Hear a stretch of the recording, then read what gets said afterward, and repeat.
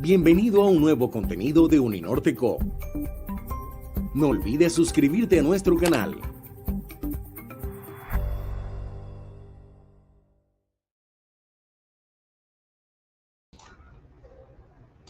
Buenos días, bienvenidos al segundo simposio internacional y sexto simposio de enfermería en cuidados críticos adultos y neonatal, organizado por la Universidad del Norte y apoyado por la Red Internacional de Enfermería de Cuidados Críticos, REINEC. El tema central de este simposio es la visión del futuro para el cuidado crítico en enfermería, en concordancia con el lema del Consejo Internacional de Enfermeras del 2021. Este año 2021 celebramos con este evento la acreditación internacional del programa de enfermería por la CEN, Agencia de Acreditación en Educación en Enfermería de los Estados Unidos. Me presento, mi nombre es Deis Cepalza, enfermera de la Universidad del Norte y estudiante de maestría de enfermería de también la Universidad del Norte. Estaré moderando esta sesión junto a mi colega Geraldine Mendoza, enfermera de la Universidad del Norte y estudiante de especialización en enfermería de cuidado neonatal. Buenos días a todos, muchas gracias Deis por la presentación. Mi nombre es Geraldine Mendoza. Aprovechamos este saludo inicial también para dar un saludo a las autoridades académicas, en especial a la enfermera Juana Borja de Colombia, directora del Departamento de Enfermería de la Universidad del Norte, a Roxana de las Salas, coordinadora de el nodo de REINEC Uninorte. También le queremos dar un saludo al comité organizador del simposio, en especial un reconocimiento y agradecimiento a ellos por sus aportes en la organización de este evento. Un saludo muy especial también a la enfermera Elizabeth Villarreal, coordinadora de la maestría de enfermería, a María Jacqueline Espósito, coordinadora de la especialización en enfermería del cuidado crítico del adulto, a la enfermera Claudia Vázquez, coordinadora del posgrado en enfermería del cuidado neonatal, a Stephanie Ortega Pérez, profesora del Departamento de Enfermería de la Universidad del Norte. Muchas gracias a todos ellos, también a los saludos a los ponentes de Estados Unidos, de México, de Colombia, que el día de hoy nos estarán acompañando, y saludo a los asistentes de los diferentes países que nos acompañan en esta transmisión. Siendo así, damos inicio a nuestra agenda académica del día de hoy con las palabras de la doctora Juana Borja, directora del Departamento de Enfermería de la Universidad del Norte. Buenos días, muchas gracias, Deis, por tus palabras para la División Ciencias de la Salud y para el Departamento de Enfermería. Es gratificante realizar estos encuentros académicos en los cuales, sin lugar a dudas, enfermería lidera procesos importantes y fueron, por ejemplo, los desempeñados en todo el tema de enfrentar a la pandemia y también gestionar el cuidado en un momento muy difícil frente a la realidad en la que la vida y la muerte coyunturalmente se enfrentan. En ese sentido, queremos también aprovechar, como un motivo de alegría, nuestra satisfacción, nuestra emoción por haber obtenido, gracias al apoyo, a la gestión de todo el trabajo en equipo en enfermería, por la acreditación que habías mencionado al principio, Deis, reconoce el programa de enfermería a nivel internacional ante una agencia norteamericana. Y en ese sentido, la precisión que hacen la gestión de nuestros egresados, ustedes, nuestros estudiantes, nos llena de mucha satisfacción por la labor cumplida. Entonces, representa para nosotros este espacio, el dar la apertura a este espacio, el brindar los agradecimientos a todo el comité organizador, por supuesto a los panelistas que son de talla internacional, a todos los integrantes de este magno evento, nuestros estudiantes, a toda la comunidad que se encuentra conectada en estos momentos, y que este espacio sea un espacio lleno de reflexión, lleno de mucho entusiasmo, de muchas ganas de continuar construyendo de enfermería para enfermería y el desarrollo de las actividades que desde los servicios de frente al cuidado crítico en avanzada se puedan dar y que nos llena de muchos retos, de muchas expectativas frente a lo que enfermería ha demostrado, pero también lo que hace falta. Un saludo muy especial a toda la comunidad internacional que también se encuentra conectado, nuestras egresadas que desde Estados Unidos se han unido también a esta convocatoria y que también, como muestra significativa a todo el proceso de acreditación internacional, muestran cómo también ellos han desarrollado importantes avances y en enfermería en otras latitudes, donde Uninorte, la casa que enseña a triunfar, también está presente. Deseo muchísimos éxitos en esta jornada, que sea de mucha reflexión y de que permita abrir puertas también para toda la comunidad, por supuesto a la disciplina de enfermería. Éxitos.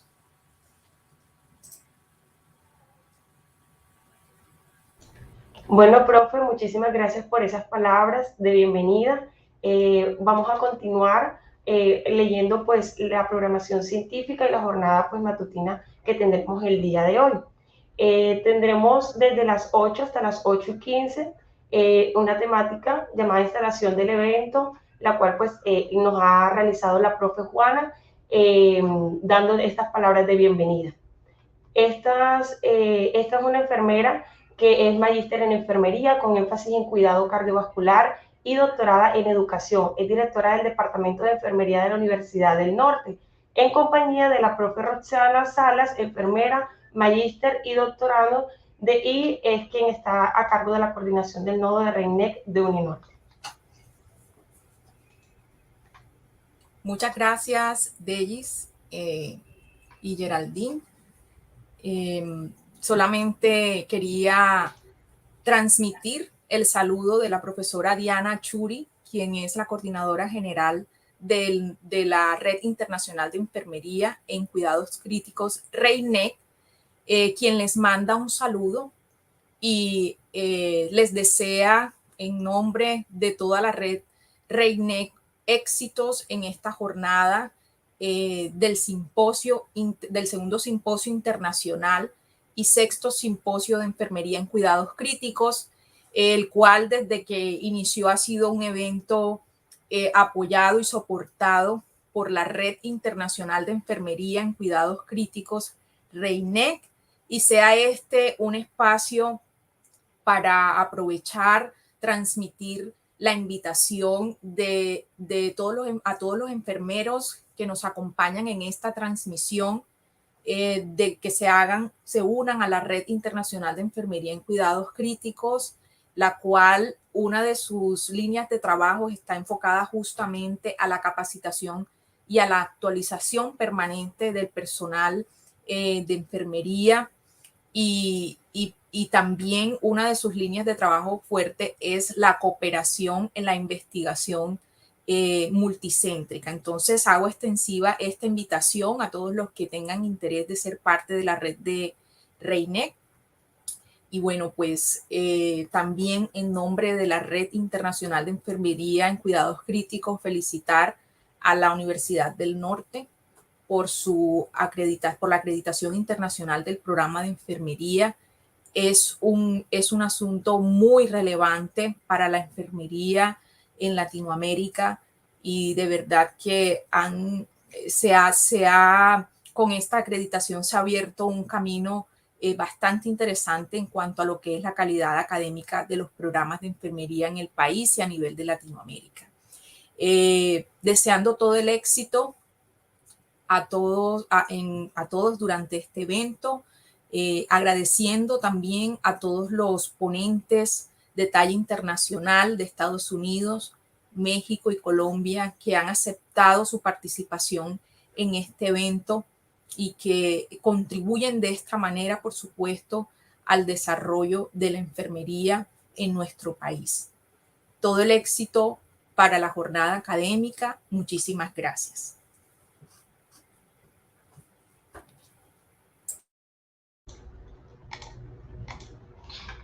Bueno, muchísimas gracias, doctora Roxana, por esas palabras. Vamos a dar continuidad a nuestra agenda. Seguidamente le damos la bienvenida a Sara Huertas, enfermera con un magíster y doctorado en enfermería. Además, profesora de la Universidad Veracruzana de Región de Poza Rica en Tuxpan, México.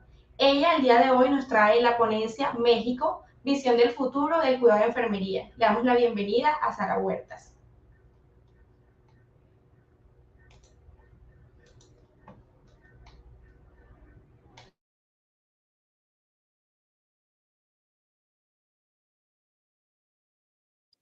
Muy buenos días, muchas gracias, Me siento muy halagada por poder participar en este importante evento. Agradezco al comité organizador por la invitación y por la oportunidad de estar aquí saludando también a mis colegas, muy admiradas colegas colombianas.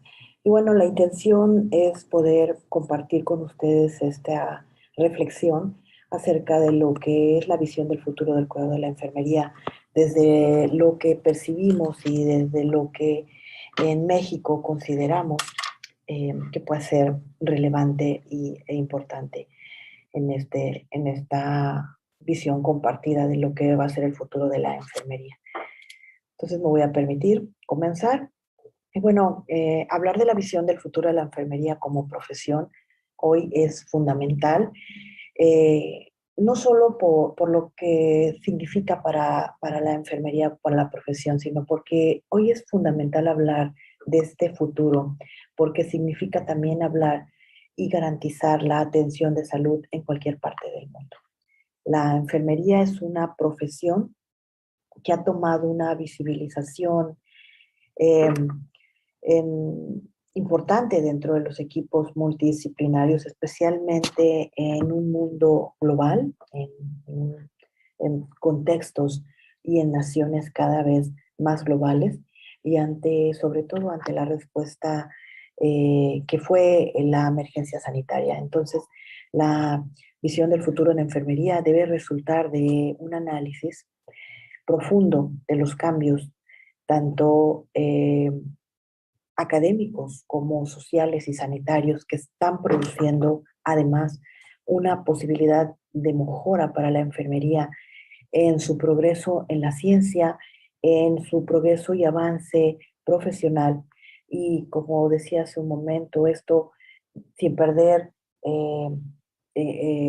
tomando en cuenta además, ¿no? que las consecuencias de estos cambios y de esta visión del futuro para la enfermería tiene una gran relevancia, una consecuencia importante sobre la mejora del servicio de salud a la población en todas las naciones. Pero bueno, para hablar del futuro, pues primero también tenemos que hacer un recuento, ¿verdad? Breve de lo que significa hoy el contexto actual de enfermera, es decir, qué hemos logrado, a dónde hemos llegado y qué se ha hecho en este contexto de la enfermería, que si bien todavía tenemos grandes temas de rezago, como es el déficit, como es el cumplir con los indicadores de cobertura, el tema de la dignificación laboral. Bueno, también no podemos dejar de señalar estas iniciativas, sobre todo la iniciativa que surge cuando el planteamiento de la Agenda 2030 y que hace la OMS y que llega a plantear que el 2020 fuera el año de la enfermería, ¿no? En este sentido, sí también es importante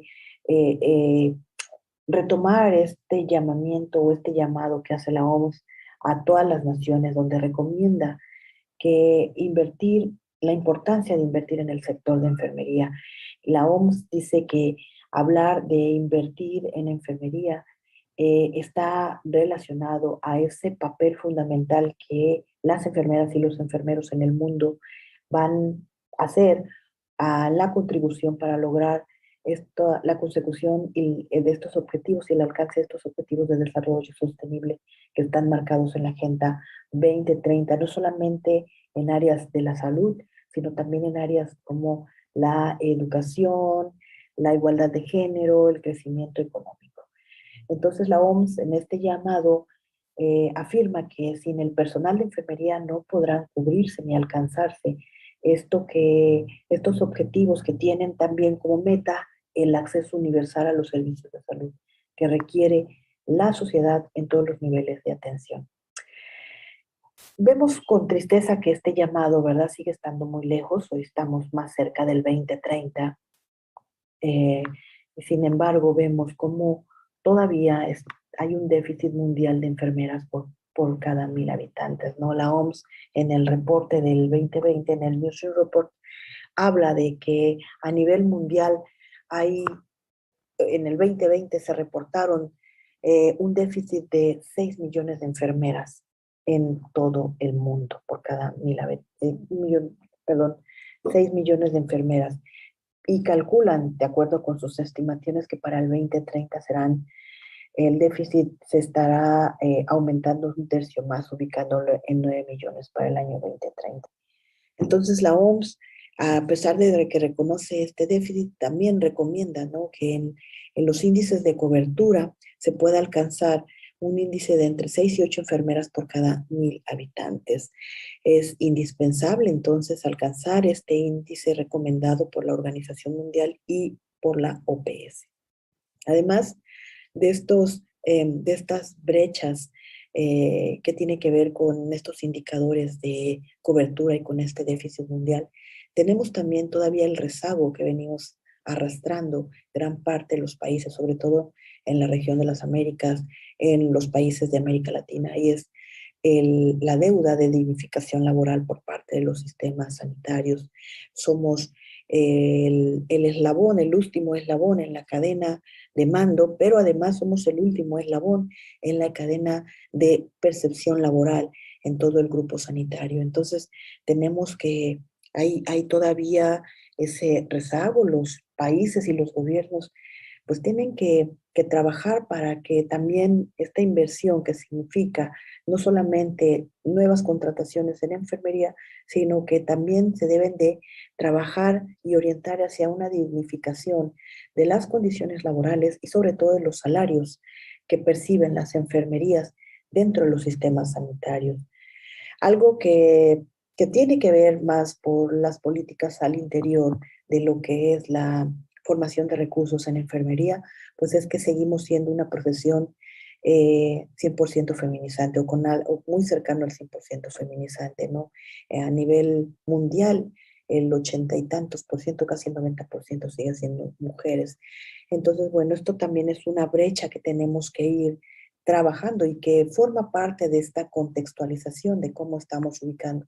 Si bien se ha dado logros y se aperturó desde hace muchos años hacia el género masculino, la profesión de enfermería, bueno, no hemos trabajado mucho para poder lograr esa equidad en igualdad de géneros en la formación de los recursos en enfermería.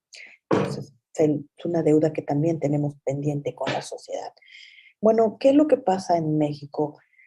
Pues México tenemos una situación que es muy similar en algunos sentidos con otros países en América Latina. Sin embargo, tenemos un poco de rezago comparado, sobre todo en el indicador de cobertura, comparado con Chile, comparado con Brasil, comparado con Perú.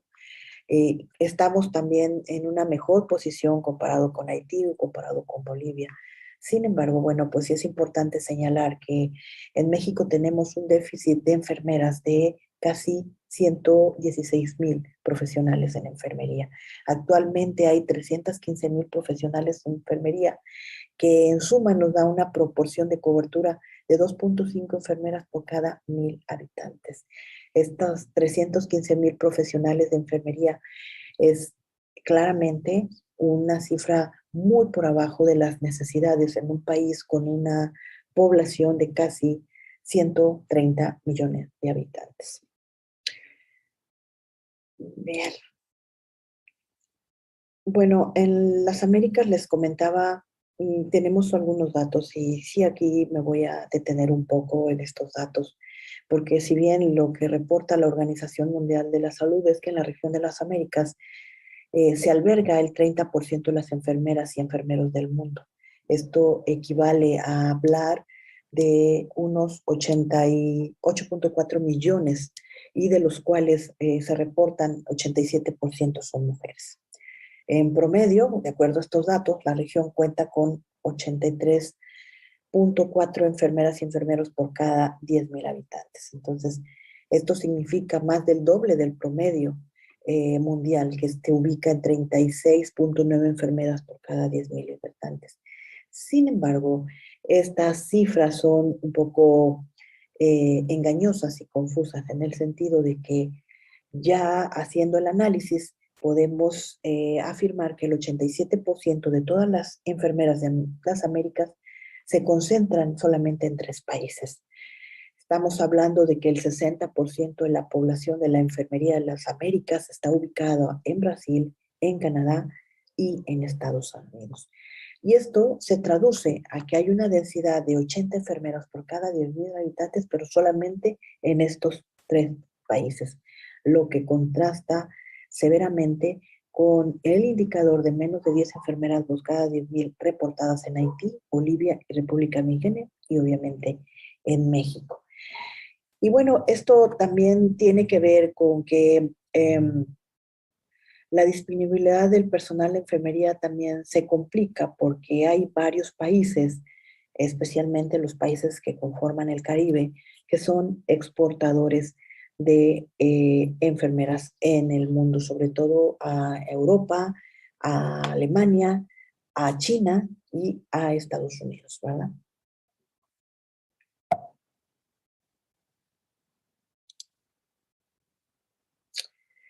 Bien, algo que también tiene que ser de relevancia cuando hablamos y cuando nos contextualizamos para hacer una visión del futuro de la enfermería es contextualizarnos en lo que está significando la salud. Entonces, muy importante lo que esta influencia va a tener para poder nosotros hacer una visión hacia el futuro. Y en ese sentido, en el tema de la contextualización de salud, hay 3 elementos muy importantes. No quiero decir que sean los únicos, pero para fines de esta revisión, sí quiero señalarlos como que a mi particular forma de pensar son de gran relevancia, ¿no? El primero tiene que ver con los efectos pandemia por COVID-19. Para todos es claro las consecuencias que tuvo la pandemia para la salud global y el efecto que además esta pandemia va a traer para los próximos años en las necesidades de salud. Asimismo, bueno, esta condición que tuvo la enfermera al ser el personal de salud o el profesional de la salud que estuvo con mayor presencia y en la primera línea de contacto con los pacientes dentro de los servicios de salud, esta condición que tuvo en el sentido de todas estas capacidades que tuvo que desarrollar además del ejercicio asistencial dentro de los hospitales que se reconvirtieron a COVID y que involucró un desgaste no solamente físico, sino también mental, porque pues las enfermeras y los enfermeros que estuvieron en la lucha o que que siguen en la lucha contra el COVID, que pudieron ser las personas que más dentro del equipo de salud más desarrollaron o más ejercieron estos apoyos para estos pacientes enfermos que estuvieron en un aislamiento que los condicionó a una separación de su núcleo familiar. Entonces, las enfermeras fueron aquellos personal de salud que estuvo en esa escucha activa, que le brindó consuelo a esta persona aislado, que le ayudó al bien morir, que reconfortó a la familia, entre otras acciones importantes en el ejercicio de su profesión, pues también la llevó a un sometimiento de un agotamiento o un cansancio o en términos técnicos, pues a la exposición o a los riesgos para desarrollar un burnout. Entonces, todo el mundo sabemos que el burnout es una condición que ha tenido gran relevancia, pero que no se ha hablado mucho tampoco. Pero en los últimos años, a raíz de la pandemia por COVID, se ha empezado a visualizar un poquito más. Y bueno, ese término se ha dado a conocer a nivel social sobre todo, ¿no? Entonces, la pandemia ha sido ese momento en la historia de los profesionales de la salud en que han sufrido este agotamiento físico, este cansancio emocional y este estrés extremos al estar atendiendo a una enfermedad con todas estas características que tiene y que tiene el COVID en el sentido de lo que se conoció al principio, ¿no? Hoy podemos hablar de que estamos en una etapa en donde ya tenemos un poco más de información, pero sí, no hay que negar estos primeros años, sobre todo el primer año que fue, o estas primeras 2 olas de la pandemia por COVID, al menos en México, el personal tenía miedo, había mucho desconocimiento de la enfermedad, había muchas condiciones que se sumaron a estas cuestiones mentales o del temor en el personal de enfermería, ¿no? Y fue el hecho de que prácticamente los hospitales se quedaron con muy poco personal de salud para enfrentar esta pandemia. Bueno, y eso ha significado un agotamiento y un estrés severo, ¿no? Por esta condición de que muchas de las enfermeras y de los enfermeros no estaban preparados para ello. Creo que eso fue algo generalizado que se percibió y se vivió en todo el mundo. Por otro lado, tenemos estos efectos post pandemia en el sentido de la sindemia de las enfermedades crónicas. La pandemia por COVID llega a México con dos pandemias preexistentes, la obesidad y las enfermedades crónicas, principalmente la hipertensión y la diabetes, ¿no?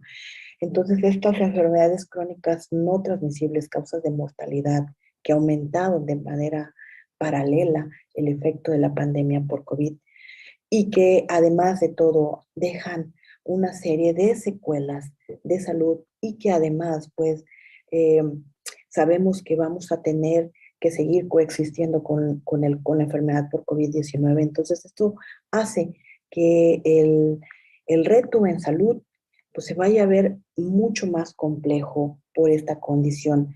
Además de que somos una nación con una serie de problemas, con retos todavía y con mucho rezago de salud, temas importantes que no podemos descuidar, como es la salud materna o la muerte materna, el tema de los derechos reproductivos, etcétera, etcétera. Entonces, pues estas complejidades también hay que considerarlas y hay que hacerlas parte de este análisis profundo para esta visualización del futuro del cuidado de la enfermería. Y bueno, algo muy importante que fue básico y fue fundamental para la atención al COVID es el desafío que fue el uso de las tecnologías en salud. Estos desafíos de nuevas tecnologías que se avecinan, que si bien ha habido una apertura para el cuidado, de incorporarlas para el cuidado desde hace algunos años, bueno, fueron elementos de cambio que se vieron a resaltar o a visualizar a partir de la pandemia con COVID, ¿no? Entonces tenemos este desafío de la implementación de la teleenfermería, de estos nuevos roles de enfermería a futuro en la teleconsulta y en el manejo de las tecnologías aplicadas a salud y que pues, obviamente en la pandemia por COVID pues, vinieron a ampliar capacidades, conocimientos y que son una condición que también no hay que perder de vista, sobre todo en lo que tiene que ver con las currículas de enfermería y en la formación de recursos y también en las contextualizaciones para estos nuevos rediseños curriculares en enfermería.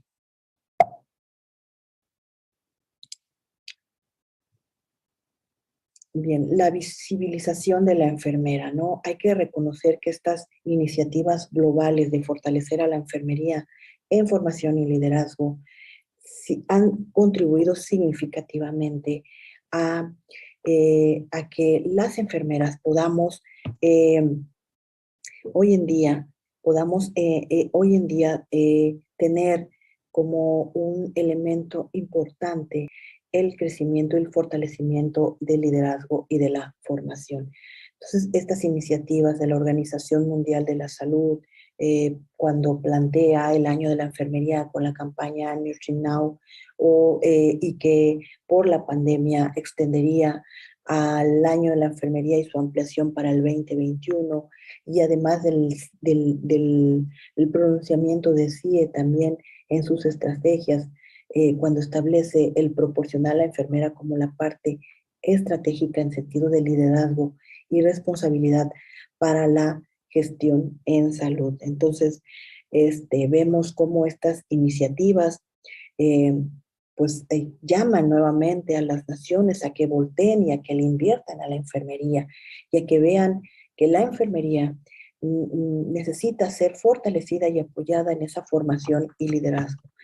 Si bien la pandemia por COVID-19 ha tenido un impacto muy importante en la actividad asistencial y en la actividad de gestión en la enfermería, porque en esta reconversión de hospitales, pues también se tuvieron que hacer reconversiones del cuidado, reconversiones de los procesos de cuidado y reconversiones en la planificación de las actividades y los cuidados en los 3 niveles de atención, tanto en la atención primaria, hospitalaria, secundaria y terciaria.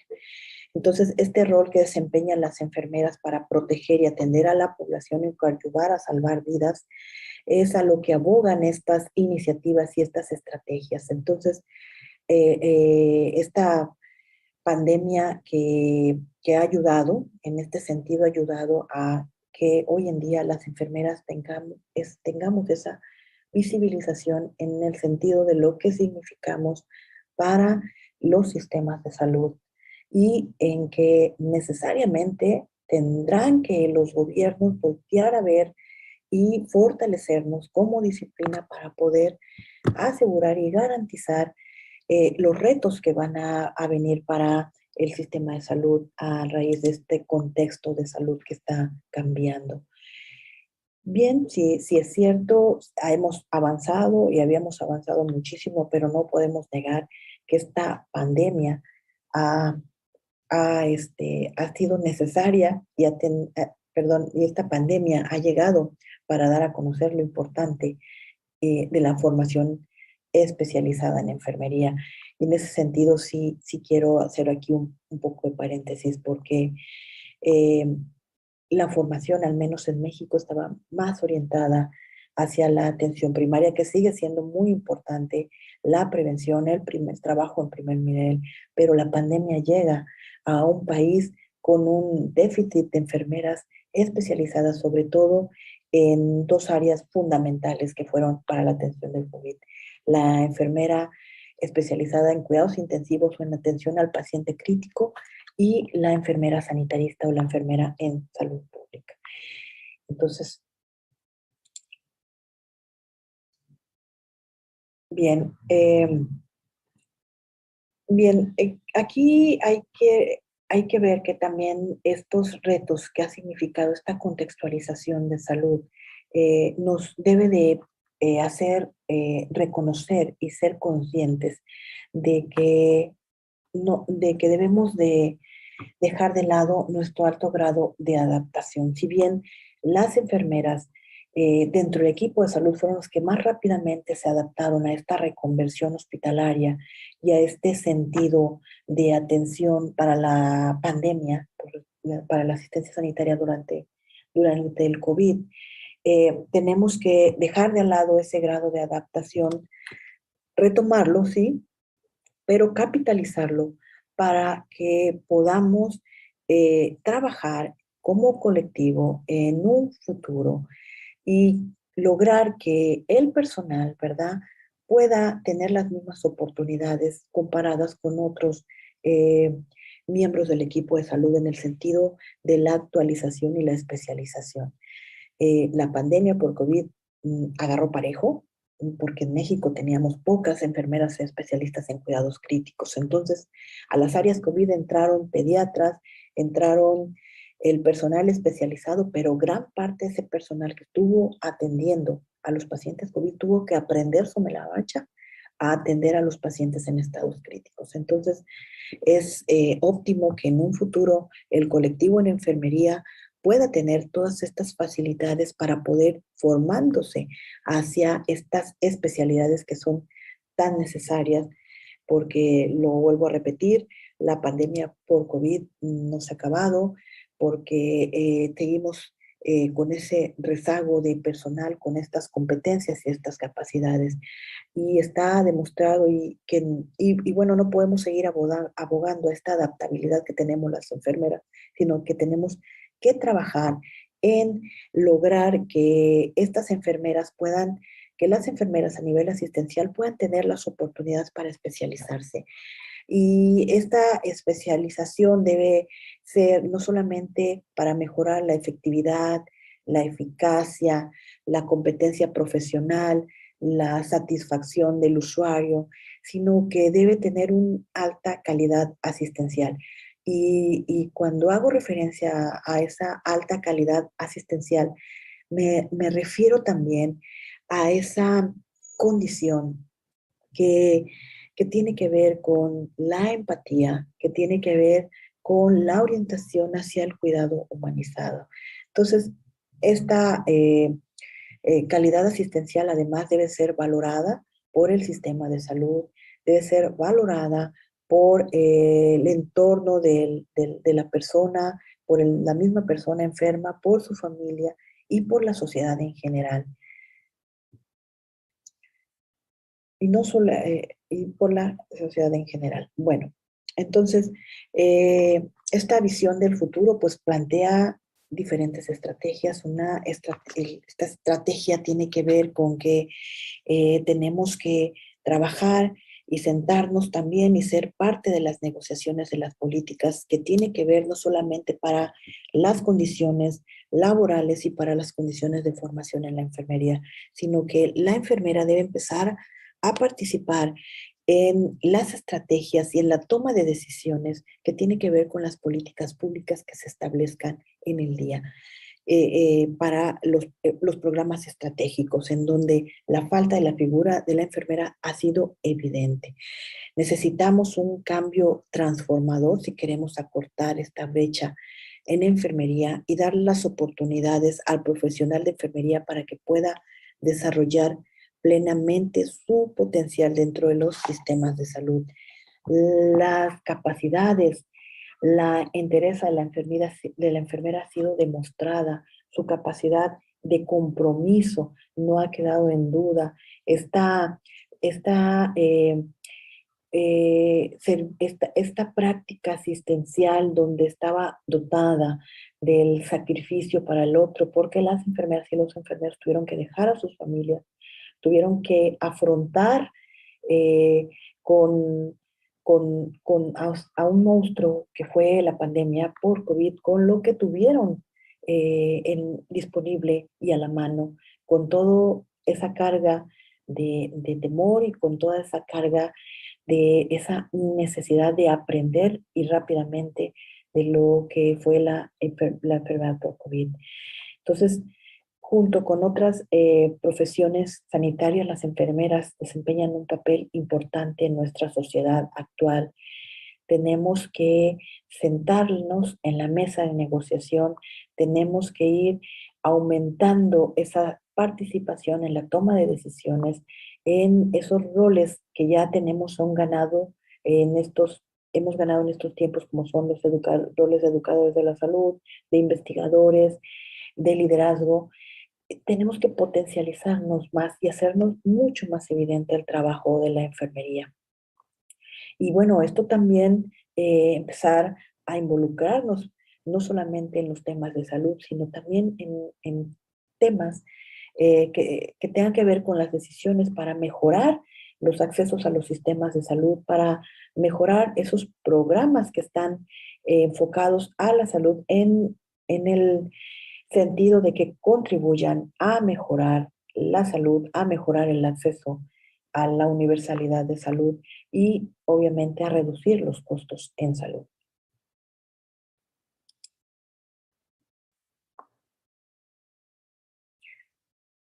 Bueno, estrategia de lo que sería el sentido de las oportunidades de desarrollo de las enfermeras y los enfermeros, que significa reducir la brecha en enfermería para el 2030 en lo que son nuestros retos de la cobertura, de las condiciones laborales, de la oportunidad de empleo y también las necesidades de formación. Necesitamos que las universidades, ¿verdad?, puedan aumentar las matrículas en enfermería, porque la demanda de enfermería ya de por sí ya teníamos un déficit con lo que tenemos ahorita en salud y con lo que se avecina con los efectos por pandemia. Bueno, claramente vamos a necesitar de más enfermeras y más enfermeros. Las universidades necesitamos incrementar la matrícula para poder formar suficientes recursos en enfermería. Obviamente, esta ampliación de las matrículas también tiene que ver con el tema de los recursos económicos en las universidades. Entonces, pues tenemos que ir a tocar las puertas de los gobiernos, de las universidades, de las rectorías, de los departamentos de planeación, para que se pueda hacer una inversión en la enfermería, porque bueno, ya está demostrado las necesidades y además ya está demostrado el papel fundamental y además porque también hay una necesidad sentida por nuestro máximo órgano en salud, que es la Organización Mundial de la Salud, para que podamos invertir en enfermería, porque podríamos garantizar con esto alcanzar muchos de los objetivos de la Agenda 2030. Entonces, en este sentido, bueno, pues también liderar las oportunidades de desarrollo de nuevas generaciones de enfermeros con estas visiones globales, con estas competencias, con estos perfiles profesionales y que además estén permeando de aspectos que sigan manteniendo los valores como un eje central de la práctica, la ética y la humanización del cuidado en la atención y en la interactividad con los usuarios y con los demás integrantes del sistema de salud.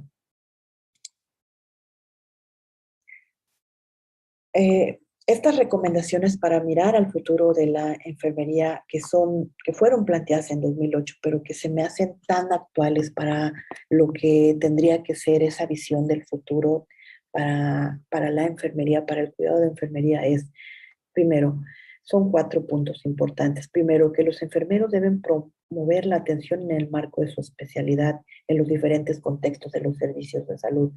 Ya vimos la importancia con la pandemia de poder orientar hacia contextos de especialización que son necesarios y que obedecen a necesidades reales de salud, tangibles y demostradas, ¿verdad? Y no solamente a políticas impuestas. Los enfermeros deben obtener altos niveles de conocimiento a través de un sistema educativo mejorado que promueva la provisión continua, que mejore la calidad de atención con el potencial de hacer que la fuerza de trabajo de enfermería se diversifique.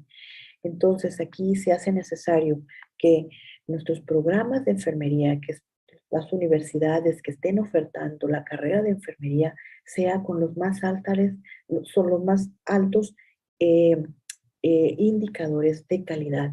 Tenemos que ofertar programas acreditados, tener en la plantilla docente personal de enfermería certificado con competencias globales y que además que nuestros enfoques educativos o modelos educativos puedan incluir enfoques transversales como son la sustentabilidad, los derechos humanos y que además, ¿verdad?, podamos lograr esta diversificación en el sentido de la equidad al interior de nuestros estudiantes y de nuestras matrículas para poder tener sociedades de estudiantes diversificadas que en términos de género, raza y etnia también nos permita esta diversificación multicultural tan importante también para el cuidado de enfermería.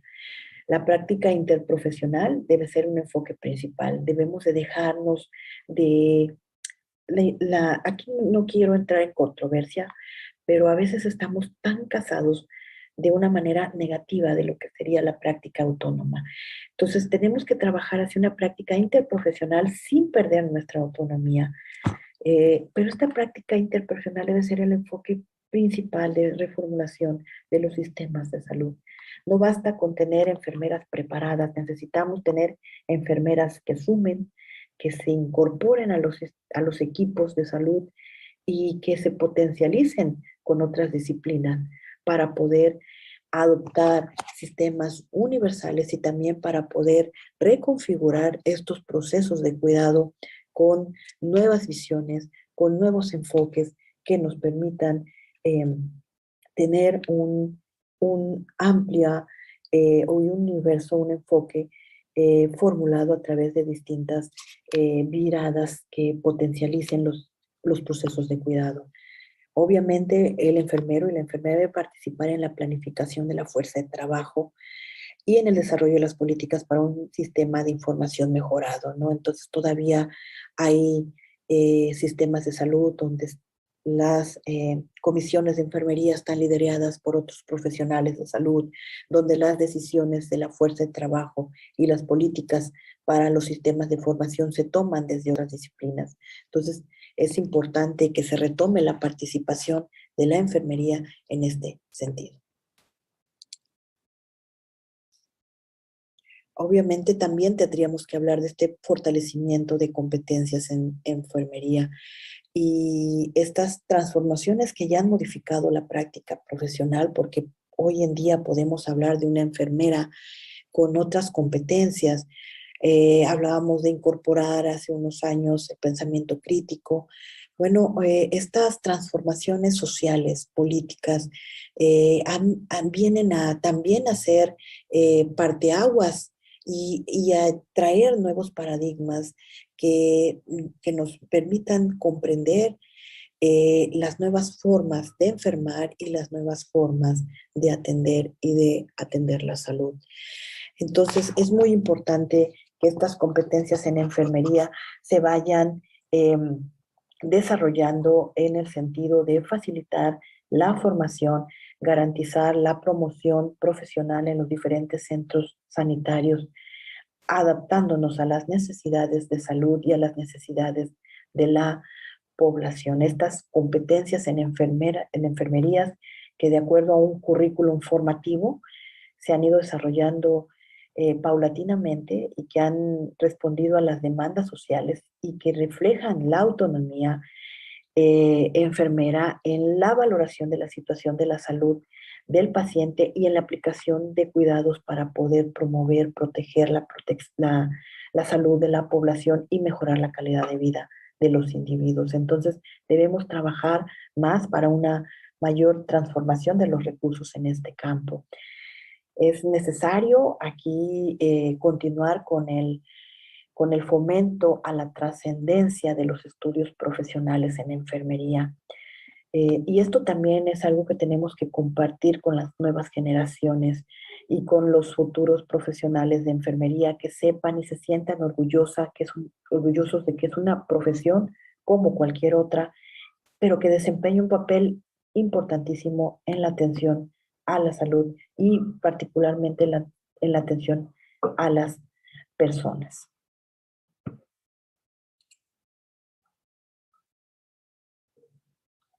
Entonces se trata de invertir, de una labor importante y loable dentro de la sociedad. Es necesario poder proporcionarle a los jóvenes enfermeros oportunidades de desarrollo y oportunidades de crecimiento. La pandemia nos ha dejado una lección importante y esa lección ha sido que esa escasez crónica de recursos humanos en la enfermería, porque teníamos muchos años de hablar de una cronicidad de este personal, ¿no? Entonces tenemos que también mirar que a través de la pandemia nos ha mostrado esta visión que se requiere el garantizar el derecho a la salud en los próximos años. Entonces, hay que invertir más en la formación de estos profesionales, pero al mismo tiempo también abrir mayor número de plazas laborales en nuestro sistema de salud. Tenemos que mejorar las condiciones salariales, hacer que estos trabajos que son tan complejos y que fueron insustituibles en la pandemia por COVID sean mejor remuneradas. Y esto en este sentido puede hacer más atractivo estudiar la carrera de enfermería, porque si bien estas condiciones laborales y esta baja remuneración también han sido una barrera para que tengamos estudiantes o una mayor demanda de jóvenes que quieran estudiar la carrera de enfermería. Entonces, es importante también trabajar en esta trascendencia de lo que es la enfermería para poder, y de la mano, y poder lograr también esta oportunidades de desarrollo y de accesos o de oportunidades laborales para nuestros estudiantes. Hay que trabajar en las vocaciones tempranas en este sentido, invitar a los jóvenes hombres y mujeres a considerar que la enfermería es hoy en día una de las profesiones más reconocidas por la sociedad y que, bueno, hemos demostrado que además a la llamada de trabajo en beneficio de un país y de la sociedad estuvimos presentes o estuvieron presentes en estos tiempos y estos atributos o estas nos permiten contribuir a la actual pandemia y en otras que seguramente vendrán, ¿no? Estamos ahorita, en México estamos cursando saliendo la tercera ola, pero en otras naciones ya van por la sexta ola. Entonces, este sentido también hay que hacerlo al interior de la disciplina, ¿verdad? Fuimos la disciplina que en el mundo fue la más aplaudida, pues tenemos que contagiar de este orgullo que significa ser enfermero a nuestros pares, a nuestros estudiantes, pero también a la sociedad. Yo creo que a raíz de la pandemia también se ha generado un cambio y que hoy en día las enfermeras somos vistas de otra manera gracias a la pandemia por COVID. Entonces, otras estrategias deben estar enfocadas a mejorar aún más la calidad de la docencia, la tecnología para el aprendizaje. Tenemos que incorporar las TIC al aprendizaje y esto significa invertirle en laboratorios de simulación, invertirle e incorporar modelos educativos digitales, así como también la importancia de seguir gestionando mayores espacios hospitalarios y centros comunitarios para poder contribuir a una mejor formación en recursos de salud. Obviamente, a manera de conclusión, me quiero centrar en 3 aspectos fundamentales. El primero es el perfil del enfermero, que va de la mano con esta visión del futuro. Entonces, tomar en cuenta las necesidades de salud, debemos estar listos los enfermeros para esa visión del futuro, para tomar decisiones orientadas a la solución de problemas de salud en contextos multi e interdisciplinarios. Fomentar el autocuidado de la salud y ayudar en la prevención de factores de riesgo, así como también la atención a la persona en estado crítico. Trabajar en realizar diagnósticos situacionales que nos permitan tomar decisiones acertadas y ejercer el liderazgo efectivo. Planear estrategias de acción que incidan positivamente en problemáticas de salud y en la adecuada gestión y administración de los hospitales. Y esto involucra que empecemos también a hacer elementos esenciales en los cuerpos de gobierno, incorporar las tecnologías de la información en nuestro ejercicio profesional, no solamente por la pandemia, sino como algo que ya llegó y aquí también habrá que abrirse para lo que es la formación de los recursos en salud. Que todavía estas tecnologías de la información hay un rechazo, hay todavía mucha negación para poderlas incorporarlas al 100%. Entonces tenemos que trabajar para que incorporarlas, porque ya vimos que el beneficio en la salud de los individuos, además de disminuir los costos, pues nos vuelve más eficaces. La pandemia generó una cascada de información científica que si no hubiera sido por las tecnologías de la información, si no hubiera sido por estas visiones globales, por estas competencias que se desarrollaron y se tuvieron que desarrollar muy rápido por las enfermeras y los enfermeros, no se hubieran podido lograr los resultados que en algunos casos se dieron, ¿no? Y bueno, obviamente las actitudes y los valores que hoy y como antes son valiosos entre los que se destacan. El alto sentido de responsabilidad, la actitud humanista y solidaria que ha caracterizado a las enfermeras y los enfermeros a pesar de las tecnologías, a pesar de todos estos avances científicos. Obviamente la vocación de servicio que es fundamental en las necesidades de salud, ¿verdad? Empezar desde edades tempranas a ser sensible en el cuidado o para el despertar el cuidado en las personas, la solidaridad, la empatía, nos acercan mucho a estas vocaciones de servicio que son indispensables para las enfermeras y los enfermeros.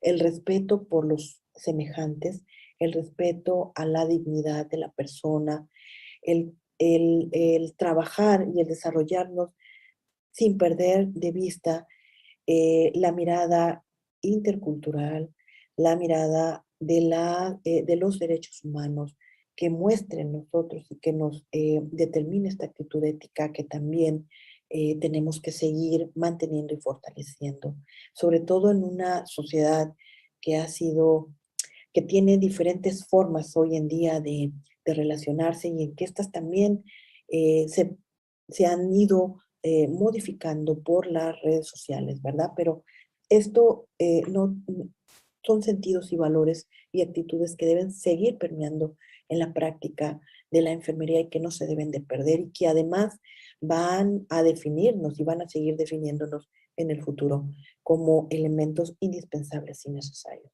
La disposición y voluntad para el estudio y la superación personal. Eso también tenemos que seguirlo fomentando, tenemos que seguir trabajando para las especializaciones, para aperturar más oportunidades de posgrado para el nivel de máster o de doctorado. Y bueno, finalmente, también este profundo conocimiento de las organizaciones de salud, ¿verdad?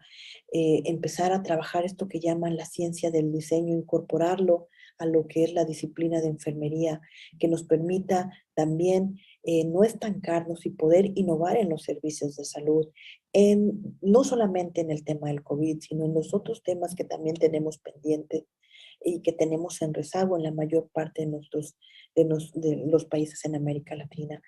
El actuar y el enfoque hacia la actuación de manera interprofesional que no está peleado con la autonomía y que suscitará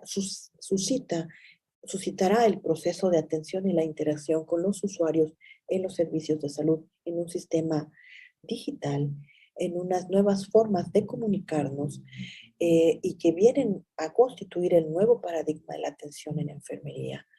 El preparar jóvenes enfermeros con una visión global y con unas competencias internacionales que no se reducen solamente a hablar otro idioma, sino a ubicarnos en contextos diferentes, multiculturales, ¿verdad? Con oportunidades para poder potencializar estas competencias en ejercicios profesionales de enfermería en otras naciones, en otros contextos que nos permitan mejorar nuestras condiciones económicas para la percepción, mejorar esta percepción de ingresos y obviamente la oportunidad de trabajar en otros entornos, en otros países. Entonces podemos empezar a trabajar las competencias formativas para dobles titulaciones o para poder tener acreditaciones simultáneas entre otras universidades. Entonces aquí también la colaboración internacional es fundamental. En México, por ejemplo, solamente la Escuela Nacional de Enfermería y Obstetricia, la UNAM, es la única universidad de enfermería que tiene una participación activa con la Organización Mundial de la Salud. Entonces tenemos que empezar a reducir eso y a participar. El resto de las universidades en México, tenemos 32 universidades y solamente una es la que tiene una presencia a nivel internacional. Entonces tenemos que trabajar hacia eso, que eso también significa esta visión global y estas competencias internacionales. Obviamente, la madurez de la transformación digital es algo a la que tenemos que abrirnos y dar ese pie en salud como una oportunidad para calificar también nuestro trabajo en enfermería. Esto es un desafío, va a requerir de una gran fuerza de trabajo, va a requerir de un gran temple y va a requerir de un gran esfuerzo, sobre todo para desarrollar habilidades específicas en el área digital. Pero la enfermería del futuro, estoy segura que va a contar con el apoyo de profesionales cada vez más calificados, sobre todo sin dejar el aspecto de la atención y de la orientación humanizada centrado en una práctica avanzada. Y bueno, con esto concluyo. Yo quiero dar las gracias otra vez. Por aquí, si alguien me quiere escribir al WhatsApp o si alguien me quiere mandar un correo, con mucho gusto, estoy a sus órdenes. Y bueno, pues volver a reiterarles mi agradecimiento por la oportunidad. Me parece que este es un tema que debe de discutirse en un espacio mucho más amplio. Y bueno, yo quise hacer una pequeña aportación respecto a la discusión de este tema. Les agradezco mucho la atención. Les deseo éxito en estas jornadas a todos los asistentes y los que están presentes de manera virtual y de manera presencial. Muchísimas gracias. Buenos días.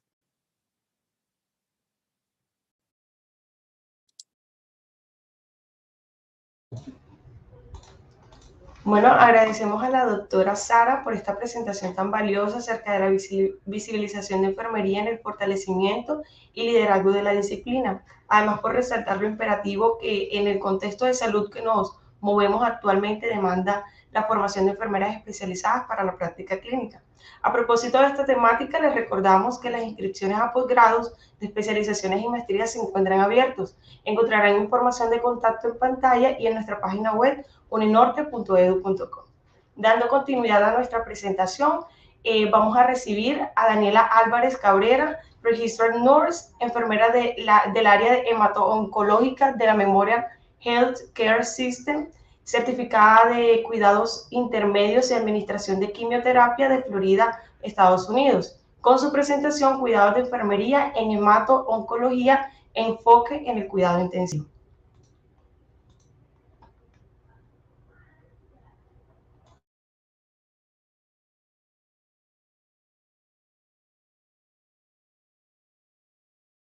Buenos días. Quiero agradecer por la invitación y vamos a empezar entonces con la presentación.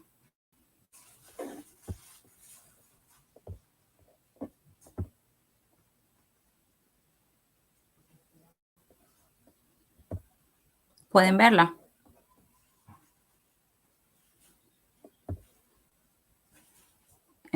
¿Pueden ver la presentación? Sí, ya puedo. Ok. Como ya lo dijeron. Se ve su presentación. Adelante. Ok, gracias. Como ya lo dijeron, mi nombre es Daniela Álvarez y yo voy a hablar sobre cuidados de hemato-oncología y el enfoque del cuidado intensivo. Soy una enfermera egresada en julio del 2014 del programa de la Uninorte. Actualmente me encuentro viviendo en Florida, soy enfermera registrada, estoy certificada en la administración de quimioterapias y próximamente a recibir la certificación de trasplante de médula ósea.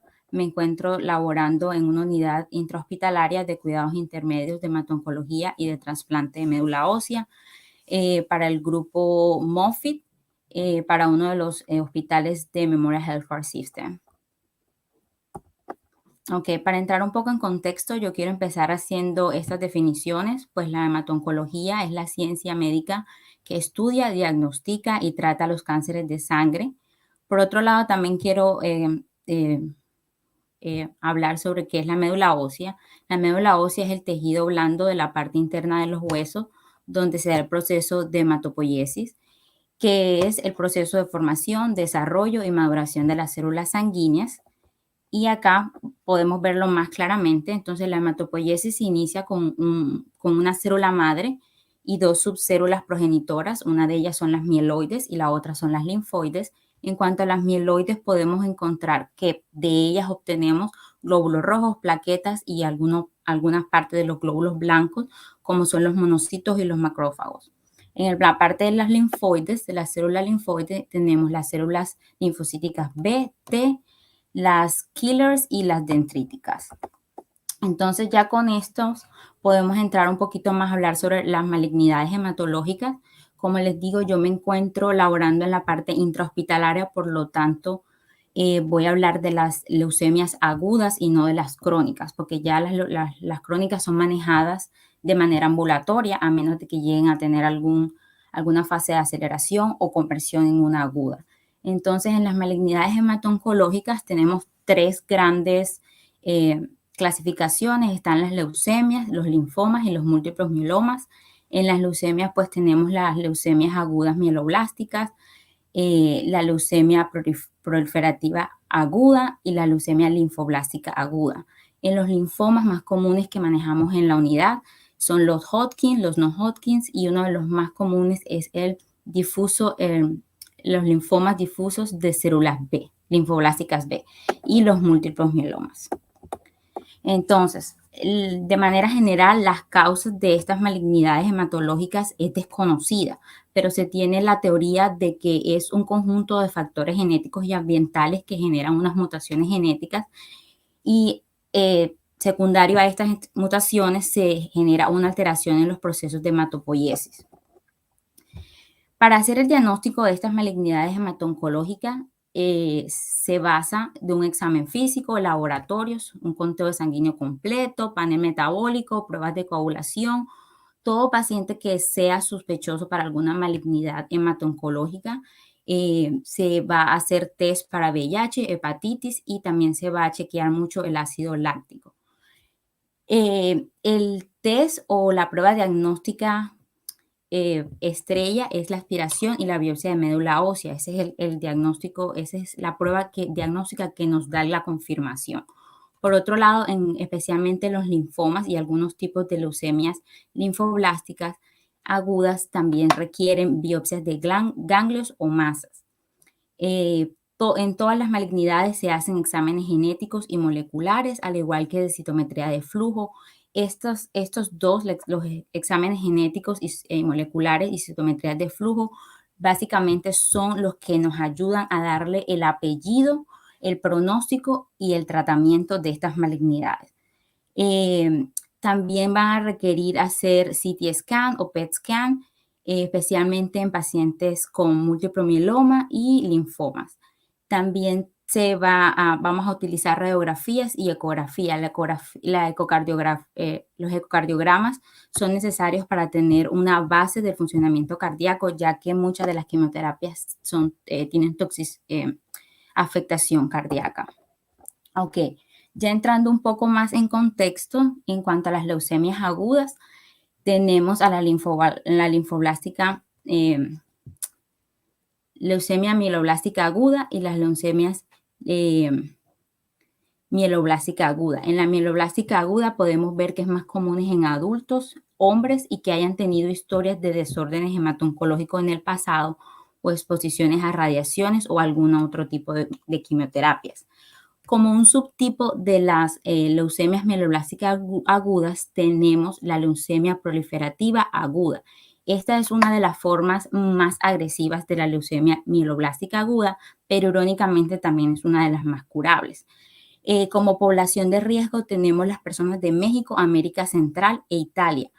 Y estos pacientes tienen un alto riesgo de émbolos pulmonares, hemorragias cerebrales y coagulopatías. Del otro lado también podemos encontrar las leucemias linfoblásticas agudas, que esta es la más conocida como las leucemias de la infancia, pero esta también se dice que tiene una bifase porque también se puede encontrar en personas mayores de 45 años. Volvemos a ver que los hombres tienden a desarrollarlas más que las mujeres y una población riesgo son los hispanos y haber tenido historia de radiación nuclear. Algunos de los síntomas más comunes de las leucemias, pues podemos encontrar pérdida de peso, fiebres, infecciones recurrentes, dificultad para respirar, debilidad, dolores articulares y de huesos, inflamación de algunos ganglios, agrandamiento del vaso. En la piel podemos encontrar sudoraciones nocturnas, hemorragias, moretones o parches o puntos de color púrpura. El agrandamiento del sistema linfático o de algún órgano como el vaso es más común en las leucemias linfoblásticas que en las mieloblásticas. Entonces ahora vamos a hablar sobre los linfomas. Los linfomas son los cánceres del sistema linfático. Del lado derecho pueden ver una imagen donde recordamos cuáles son los órganos que hacen parte del sistema linfático. Están las amígdalas, el vaso, el sistema linfático como tal y la médula ósea. Entonces, en los linfomas podemos encontrar los Hodgkin, los no Hodgkin y dos categorías que son las que manejamos un poco dentro de los hospitales. Está la categoría indolente, donde está el mantle cell, el marginal cell, pequeño linfoblástica y linfoblástico, linfoplasmacítico, linfoma. Estos indolentes son de células de crecimiento lento, por lo tanto no son muy común verlos en el área intrahospitalaria, son de manejo ambulatorio. Y el subtipo agresivo o alto grado, tenemos los linfomas de células B difusas, el Burkitt linfoma, los T-cell linfoma, el Pitcher syndrome, y el Pitcher syndrome puede llegarse a convertirse en una leucemia linfoblástica crónica. Y el último subtipo de las malignidades hemato-oncológicas está el múltiplo mieloma. El múltiplo mieloma es un neoplasma de las células blancas, más específicamente de las células B. Este produce una destrucción de la médula ósea, lo que ocasiona pues un fallo en el funcionamiento de este mismo y la creación de proteínas de anticuerpos llamadas proteína M. Esta imagen que pueden ver del lado derecho es una mnemotecnia, por sus siglas en inglés. Básicamente es un paciente, la presentación clínica de un paciente con múltiplo mieloma es un cangrejo viejo, porque se da básicamente en personas de edad adulta, mayores, más de 60 años, se presentan con hipercalcemia, falla renal, anemia y lesiones en sus huesos.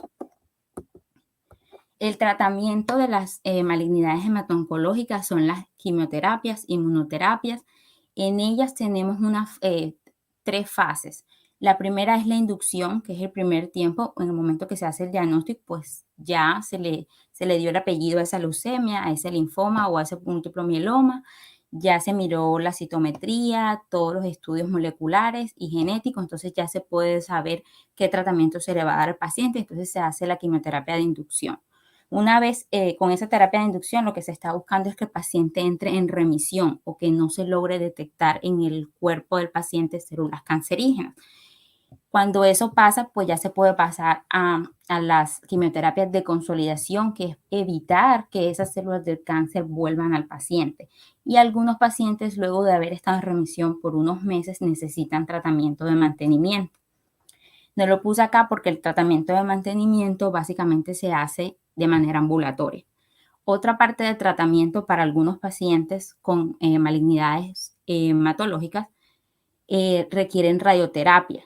Algunos de estos pacientes son los múltiplos mielomas y los linfomas y algunos pacientes de leucemias linfoblásticas agudas. Como parte del tratamiento, pues muchos de nuestros pacientes requieren trasplante de médula ósea y últimamente hay una nueva terapia que se está implementando que es llamada CAR T-cell. Eso usualmente se da mucho en los pacientes con múltiplo mieloma, linfomas y algunos tipos de leucemia. Ok, en cuanto a las emergencias hemato-oncológicas, pues tenemos la fiebre neutropénica y sepsis, síndrome de lisis tumoral, hemorragias y coagulopatías. Entonces, en la fiebre neutropénica y sepsis, pues ya sabemos que es una respuesta de invasión patogénica. Para saber, tenemos que tener claro cuando un paciente se encuentra neutropénico, pues la neutropenia es la disminución del número de neutrófilos absoluto menor de 1.5. Cuando el paciente está, cuando la disminución de los neutrófilos absolutos está por debajo de 500, se dice que es un paciente de alto riesgo para infecciones. ¿Cuáles son los factores de riesgo relacionados a los factores de riesgo para desarrollar una fiebre neutropénica o llegar a una sepsis? Los factores relacionados al huésped es ser mayores de 65 años, tener una neutropenia prolongada, como es el caso de casi todos los pacientes de afecciones de malignidades hemato-oncológicas. Haber desarrollado una mucositis y tener una malnutrición. Pues básicamente todos los pacientes que se manejan en la unidad donde yo trabajo tienen todos esos factores de riesgo. Factores de riesgo relacionados a la enfermedad, pues la inmunosupresión, y factores de riesgo relacionados al tratamiento, quimioterapias, líneas centrales, ondas vesicales o drenes. Ok, el manejo de la fiebre neutropénica En mi unidad tenemos un protocolo para la fiebre neutropénica y como enfermeras tenemos la autonomía de decidir en qué momento necesitamos activar ese protocolo. Entonces, por eso hablo de activar las órdenes del protocolo. Si el paciente está neutropénico con un ANC menor de 500 y hace una fiebre de 38.0, pues como enfermera yo voy a activar ese protocolo. Básicamente, al activarlo, lo que yo voy a hacer es empezar a hacer laboratorios, cultivos de sangre, orina, ácido láctico, pruebas de coagulación. Si el paciente ha tenido diarrea, pues se va a colectar muestras de heces fecales para estudiar y mirar si el paciente tiene Clostridium difficile. Por otro lado, también se va a hacer una orden para un rayos X especialmente de tórax. Alternamente, pues se va a ir haciendo la administración de medicamentos. Acá lo manejamos con antibióticos, Efepin 2 gramos intravenosos cada 8 horas, acetaminofén 650 miligramos para disminuir la fiebre y ayudar un poco con ese malestar, iniciar fluidos, solución salina de 700 a 100 mililitros por hora. Y hay que tener muy en cuenta que cada hora de retraso en la administración del antibiótico aumenta 7% la probabilidad de mortalidad en nuestros pacientes. Por otro lado, si el paciente está teniendo dificultad para respirar o está hipotenso, no responde a los fluidos, pues un paciente que va a necesitar oxígeno, un paciente que posiblemente va a tener que ser transferido a la unidad de cuidados intensivos para ayuda de vasopresores y posiblemente a una ventilación mecánica. Ok, el segundo emergencia oncológica es el síndrome de tumor lisis. Básicamente en nuestros pacientes se da este síndrome por la destrucción de las células cancerígenas a la administración de las quimioterapias. ¿Cómo sabemos que un paciente tiene síndrome de tumor lisis? Es un paciente que se presenta con una hiperleucocitosis mayor de 25.000. Es un paciente, cuando ya sabemos que nuestro paciente está desarrollando un síndrome de tumor lisis, pues un paciente que vamos a ver que va a tener el fósforo alto, el ácido úrico alto, el potasio alto, que puede empezar a desarrollar arritmias cardíacas, que uno empieza a ver que la creatinina va aumentando y que puede llegar a tener una falla renal. Pues el tratamiento, más que todo en mi unidad, es preventivo. Todos nuestros pacientes, antes de iniciar quimioterapias, son pacientes que se inician una dosis de allopurinol, 300 miligramos cada 12 horas y se inicia de 2 a 4 días antes de ese inicio de la quimioterapia de inducción y se continúa hasta después de 10 o 14 días de finalizar la quimioterapia. En los casos de emergencia, pues se debe administrar el medicamento llamado rasburicasa de 3 a 6 miligramos intravenosos, es una única dosis, y luego se debe rechequear el ácido úrico 4 horas después de haberse administrado. Es muy importante también en estos pacientes la hiperhidratación, por eso también se inicia de manera preventiva una hiperhidratación de 100 mililitros por hora de 2 a 4 días antes de esa quimioterapia de inducción y se continúa de 2 a 3 días después de finalizar la quimioterapia. Al ya no seguir administrando los líquidos, se le recomienda al paciente tomar mucho líquido, aproximadamente de 4 a 5 litros de agua o cualquier líquido que a ellos les guste al día. Esos pacientes requieren un monitoreo de peso diario porque si hacen una insuficiencia renal o sus riñones ya no están trabajando bien, son pacientes que van a empezar a retener líquidos y en los casos más extremos son pacientes que requieren diálisis de emergencia. Ok, y otra de las emergencias hemato-oncológicas están las coagulopatías, la coagulación intravascular diseminada, que básicamente es cuando se produce una alteración en el sistema de coagulación y que ocasiona trombosis por el consumo externo excesivo de plaquetas y factores de coagulación y de esta manera favoreciendo pues a la aparición de hemorragias. Algunos signos y síntomas que podemos ver en nuestros pacientes son sangrados, alteración de la conciencia, moretones o equimosis, hematuria, epíxtasis, hemorragias gingivales, sangrado masivo. ¿Cómo se diagnostica? En este caso, pues se hacen laboratorios, especialmente de coagulación. Se hace también el dímero D y se chequean las plaquetas. Usualmente vamos a ver que hay una disminución de las plaquetas, al igual que el fibrinógeno. El tratamiento es tratar la causa de este problema. En nuestros pacientes la causa más común son infecciones severas o el uso de quimioterapias. Para disminuir el riesgo de sangrado son pacientes que se van a requerir transfusiones de productos de sangre como plaqueta, plasma, crioprecipitado, y muchas veces también ayudamos a controlar esta coagulopatía con el Amicar, que es un hemostático y que evita que se destruya hace una inhibición de la fibronólisis.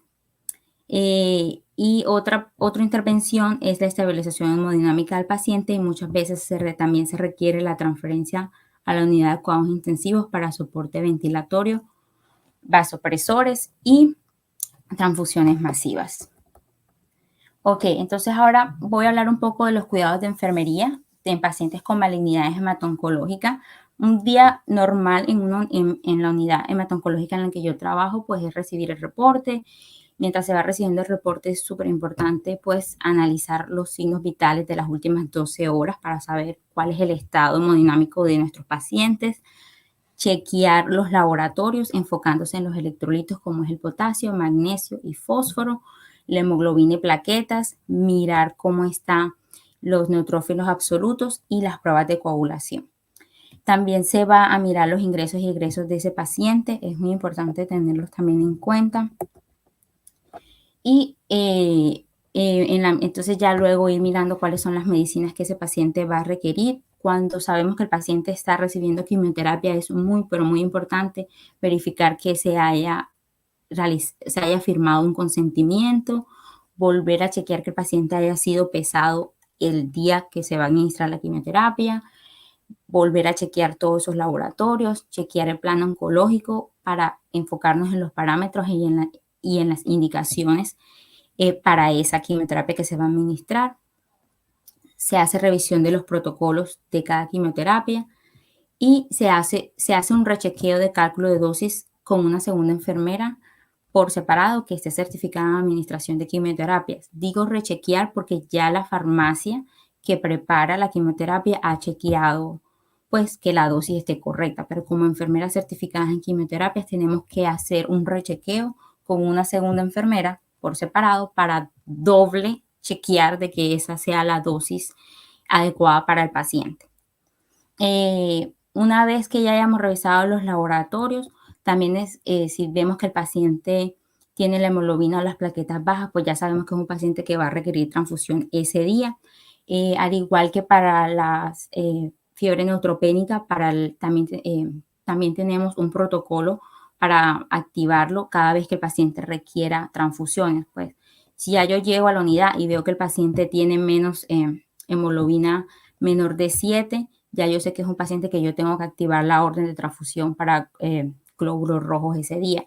Si es un paciente que veo que tiene menos de 10.000 plaquetas, ya yo puedo activar la orden para administración de plaquetas. Esto nos da una autonomía y una facilidad en el manejo del paciente, ya que cuando yo veo esos parámetros, yo no tengo que llamar al doctor para pedir la orden de transfusión. Yo simplemente doy clic a esa orden que ya ha sido firmada al momento que el paciente ha sido admitido a la unidad, y eso me permite tener esa autonomía de decidir en qué momento yo voy a hacer la transfusión y facilitar en el proceso y en el manejo del paciente intrahospitalario. Por otro lado, también ven de este lado pues los electrolitos. Para los electrolitos también tenemos el protocolo, unos parámetros a seguir cuando el paciente requiere reemplazo de esos electrolitos. Usualmente los electrolitos que entran dentro de ese protocolo está el potasio, el magnesio y el fósforo. Pues yo tengo mis parámetros, igualmente yo decido en qué momento el paciente lo va a requerir según los parámetros instalados por el protocolo. Usualmente los pacientes que están en quimioterapia o que han recibido un trasplante de médula ósea son pacientes que especialmente el potasio a los hemato-oncólogos les gusta mantenerlos por arriba de 4.5 3.0. Entonces, muchas veces vemos que el paciente está en 3.5, 3.7, pero son pacientes que hay que reponerles potasio al igual que el magnesio y el fósforo. Muchas veces están dentro de los parámetros, pero a ellos les gusta mantenerlo siempre al límite de lo alto, porque las quimioterapias y todos los efectos secundarios de ellas, como son los náuseas, las diarreas, la deshidratación de los pacientes, pues propicia de que estos pacientes tengan una pérdida de estos electrolitos diariamente. Otro de los cuidados que hacemos como enfermeras hemato-oncológicas es el cuidado después de procedimientos, como lo es el procedimiento de la aspiración o de una biopsia de médula ósea, que es muy común en la unidad, pues se hace al momento del diagnóstico, se hace después de la quimioterapia de inducción, al día 21, después de la quimioterapia de inducción se vuelve a hacer a mirar a ver qué tanto ha funcionado esa quimioterapia. Pues es un procedimiento bastante común y que casi a diario algún paciente en la unidad lo tiene. Los cuidados de enfermería después de este procedimiento es que el paciente esté en cama después de por una hora después de que se le haya hecho el procedimiento, chequear el sitio de la toma de la biopsia para vigilar sangrado, y ya después de que haya pasado esa hora, si el paciente no está mareado ni tiene mucho dolor en el área, pues el paciente puede retomar sus actividades diarias. Muchas veces, incluso después de las biopsias de médula ósea, los pacientes son dados de alta si todo está pues dentro de los parámetros, sin sangrado, no manejan dolor, no tienen ningún mareo. Otro de los procedimientos que también se realizan son las punciones lumbares. Las punciones lumbares muchas veces se hacen para obtener el líquido cefalorraquídeo y hacer estudio del líquido cefalorraquídeo si se está sospechando de que alguna de estas malignidades hemato-oncológicas han migrado al sistema nervioso central. O también se hace para administración de quimioterapias intratecales. En cuanto a la administración de quimioterapias intratecales, tienen dos opciones, pues hacer una punción lumbar, remover un poco del líquido cefalorraquídeo e infundir la quimioterapia para pues no hacer un aumento de la presión intracraneana, o se puede hacer por un reservorio llamado Ommaya, que es el que están viendo en la parte izquierda de la figura 1, que básicamente es una cámara de silicona que se coloca en el cráneo, y esa cámara de silicona tiene una vía que va conectado hasta un ventrículo, y entonces de esa manera esa quimioterapia va a llegar directamente al sistema nervioso central. Son dosis pequeñas y se hace en pacientes que se les ha confirmado que tienen migración de estas malignidades hemato-oncológicas al sistema nervioso central. Los cuidados de la administración de intraommaya se hacen muchas veces en el cuarto del paciente con toda la esterilidad necesaria, y básicamente pues es reposo por una hora, monitorizar alteración de la conciencia, sangrados, mareos y monitorización de signos vitales. Y en la punción lumbar el paciente debe permanecer en cama por 2 horas después del procedimiento, chequear el sitio por sangrado y también estar monitorizando dolores de cabeza o alguna alteración mental para tener en cuenta pues que no haya habido un aumento de la presión intracraneana. Por otro lado, como cuidado de enfermería también tenemos pues el cuidado de catéteres centrales, que son muy comunes en la unidad. Básicamente todos nuestros pacientes tienen catéteres centrales porque estos son requeridos para la administración de quimioterapias. Tenemos 2 tipos. Están los PORT, que básicamente también es parecido a un intraommaya, pero este va en el pecho. Es también un círculo de silicona que tiene un catéter que va conectado a una vena central. Usualmente es la vena cava superior. Puede ser también la yugular o la subclavia. Entonces, como ven, es el círculo de silicona con el catéter y va conectado pues a la vena central. O por otro lado, pues tenemos también los catéteres PICC, que va pues también en uno de los brazos y también va conectado usualmente a la vena superior cava. Los cuidados de estos catéteres es hacer pues el cambio del tegader, cada 7 días o a necesidad. Muchos de nuestros pacientes, si desarrollan fiebres o son nuevos y no saben cómo manejar todo esto, cuando se van a bañar, pues se mojan el Tegader y entonces hay que cambiárselo. Pero básicamente el cuidado de eso es hacer el flush de la línea cada 8 horas con solución salina para mantenerlos permeables y hacer el cambio de estos dressings de Tegader cada 7 días o a necesidad. Entonces, y también estar chequeando que el sitio de inserción no se haya salido, que no esté rojo, que no tenga ningún signo o síntoma de infección. Esto ha sido la presentación de malignidades hemato-oncológicas. No sé si tienen alguna pregunta, comentario o sugerencia.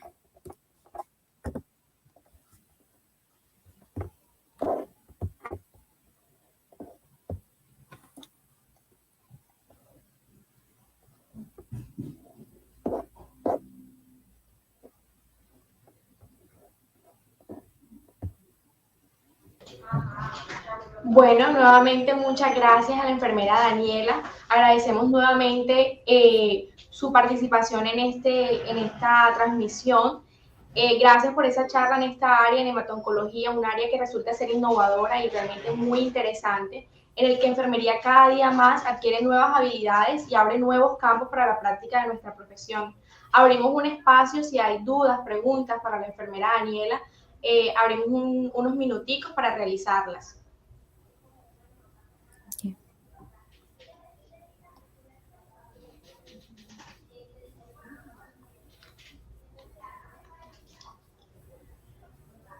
Resaltando también el espacio de preguntas, mientras alguien se anima a hacerle una pregunta a la doctora Daniela, sobre nuestra ponencia anterior para la doctora Sara, hay una pregunta realizada por Mariana Castaño Lozada, que le realiza la pregunta: sabemos que una de las visiones del futuro para enfermería es la teleconsulta, ya que se ha estado implementando.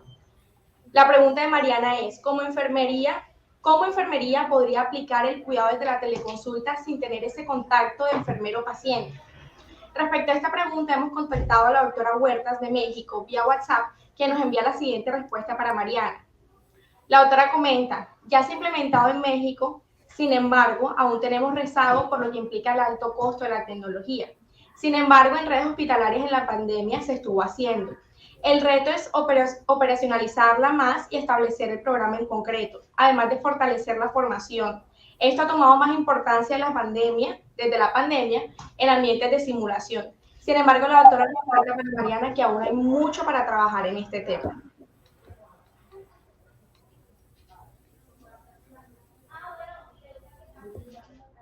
Siendo así, y si no hay preguntas para la doctora Daniela, seguimos con nuestro programa del día de hoy.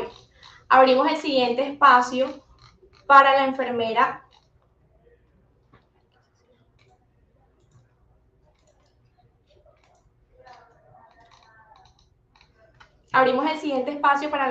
Ivonne Díaz Mauri, Registered Nurse enfermera de la unidad de neurociencias Northside Hospital de Georgia, de Estados Unidos. Ella nos trae la ponencia de cuidado de enfermería con el paciente con trauma. Damos la bienvenida a nuestra enfermera y buenos días.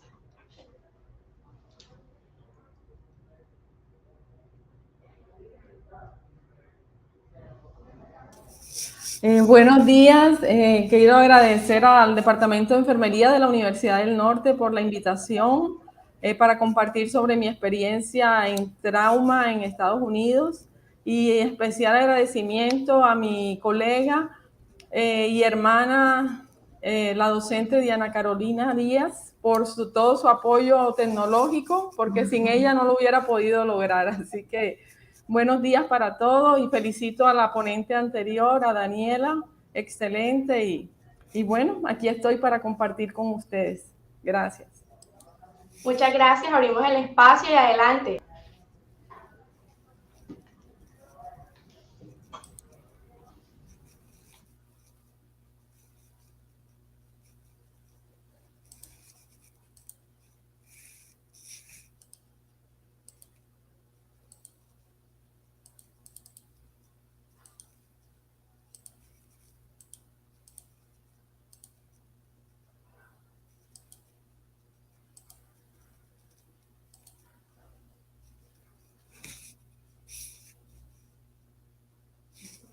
compartir.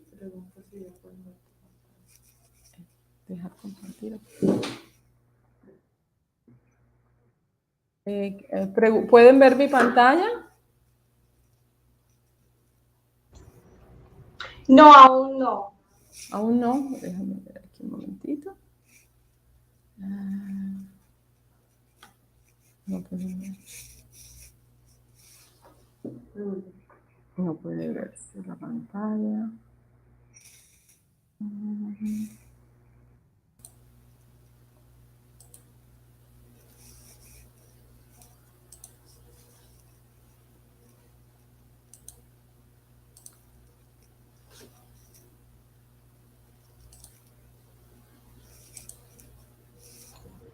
Ahora sí está perfecto. Bueno, muchas gracias.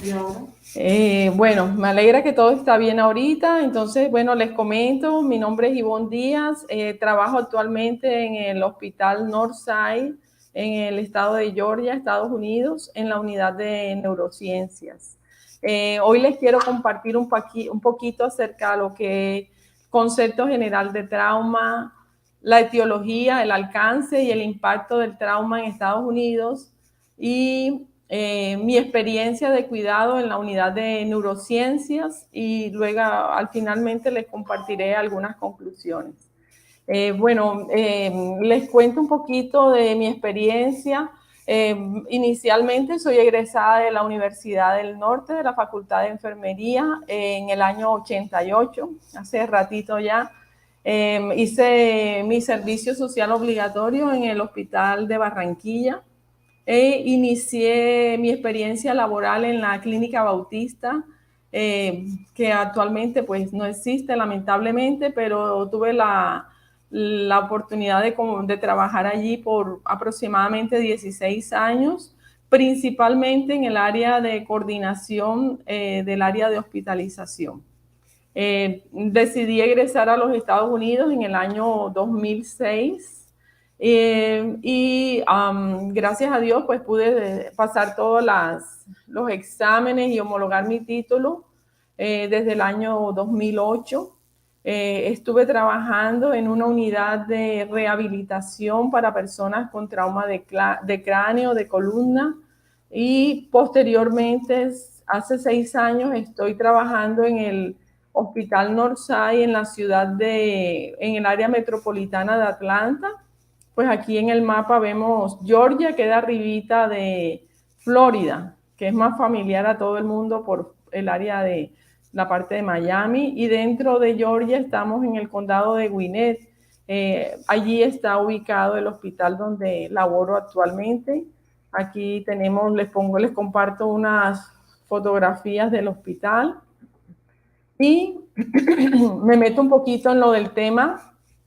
Aquí en esta diapositiva vemos los niveles con que categorizan los centros de atención para trauma en Estados Unidos. De nivel 1 son los hospitales más equipados y con recursos académicos para atender trauma.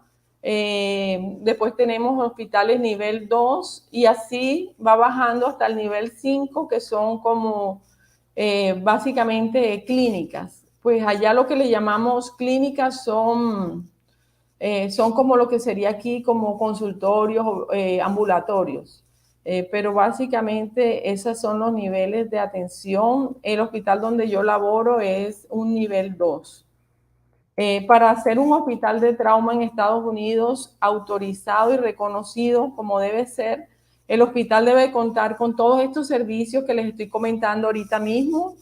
Tiene que tener un servicio de urgencias disponible, abierto y con personal y tecnología para trauma 24 horas al día, 7 días a la semana.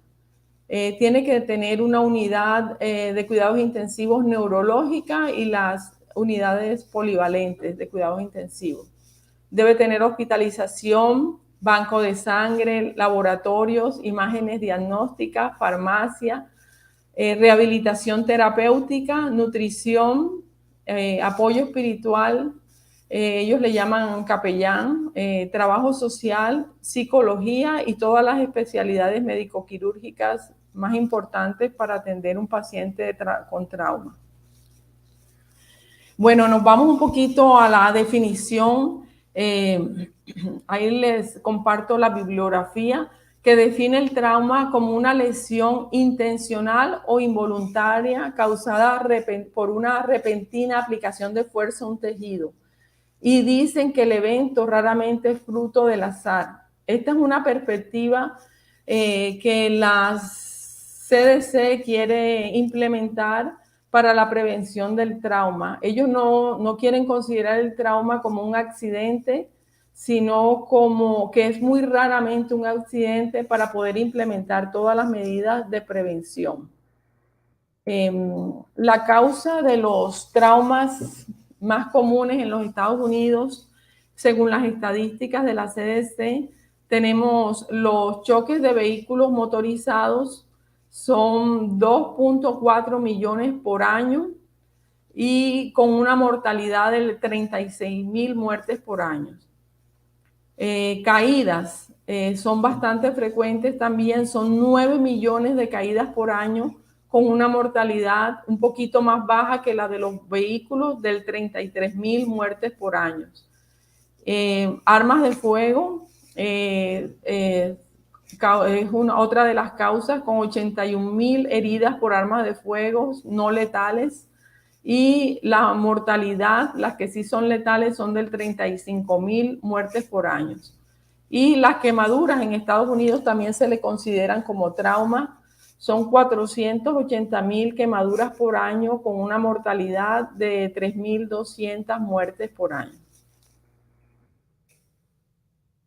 Bueno, compartiéndoles un poquito del alcance e impacto del trauma en los Estados Unidos, el trauma es la causa más frecuente de discapacidad en los Estados Unidos. Cada año de 8 a 9 millones de personas sufren lesiones discapacitantes debido al trauma.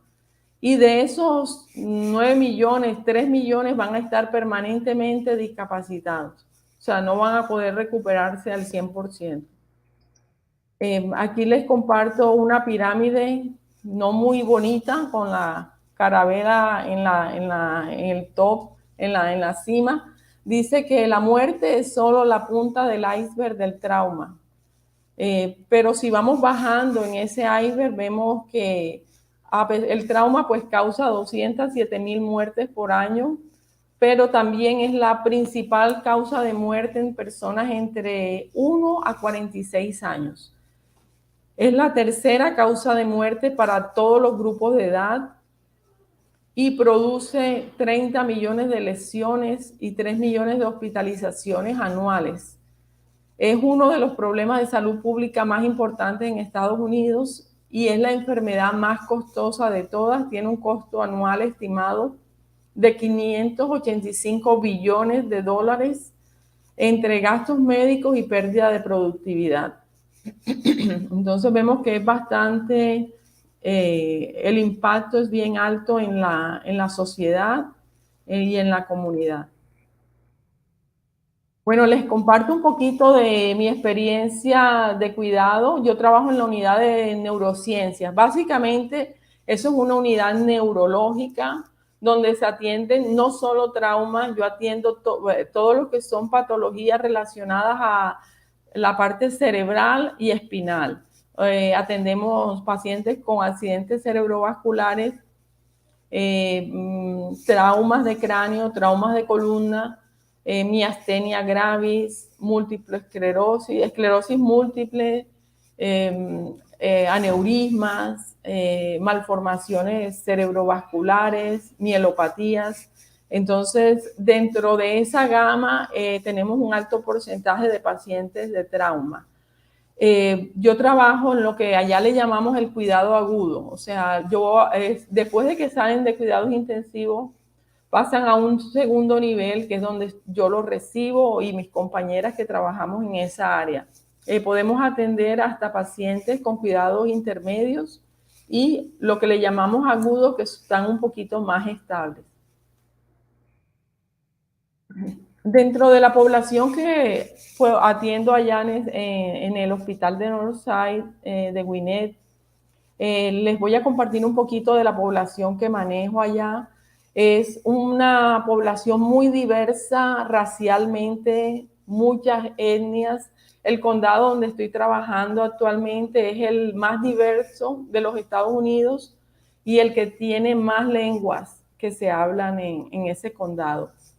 Hay una población hispana bastante alta. Yo creo que de las minorías, después de la población norteamericana blanca, las minorías siguen la raza negra, los hispanos, y hay una población de asiáticos bastante importante.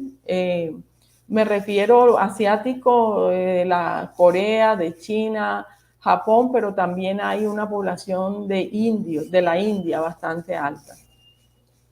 En nuestro hospital y en Estados Unidos en general, la población que sufre trauma es más masculino que femenino, por razones obvias ¿cómo se llama eso? La imprudencia a veces de los hombres que se suben se ponen más en riesgo en sus trabajos y en la vida personal. Causas de ingreso de la población joven y adulta, llegan muchos que han sufrido choque de vehículos y lesiones secundarias a trabajo. Trabajan, por ejemplo, en algunos trabajos de construcción y han tenido caídas por secundarias al trabajo. Creo que se los voy a mencionar más adelante, pero por ejemplo quería enfatizarles que allá no se dice accidente automovilístico, hay que decir choque automovilístico porque dice pues todas las guías que si decimos accidente automovilístico estamos asumiendo que no se puede prevenir. Y siempre hay algo de prevención, que usar el cinturón, todas las prevenciones, precauciones para evitar. Entonces ya no se puede decir motor vehicle accident, hay que decir motor vehicle crash, que es lo que se usa ya para describir un accidente, que aquí le decimos accidente de tránsito o de vehículo. Las causas de ingreso, volviendo a la diapositiva, las causas de ingreso de la población de adultos mayores son caídas. Es la causa más frecuente de trauma, aunque no es la más mortal. Pero en esta población de adultos mayores tenemos que lidiar mucho con las comorbilidades. Ya la persona viene no solo con el trauma, pero viene con otros problemas como diabetes, hipertensión, problemas ya de movilidad debido a la edad. Y muchas veces el trauma es la gota que rebasa el vaso. Cuando tenemos esa población adulta, el trauma los descompensa totalmente. También estas personas vienen con antecedentes farmacológicos que influyen mucho en las complicaciones que puede tener el paciente. O sea, mucha de la población de adultos mayores están bajo tratamientos anticoagulantes, están con Coumadin, con Xarelto, con muchas otras medicinas debido a problemas de cardiomiopatía, de reemplazo de válvulas, de accidentes vasculares previos. Entonces, todo esto complica un poquito más el tratamiento de trauma. Compartiéndoles ya un poquito más sobre cómo aterrizando lo que es el cuidado de enfermería en esta experiencia que tenemos allá en el hospital. Les quiero hablar un poquito de la valoración del paciente con trauma. Aquí en la diapositiva hay una pequeña foto o imagen del sistema de documentación que tenemos allá en el computador. Es el sistema para documentar todo lo que es los signos vitales, la valoración, los planes de cuidados, educación, etcétera. La valoración de enfermería del paciente con trauma, como eso no es ninguna diferencia en la enfermería universal. Nosotros hacemos una revisión cefalocaudal y a pesar de que el paciente tenga 2 o 3 días con el trauma, no solo nos enfocamos en el cráneo o en la cabeza, porque cuando hay trauma usualmente el impacto es generalizado o implica muchas otras partes del cuerpo. Entonces, a pesar de que hacemos una valoración más intensiva en el área neurológica, tenemos que verificar que el paciente de pronto no nos vaya a desarrollar un neumotórax, porque también tuvo un impacto de un trauma del tórax, o tenemos que revisar de pronto alguna otra complicación, una fractura que se haya pasado en la revisión inicial. Allá, cada vez que hay un paciente con trauma, le hacen una revisión de imágenes de la cabeza a los pies prácticamente. Les hacen las radiografías de rutina, pero les hacen escanografía de cabeza, de cuello, de pelvis. Pero a veces se puede escapar de pronto una fracturita de pronto en uno de los tobillos o algo. Por eso tenemos que estar revisando al paciente de cabeza a pies. Se hace la valoración de heridas, mucho énfasis y mucha atención en heridas penetrantes de cabeza, cuello o torso, o área proximal de extremidades, por la implicación de descompensación que puede tener el paciente. También tenemos mucho detalle de evaluación cuando el paciente tiene fracturas de cráneo abierta o deprimida. Bueno, dentro de la valoración de enfermería al paciente con trauma, el sistema que les mostraba ahorita les voy a mostrar otras imágenes, tiene toda una guía para la evaluación neurológica que debemos hacer, comenzando con el nivel de alerta, que es siempre lo más importante. Puede haber mucha tecnología, muchas cosas nuevas, pero el nivel de alerta es lo más importante. Si el paciente estaba totalmente alerta y orientado en todas las esferas, y de pronto se comienza a colocar somnoliento, y es una reacción de deterioro que hay que enseguida mover todo el sistema de alarma. A veces hay que tomarle una escanografía de urgencia para ver que no haya un resangrado del cerebro, o verificar con los laboratorios todo lo que puede estar pasando, si es que el nivel de amonio está alto o hay una descompensación en los gases arteriales. La escala de Glasgow, no, y eso es incuestionable y es una rutina que se hace en mi unidad, que ya es cuidado agudo, lo hacemos cada 4 horas y según necesidad. Pero cuando está en cuidados intensivos, eso va por cada 15 minutos, cada hora, depende cuán estable esté el paciente. Entonces, dentro de la clasificación de trauma, esto es solamente un recordatorio porque esto es ya estándar. Cuando el Glasgow es mayor o igual a 13, es un trauma de cráneo leve. Esta es una de las clasificaciones. Hay otras clasificaciones de acuerdo al coma y si ha estado por coma más tiempo, pero esta es la que más manejamos allá. Un Glasgow de 9 a 12 se considera un trauma moderado, y un trauma de menor o igual a 8 es un trauma de cráneo severo. Recordemos que el cráneo, allá se usa mucho la palabra box, dice que es una caja rígida. Si nosotros nos golpeamos y tenemos un trauma en el brazo, en el abdomen, y se comienza a formar un hematoma interno, el hematoma tiene para dónde crecer y nos vamos a dar cuenta porque vamos a ver el abultamiento, vamos a sentir el dolor y vamos a ver que en los tejidos blandos el hematoma se expande y presiona los otros tejidos. Pero el problema con el cerebro es que el cráneo es una caja rígida, es una bóveda, que el 80% es masa cerebral, 10% sangre, 10% líquido cefalorraquídeo.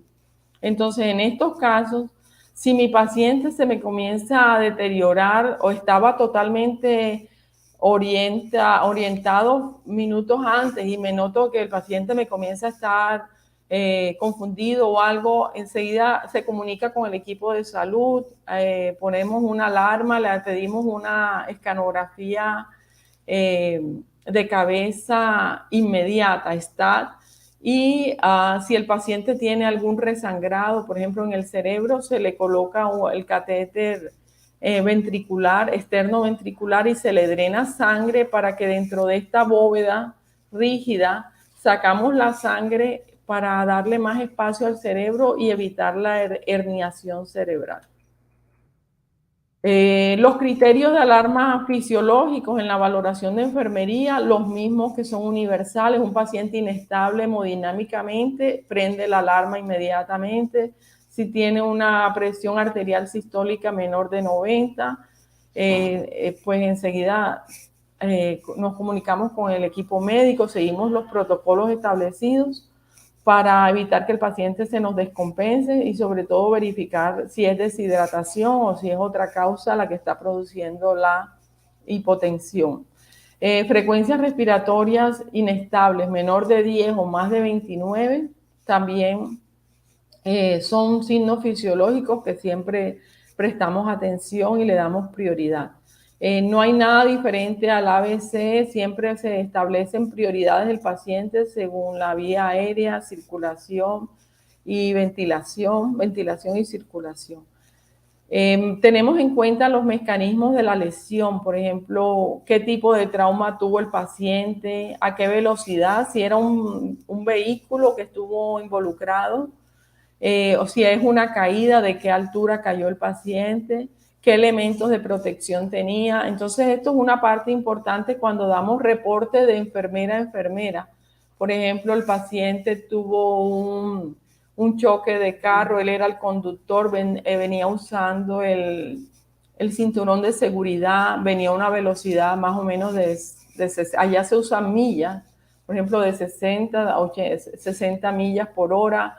Informamos si el choque fue frontal, si fue de lado, porque todo eso nos ayuda para identificar cuando hacemos la valoración qué vamos a buscar. También revisamos las ayudas diagnósticas para ver qué daño tuvo el paciente, si fue un daño cerebral focalizado, como un hematoma, o fue algo difuso, como daño axonal diseminado. También nosotros trabajamos mucho con los planes de cuidados para pacientes con trauma, pues llevamos todo lo que es, digamos, el proceso de enfermería y todo lo tenemos documentado dentro de este programa que se llama Cerner, es un programa de sistemas para documentación hospitalaria. Y allí, por ejemplo, en los planes de cuidado, el mismo sistema nos da una sugerencia de los planes que podemos implementar para el paciente. Estos se llaman en inglés IPOC, que son planes de cuidados interdisciplinarios. O sea, todo el equipo tiene acceso a los planes de cuidado, tanto la parte médica como la parte de enfermería también. Y la enfermera, según el problema real que está teniendo en el momento, porque los planes de cuidado son estandarizados, pero nosotros podemos seleccionar el plan de cuidado que mejor se adapte y dentro de ese plan de cuidado, los cuidados que de verdad queremos implementar para ese paciente según la evaluación que le hemos hecho, en la valoración. Estos planes de cuidado le debemos personalizarlos con un objetivo y ese objetivo lo tenemos que poner tiempo. Por ejemplo, un paciente con trauma de cráneo que tiene deficiencias de movilidad, por decir, y podemos decir que el paciente pueda estar fuera de la cama o movilizarlo con uno de los apoyos ortopédicos que se usen allá, un caminador, por decir, y tenemos que ponerle un día y evaluamos ese objetivo, si se cumplió o si no se cumplió. Por ejemplo, podemos poner un objetivo de que el paciente pueda estar orientado a nivel de persona, de situación, de lugar, y le ponemos un tiempo. Si no se cumplió, tenemos que documentar que es algo debido a la condición del paciente o debido a otro factor, a que el paciente no colabora por alguna razón. hay varias opciones para colocar y también tenemos que colocar, si no logramos ese objetivo, qué intervención se hizo. Por ejemplo, hablamos con la familia, si es algo relacionado a la salida del paciente, o se le notifica al médico, o hacemos otra intervención, una intervención de enfermería específica, como por ejemplo reforzar la educación en un área determinada. Los pacientes con trauma cerebral tienen problemas en su parte cognitiva, pero también eso le afecta. El cerebro es el computador que maneja todo el cuerpo, entonces a veces, por ejemplo, el paciente no nos está respirando adecuadamente y eso se nos convierte en una prioridad porque ya está comprometiendo la parte respiratoria. Entonces decidimos, en la mayoría de los casos se puede usar un incentivo respiratorio, para eso lo inicia enfermería, no necesitamos una orden médica. Por ejemplo, el paciente movilizarlo, no necesitamos, el doctor tiene que decir que está estable de la parte espinal, que no tiene fractura de cuello, de columna, y autorizar movilizar, pero nosotras iniciamos el progreso de la movilización en conjunto con los terapistas. La enfermera puede consultar, hacer consultas allá para algunos personas del equipo de trabajo, especialidades. La enfermera dentro de nuestra unidad puede consultar la nutricionista. Si, por ejemplo, el paciente tiene una ingesta pobre de alimentos, necesita suplementos, nosotros podemos ordenar algunos suplementos como el Ensure, como de pronto la glucerna, pero si vemos que el paciente está perdiendo peso, debemos consultar a la nutricionista, aunque nosotras iniciemos algo en el corto plazo. También podemos consultar a los terapistas de todas las especialidades, ya sea físico, ocupacional, del lenguaje o respiratorio. Aquí hay otra imagen, otra foto de los planes de cuidados. Por ejemplo, ahí dice remover un catéter cuando no está indicado clínicamente. Allá tratamos de minimizar todos los riesgos de infecciones hospitalarias. Tan pronto se puede quitar una sonda urinaria, se quita lo más pronto.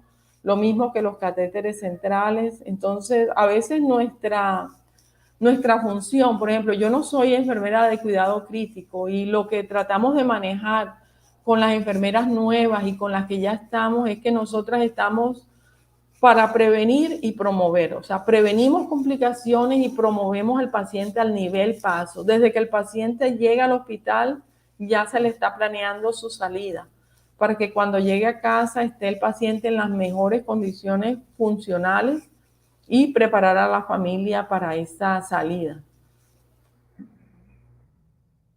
Aquí tenemos, bueno, algo de lo que ya les mencionaba,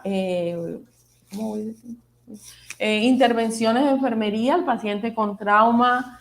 Todos los pacientes, gran mayoría de los pacientes con trauma de cráneo tienen alterada la parte cognitiva. A veces encontramos que el daño, por ejemplo, es en el área frontal.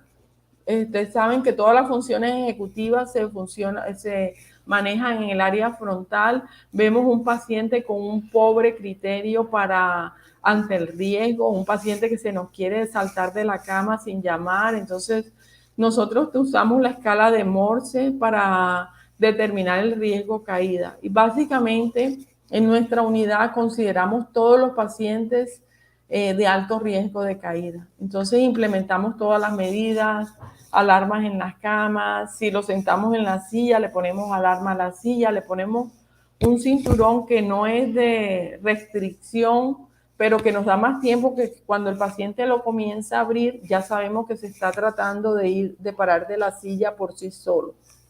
Entonces, no queremos un trauma más. Entonces, por eso nos enfocamos mucho en la prevención de caídas. Dentro del Cerner tenemos la escala de Braden para categorizar el riesgo de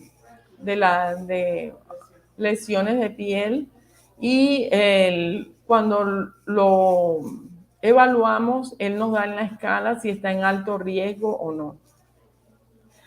Tenemos a disponibilidad todos los aparatos para disminuir presión, tenemos los colchones de aire, enseguida los podemos implementar, tenemos apósitos para disminuir la fricción, usamos la sábana de movilidad con poca fricción y también en cuanto a los cuidados de la piel, tenemos pues todos los productos. Si el paciente tiene problemas de incontinencia o algo para prevenir aperturas en la piel. Entonces, esta es otra de las cositas que nos enfocamos con los pacientes en general, pero especialmente de trauma. También lo que le comentaba, vemos aquí en la diapositiva el cerebro en la campanita del tiempo. El deterioro cerebral es muy rápido, entonces nosotros nos tenemos que enfocar en identificar los signos tempranos de deterioro neurológico, como son el nivel de conciencia alterado, un dolor de cabeza que no se mejora con los analgésicos o que empeora, porque es esperado tener dolor de cabeza después de un trauma de cráneo, pero si es un dolor que va aumentando o que no mejora, pues tenemos también que abordar esa situación. Somnolencia, confusión, desorientación, un paciente que se torna agitado y tuvo trauma de cráneo, también hay que prestar atención como un deterioro neurológico, paciente con náusea, vómito o irritabilidad. Entonces lo importante es, apenas estemos en estos signos, comenzar la intervención y notificación. Tenemos que saber lo que son los signos tardíos del deterioro neurológico. A veces, lamentablemente, los pacientes nos llegan muy tarde y ya, o con un trauma de cráneo demasiado severo, que ya tienen la postura de flexión o extensión, convulsiones, ya tienen daño de pupilas dilatadas, una asimétrica o ambas pupilas. Y la respuesta reactiva de las pupilas es asimétrica también. Pueden tener respiraciones irregulares, alteraciones de pulso y presión arterial. Si el paciente nos llega en este estado tan deteriorado, ya no podemos hacer nada. Pero la calidad de enfermería está determinada en que un paciente no se nos deteriore enfrente de nuestras narices a llegar a estos niveles antes de que nosotros detectáramos los leves. Las intervenciones de enfermería, pues ya les comento aquí, intervenimos los pacientes de trauma tratando de manejar problemas de incontinencia, hacemos ejercicios pasivos, abordamos la parte nutricional con el equipo de dietistas, trabajamos como todo lo que es enfermería básica en los Estados Unidos, todo lo que es la administración de medicamentos, prevención de trombos, de úlceras gástricas, prevención de infecciones con la aplicación de antibióticos. Se trabaja mucho el apoyo emocional tanto al paciente como a la familia y trabajamos el plan de egreso y educación constante al paciente. La educación tiene que estar hecha y documentada y tenemos varios recursos como revistas, folletos que discutimos con la familia sobre la continuidad del cuidado y el daño cerebral secundario al trauma. Bueno, ya para concluir, les agradezco su paciencia y su espera. Con mucha humildad les comparto esto porque yo sé que el nivel de enfermería en Colombia es excelente, pero lamentablemente a veces no contamos con todos los recursos y las estructuras de apoyo que se tienen en los Estados Unidos, pero pues como nuestro simposio está enfocado hacia el futuro, pues pensaba compartir de que probablemente continuar desarrollando protocolos de atención de enfermería para el cuidado del paciente con trauma, basado en la evidencia científica que permita estandarizar el cuidado y la práctica clínica. En la medida que nosotros estandaricemos y que no se haga las cosas independientemente de acuerdo a cada institución o a cada servicio, en esa medida vamos a ir mejorando. Trabajar por mejorar la relación enfermera-paciente en las unidades de trauma, y esta parte también es muy importante porque la escasez y la recarga de la enfermera está comprobado en estudios que influyen en la mortalidad en los hospitales. Porque toda la carga, digamos, de cuidado que tiene la enfermera es supremamente alta. Entonces, por ejemplo, en la unidad de cuidado agudo que yo estoy, la relación es una enfermera por 4 pacientes. En la parte de cuidados intensivos es lo estandarizado de 1 a 1 o 1 a 2. También mejorar, les comentaba, unidad de competencia,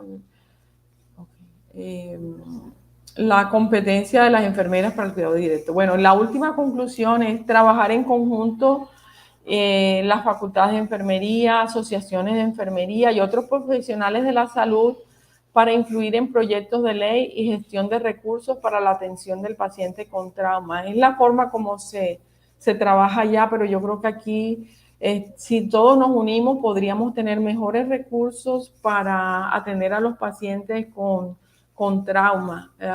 Comentaba acá con mi colega que, por ejemplo, allá está estandarizado que si un paciente está con trauma, debe llegar a la institución de trauma más cercano. Eso es una ley. La ambulancia no se puede desviar o pasar por 3 o 4 hospitales para llegar al 5º hospital por una razón X o desconocida. El paciente tiene que llegar al hospital especializado más cercano. Entonces, todo eso está liderado por enfermería ya. Las enfermeras son las que lideran todo lo que es el manejo de trauma a nivel estatal en Georgia. Y las cosas funcionan con otros especialistas, con otros equipos interdisciplinarios, pero de verdad que el liderazgo de la enfermera ha dado muy buenos resultados allá. Les comparto la bibliografía y les agradezco mucho su atención y su paciencia. Espero haber sido de un poquito de utilidad y muchas gracias por la invitación a participar en este simposio.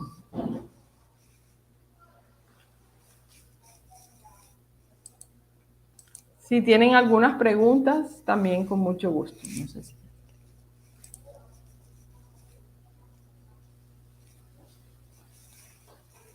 Bueno, me despido muy agradecida. Si tienen algunas preguntas, algún comentario que les pueda ayudar, con mucho gusto.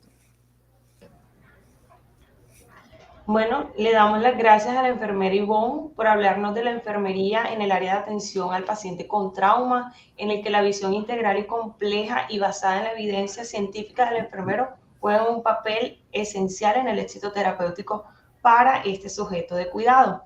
Tenemos una pregunta desde nuestro chat en vivo para la enfermera Daniela y la enfermera Ivonne, realizada por Joana Cinfuentes. La pregunta es la siguiente.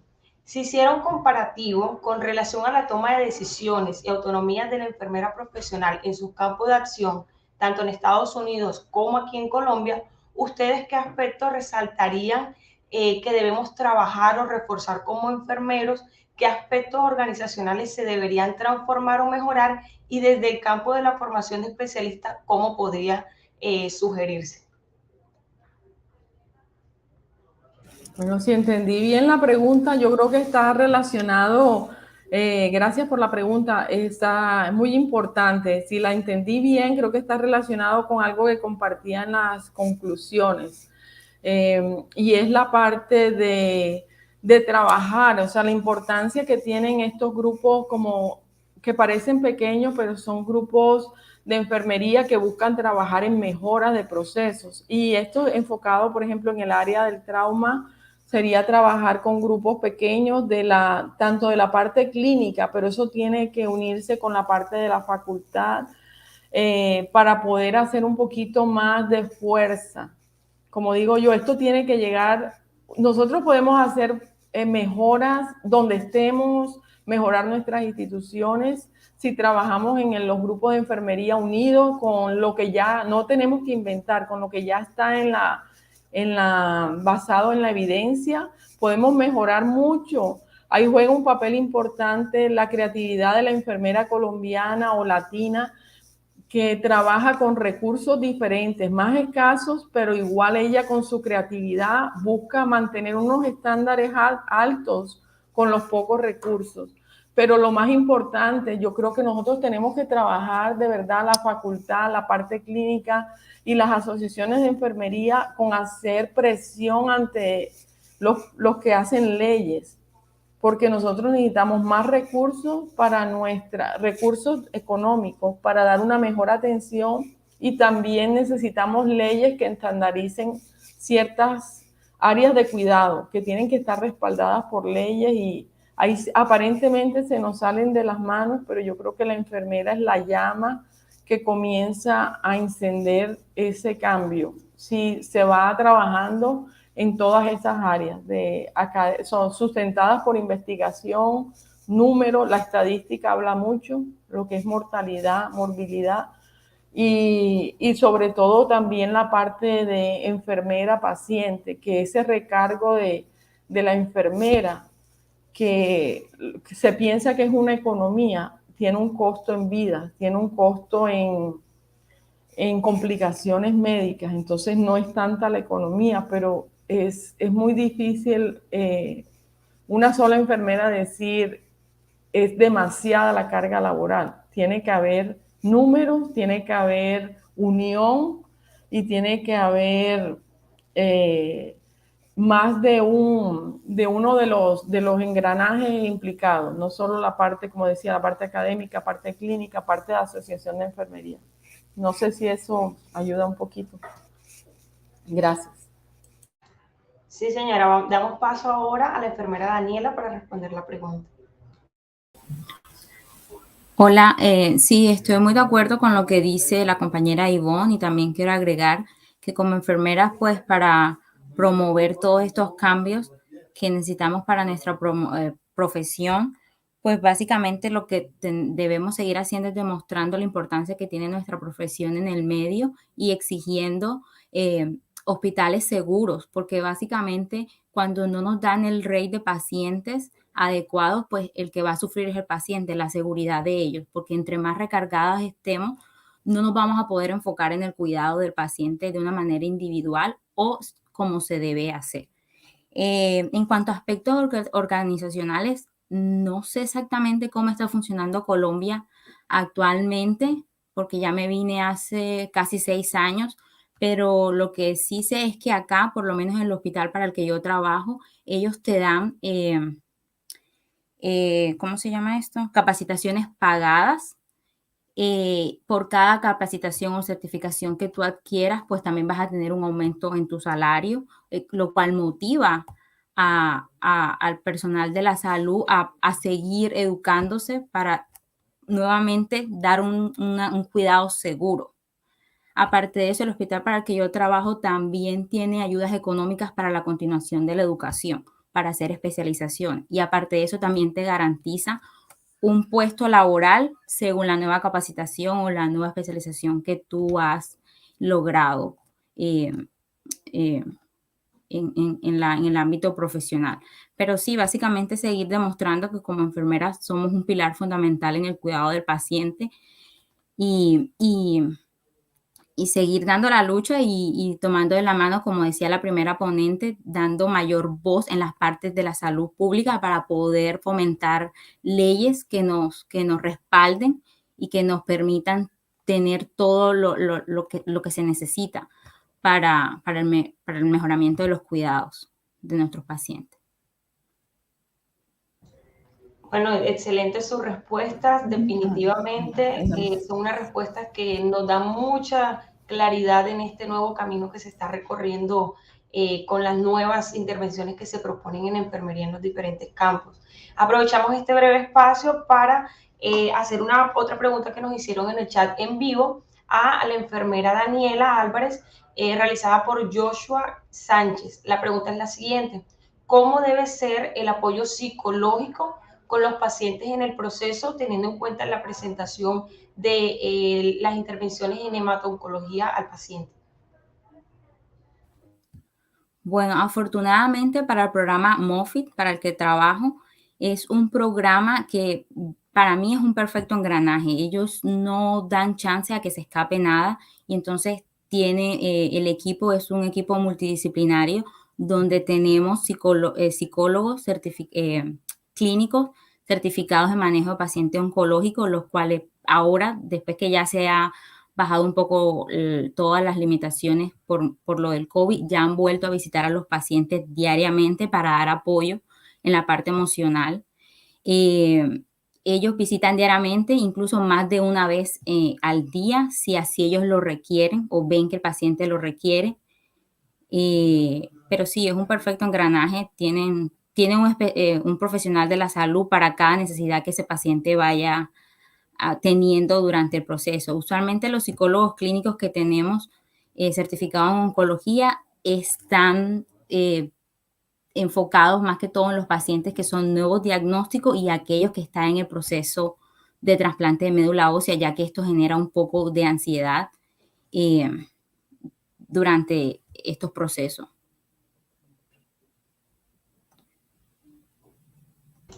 Bueno, muchísimas gracias por esa respuesta. Retomamos algunos mensajes que nos están dejando en nuestro chat en vivo. La profesora enfermera Juanita Borja nos da las felicitaciones por las excelentes presentaciones que se han realizado en este punto del simposio y se reafirma pues la importancia del juicio clínico que fundamenta las intervenciones en enfermería. Bueno, les agradezco a ustedes dos por la respuesta, por esta intervención tan interesante y que definitivamente nos abre a tener una nueva conversación acerca de esta nueva innovación que se está dando en nuestro campo y en la disciplina de enfermería.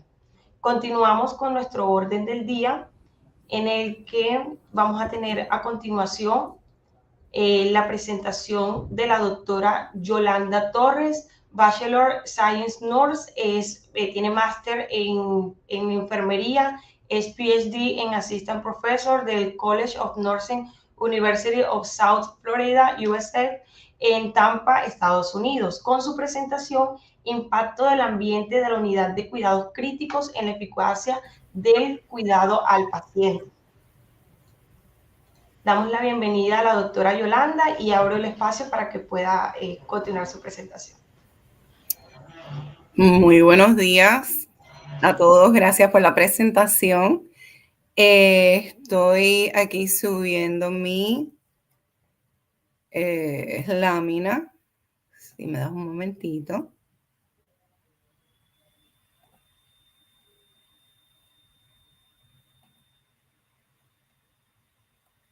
Las vemos, ¿no? ¿Se ven las láminas? ¿Ven la presentación? Sí, señora. Bueno, nos regala un minuto. Acabamos de recibir otra pregunta en nuestro chat para las anteriores ponentes para dar la respuesta y continuar con nuestro orden del día. ¿Cómo no? Bueno, nos envían por nuestro chat Carlos Alberto Dorado Figueroa la siguiente pregunta. Con relación a la continuidad de los cuidados al egreso de la persona con trauma, está dirigida a la enfermera Ivonne, nos pregunta cómo se trabaja a la competencia del cuidado de la persona y cuidador y cómo se hace el seguimiento.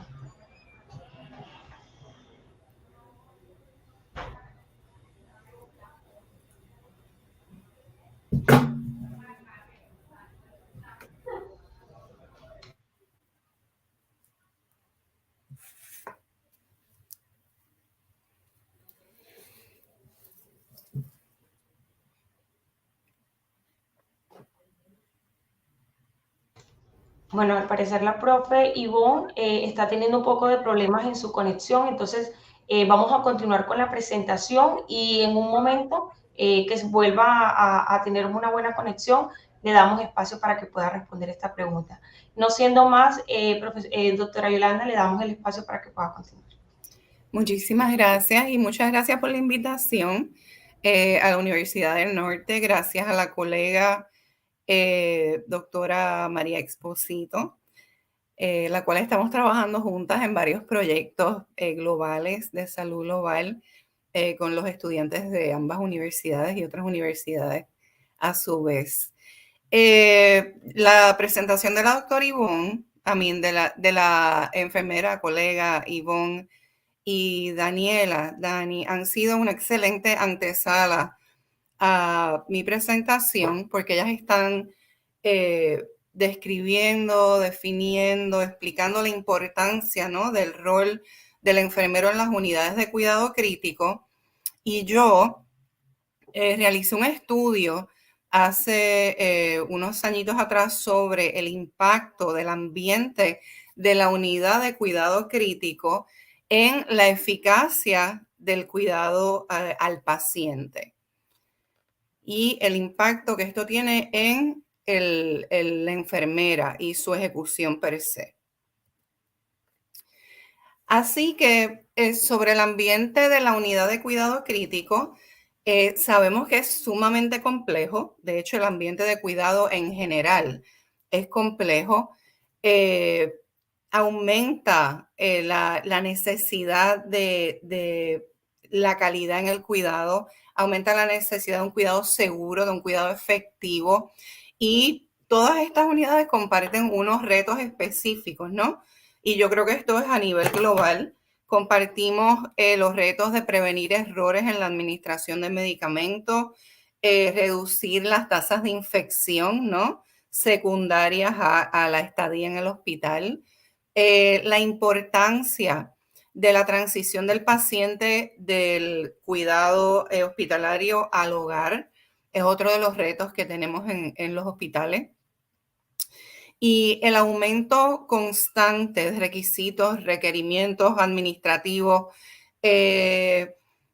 políticas que requieren del enfermero tiempo y espacio, ¿no?, esfuerzo, trabajo, que nos despegan del paciente porque tenemos documentación que cumplir, tenemos papeles que llenar, récord electrónico y siguen en aumento todos estos requisitos.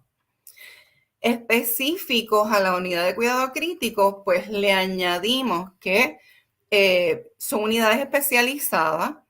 El paciente en esta unidad está críticamente enfermo, básicamente entre la vida y la muerte.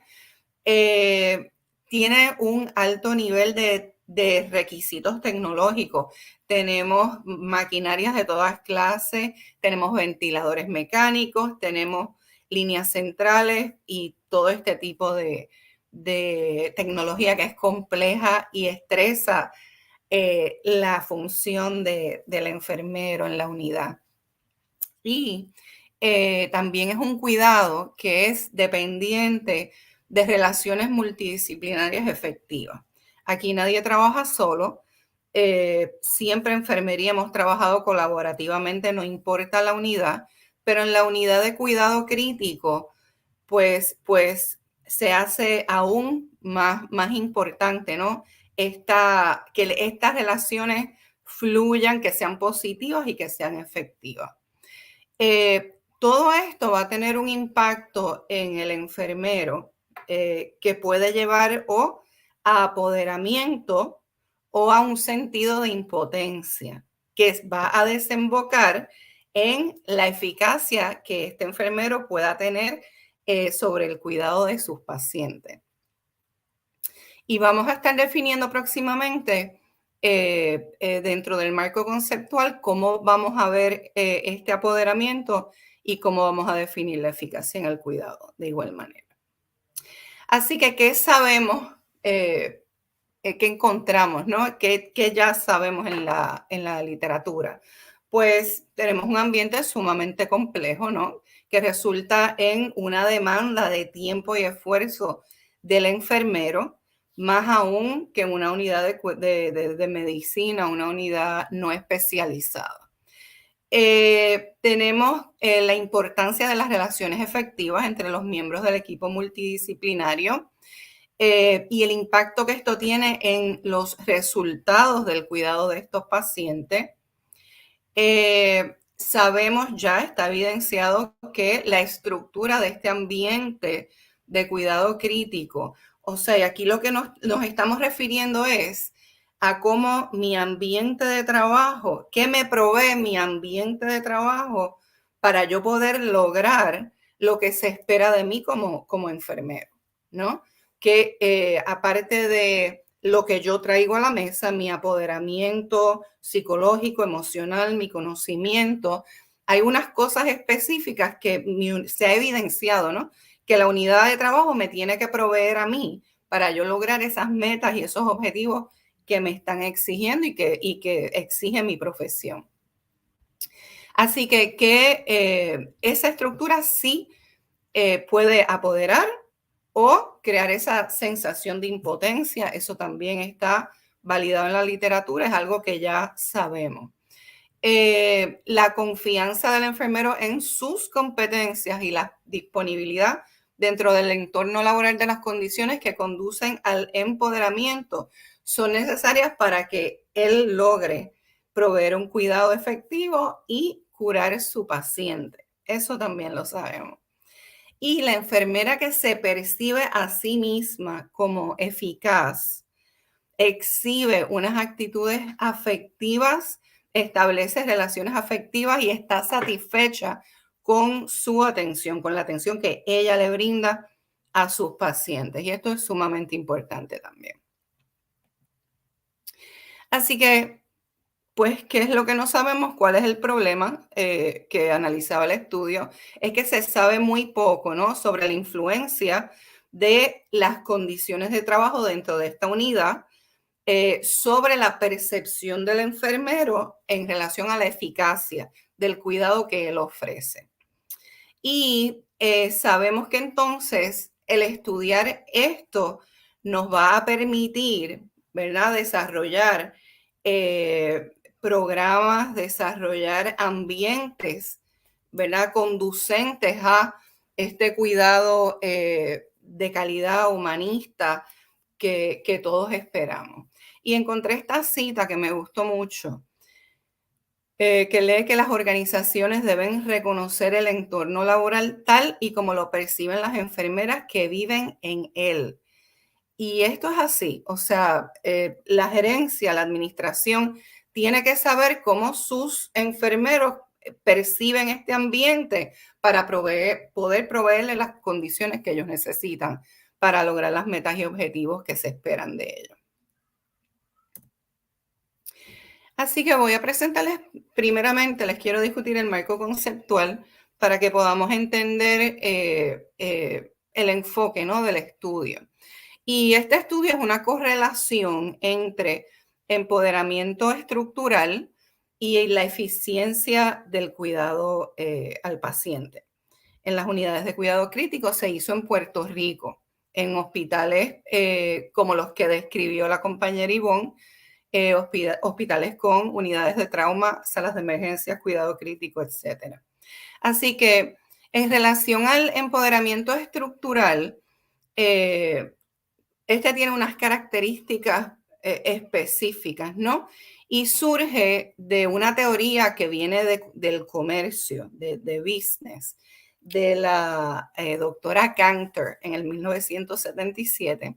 Ella estudió los ambientes de trabajo en las corporaciones y ella describe que el ambiente de trabajo, dentro del ambiente de trabajo hay unas estructuras de poder, lo cual ella define como acceso, que el individuo tenga acceso a apoyo, que tenga y apoyo en el sentido de orientación de sus supervisores, de capacitación, sus compañeros, etcétera.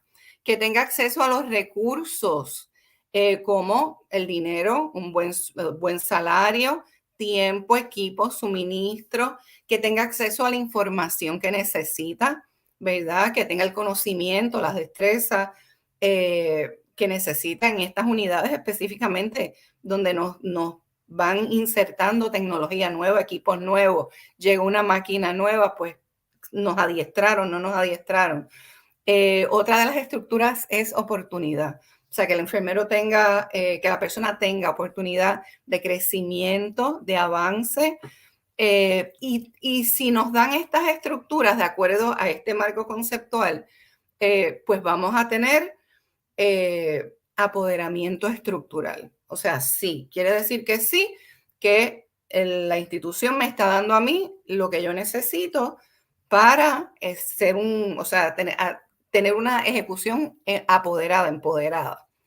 En el 1986, la doctora Genevieve Chandler aplica este proceso a la enfermería y fue muy exitoso.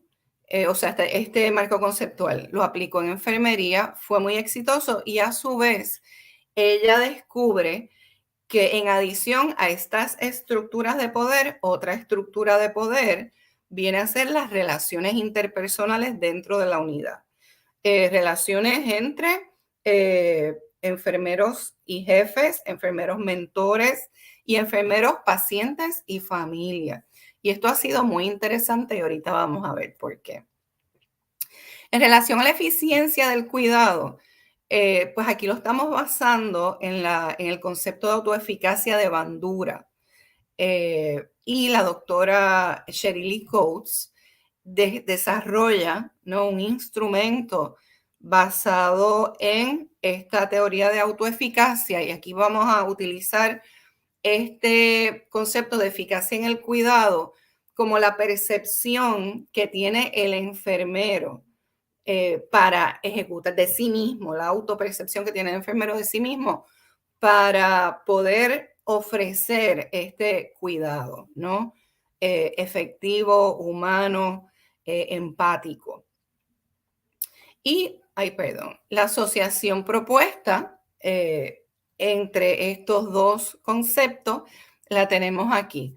Así que sí, poder es la habilidad de poder realizar las cosas alcanzando nuestros objetivos. Y esto es según Cantor, ¿verdad? La teoría de Cantor. La eficacia del cuidado se refiere al poder percibido de la enfermera para demostrar los comportamientos deseados y las actitudes de cuidado, las relaciones de cuidado y la satisfacción con los cuidados que ofrece.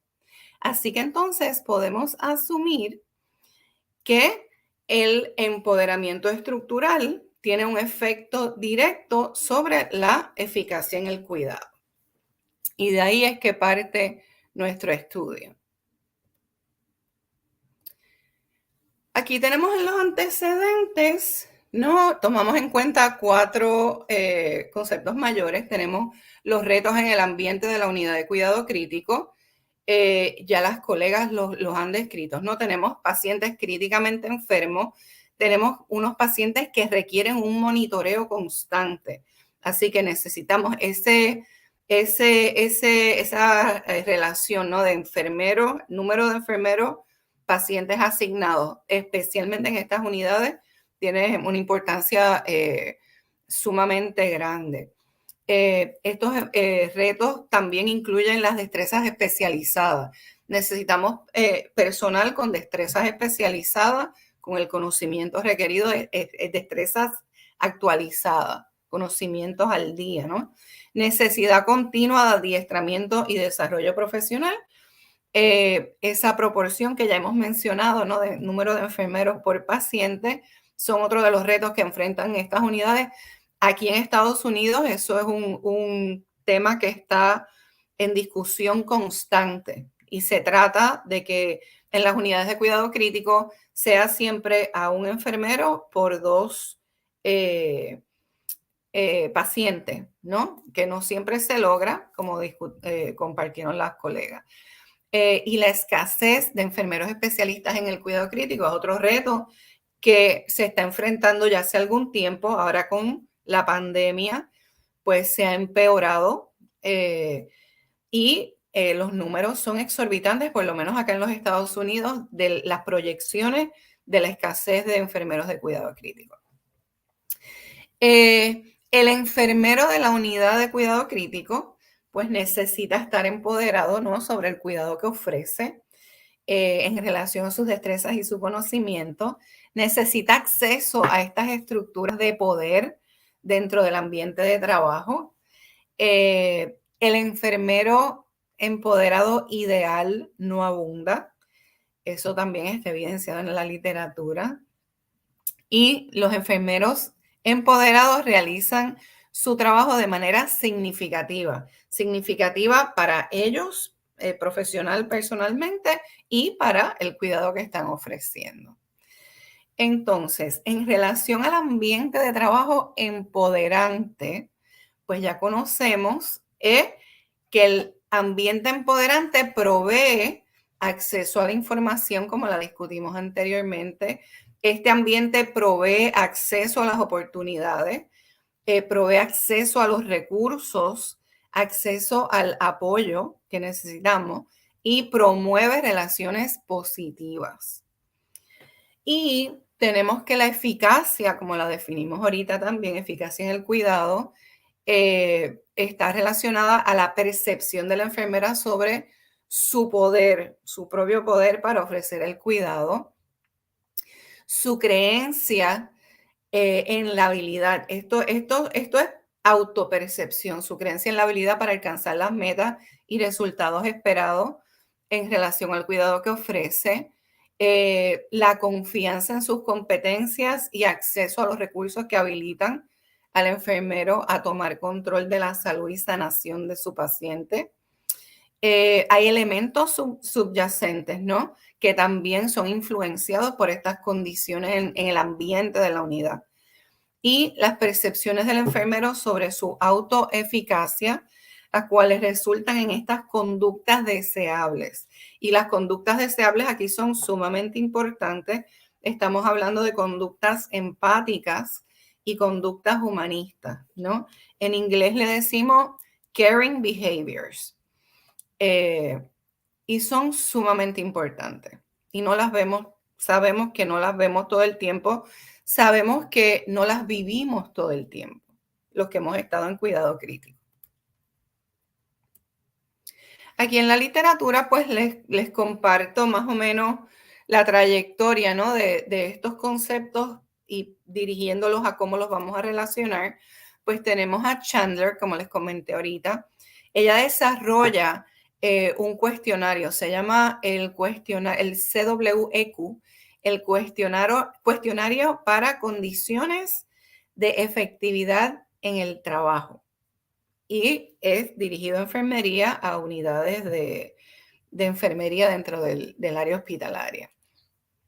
Y ella, pues, revela, ¿no?, su trabajo investigativo revela que estos entornos, estos ambientes de trabajo empoderados, ¿no?, pues producen conductas empoderadas en los enfermeros. Ella sigue su trabajo investigativo e identifica el rol de la gerencia sobre el ambiente de cuidado. Y entonces identifica que el rol de la gerencia es proveer acceso a las estructuras de poder. Así que yo, gerente de mi unidad de cuidado crítico, tengo que proveerle a mi staff, a mis enfermeros, acceso a que tengan oportunidades, que tengan la información que necesitan, que reciban el apoyo que necesitan y que tengan los recursos que necesitan para poder cumplir con todas estas obligaciones que se les están exigiendo. Y aquí, nuevamente, Chandler, y esto fue en el 1992, y tristemente no hay, van a ver que las fechas de la literatura no es muy reciente, pero no se ha estudiado más allá, no hay mucho más allá de estos estudios que yo revisé. Las relaciones con compañeros, y estas son las relaciones interpersonales con compañeros, colegas, pacientes y familia, y mentores, como les comentaba ahorita, son una fuente informal de poder.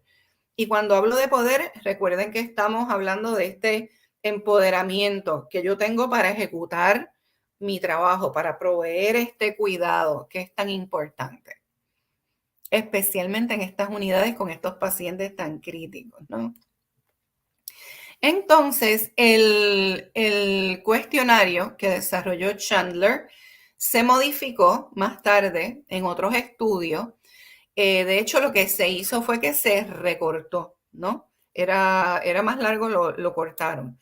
Y estos estudios revelan que estas relaciones interpersonales son esenciales para la eficacia laboral, dentro de la eficacia laboral, ¿no? Así que, y esto se lo recalco porque en los resultados de este estudio también salió reflejado la importancia de las relaciones interpersonales dentro de la unidad de cuidado crítico. Como les comenté también, la doctora Sheryl Coates desarrolló el CES. El CES es la escala de eficiencia en el cuidado y ella lo desarrolla para estudiantes de enfermería, estudiantes ya que se van a graduar de enfermería. Ella quería medir, quería evaluar si estos estudiantes se sentían preparados, no si estaban, se sentían preparados con el conocimiento, las actitudes, y las destrezas que necesitaban para poder salir al hospital a proveer este cuidado. Y este cuestionario no se ha utilizado muchísimo, pero sí se ha utilizado en varios estudios para medir esta autopercepción de los enfermeros en relación a su eficacia en el cuidado.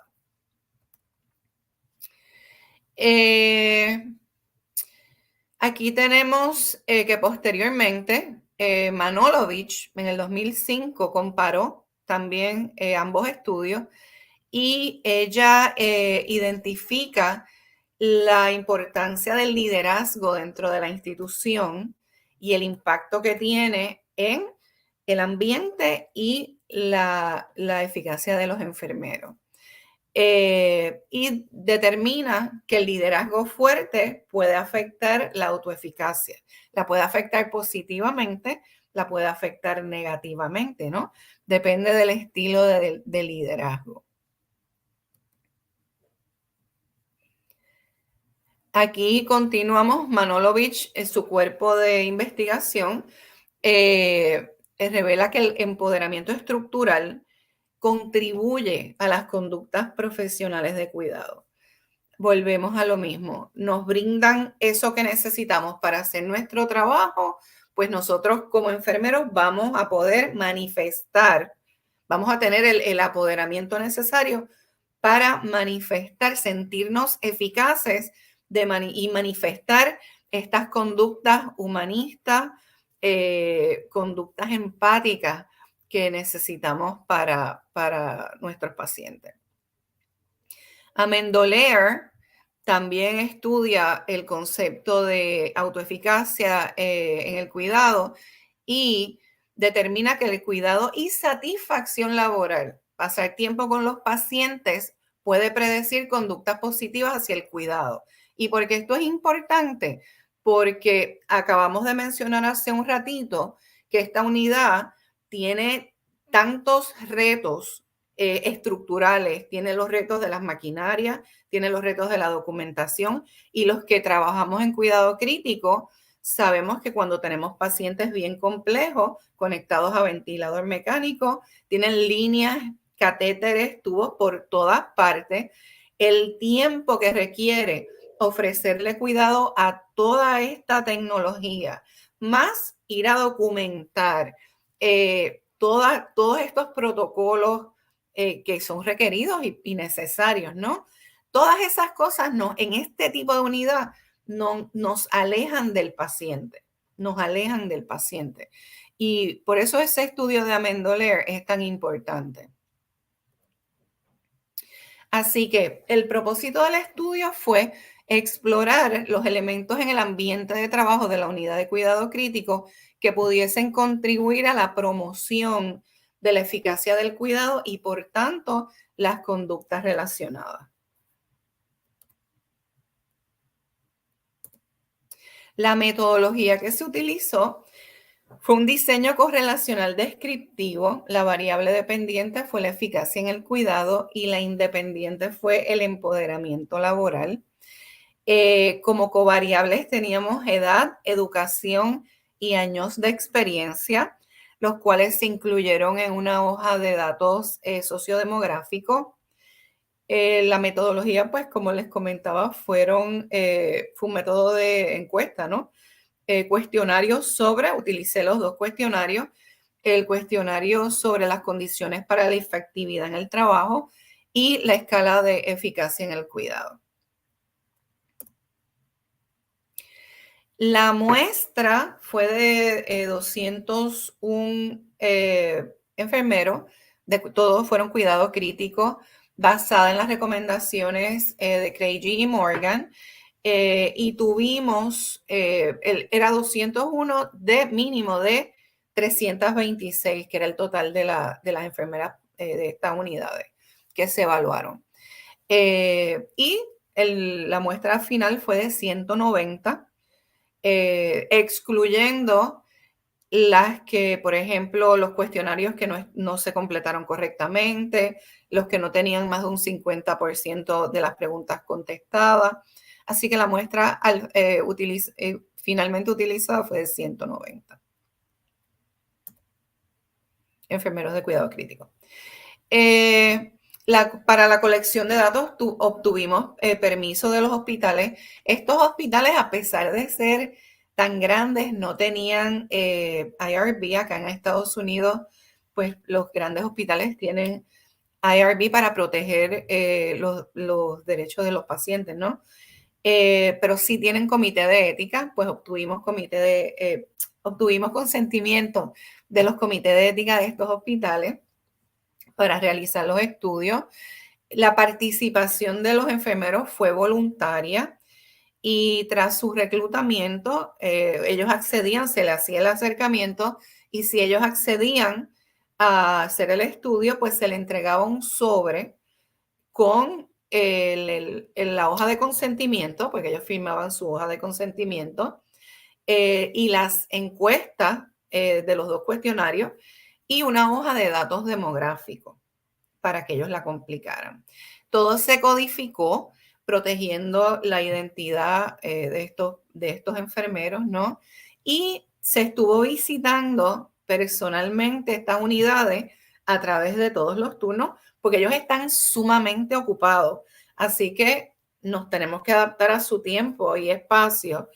Y estuvimos yendo sobre un periodo de 14 días consecutivos para lograr los 190 cuestionarios que sí los recogimos.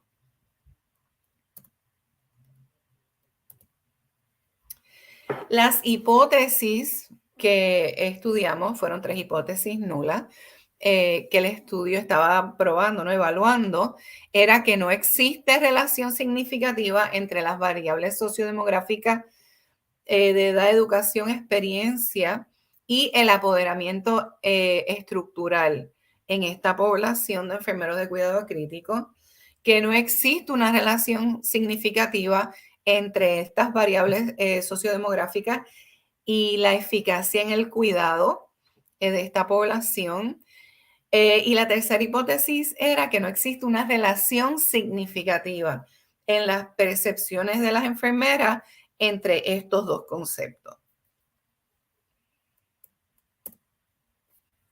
Y aquí está el resumen de los resultados, que fueron muy interesantes.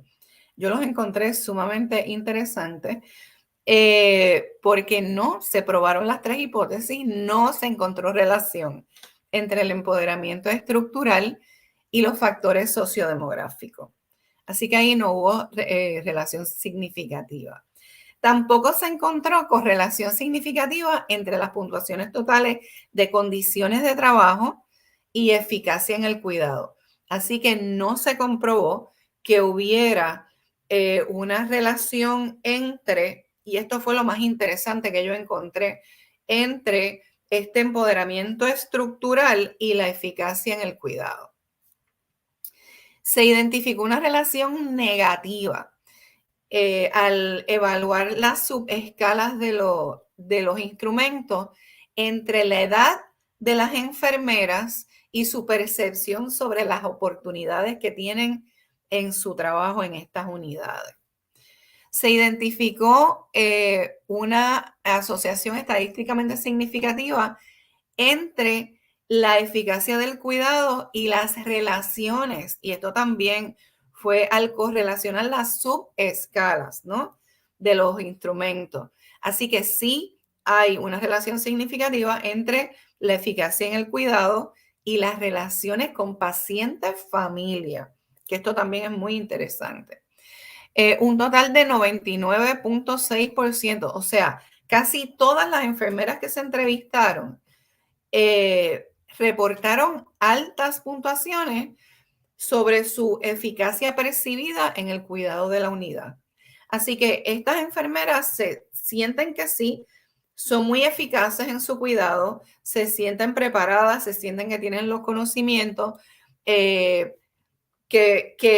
manifiestan estas conductas, ¿no?, de cuidado, mas sin embargo eso no está relacionado al apoderamiento estructural. Entonces, incidentalmente, tenemos estos hallazgos, ¿no?, que tienen muchas implicaciones para futura investigación y yo los encuentro sumamente interesantes. Así que tenemos esa relación negativa entre la edad y la percepción de estas enfermeras sobre el acceso a oportunidades. Y esto es algo que tenemos que tener bien presente, porque pues sabemos que el cuerpo de enfermería sigue envejeciendo, ¿no? Seguimos perdiendo enfermeros. Las enfermeras más jóvenes, pues tenemos muchos retos para que entren a trabajar a estas unidades de cuidado crítico. Y esto es algo muy importante que tenemos que estudiar y tenemos que seguir, porque si no, nos vamos a quedar sin enfermeros de cuidado crítico. Así que hay evidencia, ¿no?, de que estas enfermeras mayores de edad, y hablo de mayores de edad sobre 45 años, en relación a la población que se estudió, perciben que no son apreciadas, que son tratadas de manera diferente por otros profesionales de la salud, perciben que no reciben atención y no se hace ningún esfuerzo para hacerlas sentir como si fueran necesarias o miembros importantes de la organización. Y esto es importante para futuras investigaciones y se le debe prestar atención a estas enfermeras. Estas enfermeras serían excelentes, o sea, son las personas con más experiencia, ¿no? Así que hay que prestar atención y nuestros gerentes deben ofrecer estas oportunidades, ¿no?, de crecimiento y desarrollo profesional, hacer a estas enfermeras sentirse atendidas, hacerlas sentir útiles, porque en realidad lo somos. O sea, yo estoy en ese bracket. Así que ya no estoy en una unidad de cuidado crítico directamente, pero sí es muy importante y sí tenemos que mirar a futuras investigaciones sobre ese tema. En relación a la asociación significativa entre el acceso percibido a oportunidades, lo que lleva a fomentar relaciones positivas con relaciones a pacientes y familiares, resultando en una mayor eficacia del cuidado, eso también tenemos evidencia y es importante para proporcionar oportunidades de desarrollo y avance en relación a las relaciones personales entre familia y paciente. Yo creo que esto ha sido un hallazgo incidental crítico en este estudio, especialmente en la población de enfermeros latinos, hispanos. Y aquí lo vemos nuevamente, el 99.6 de la muestra que se percibe como eficaces. Tenemos este componente de relaciones entre familia-paciente, o sea, eso lo que quería decir era que lo más que llenaba a estos enfermeros de cuidado crítico, más allá del apoderamiento estructural, más allá de lo que me pueda ofrecer el patrono, por así decirlo, era mi relación con pacientes y familiares. Y esto yo encontré un estudio que me encanta sobre los elementos culturales en el tratamiento de poblaciones hispanas y latinas, donde se identifica el familiarismo, respeto y amabilidad, confianza, relaciones personales que validan este hallazgo incidental en este estudio. Así que eso es otro aspecto que podemos investigar, ¿no? Que necesita investigación, y es estudiar estos elementos culturales en el tratamiento de poblaciones de diferentes culturas. Así que, recomendaciones para la práctica, la educación y la investigación. Pues se recomienda desarrollar programas de tutoría, mentoría, orientación profesional para fomentar el desarrollo de mentores como una fuente de oportunidad y apoyo para las enfermeras, especialmente las enfermeras ya de más experiencia, vamos así decirlo. Esto incluye creación de programas de capacitación para que las enfermeras de mayor experiencia se conviertan en mentoras, pues son un recurso invaluable, ¿no? Y logren reconocimiento por ello. Y así le estaríamos brindando las oportunidades, ¿no? El reconocimiento para que ellas se sientan importantes, necesarias y tengan este apoderamiento y eficacia en el cuidado. Otra recomendación es programas de reconocimiento clínico para reconocer la importancia de las relaciones con los pacientes y las familias. Y aquí vamos al número 3. Chandler, en ese estudio donde ella identifica la importancia de las relaciones interpersonales dentro de la unidad y o sea, relaciones interpersonales como fuente de poder. Ese sentido de cohesión, de relación con el paciente y la familia es una fuente de poder, ¿no? Para estas enfermeras y su ejecutoria. Así que ella reconoció en su trabajo en ese momento ese tipo de destreza de desarrollar, o sea, reconoció la habilidad para desarrollar relaciones interpersonales como una destreza que debemos enseñar en los currículos de enfermería. Y ella lo llama destreza de relaciones interpersonales. Estoy traduciéndolo al español. Destrezas de relaciones interpersonales, y yo lo encuentro sumamente interesante y sí lo debemos estudiar para integrarlo a los currículos de enfermería y promover dentro de nuestros estudiantes, por lo menos que conozcan y de hecho ofrecerlo como una destreza para que la desarrollen. Otra recomendación es evaluar el impacto de los elementos culturales en las conductas de cuidado, como mencioné hace un momento, y estudiar los elementos culturales en el proceso de cuidado de las poblaciones hispanas y latinas o cualquier otro tipo de población. Preguntas.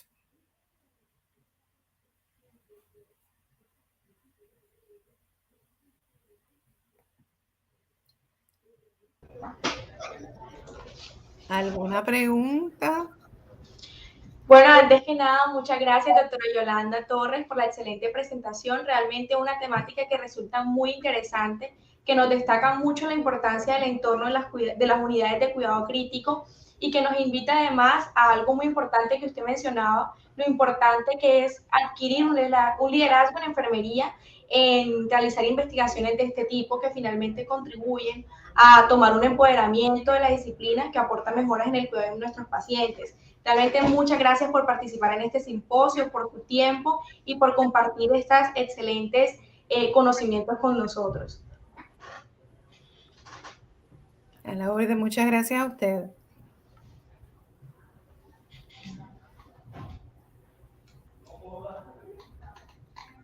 Bueno, si no hay preguntas, queríamos... bueno, parece que sí hay una pregunta. Sobre el impacto de enfermería en los cuidados eficaces, ¿cuál considera usted, doctora Yolanda, que es el más importante? Pues yo entiendo que dentro de las relaciones interpersonales, esas conductas humanistas y conductas empáticas es el más importante, especialmente en nuestras unidades de cuidado crítico, porque todos podemos aprender cómo utilizar un ventilador, todos podemos aprender a cambiar una línea central, a dar un baño en cama, pero ese componente de relación, porque fíjate que va más allá de la comunicación. Ese componente de esa relación interpersonal para mí es el más importante.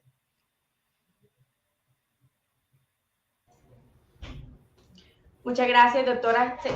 Muy de acuerdo con su respuesta. No siendo más, excelente presentación, de verdad. Gracias por destacar, por resaltar el componente humano, que realmente definitivamente va mucho más allá de ser buenos en técnicos en enfermería, en nuestros procedimientos, sino mucho más allá, de verdad. Muchas gracias, doctora Yolanda. No siendo más, damos continuidad a nuestro programa. Le damos la bienvenida a Edward Pinzón Casas, enfermero especialista en enfermería del cuidado crítico pediátrico, además líder de la UCI neonatal de Fundación de Santa Fe, Bogotá. Doctor Edward, bienvenido. Mientras nuestro enfermero se conecta, también queremos resaltar y recordar que la presentación, todo nuestro simposio quedará grabado en el canal donde está siendo transmitido para que en cualquier momento se puedan ingresar nuevamente.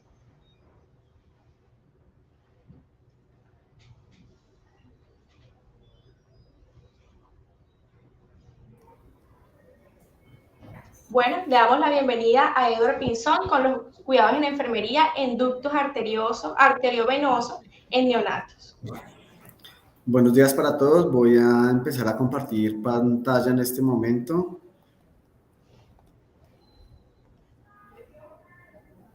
Ok, me avisan cuando la vean para poder empezar. ¿Ya la están viendo? Sí, señor, ya está saliendo. Podemos empezar. Listo, entonces, pues para iniciar, un agradecimiento muy especial al equipo organizador por estos espacios que nos permiten mejorar la práctica clínica de enfermería y sobre todo llevar unos temas que son de relevancia clínica en las unidades de cuidado intensivo neonatal. Entonces, lo que yo quiero contarles el día de hoy es cómo es ese manejo que... Qué pena. ¿Podemos, por favor, ampliar la pantalla para que se vea completo? Está completa, yo la estoy viendo completa.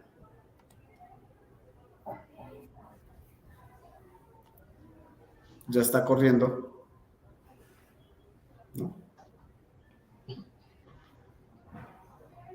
No, es que no sale en pantalla completa. No sé si puede cerrar su pantalla y volver a compartir, pero comparte en pantalla completa.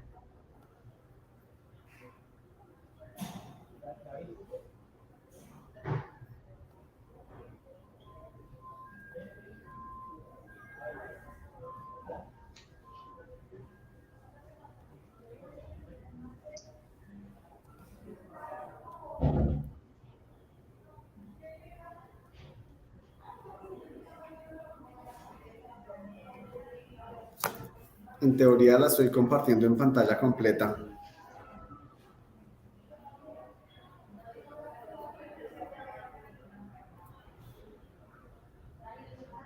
Puede intentar pasar la diapositiva a ver si funciona. La estoy cambiando. No, es que no cambia. Nos comentan del equipo de logística que si no se comparte como es, no pasa la diapositiva.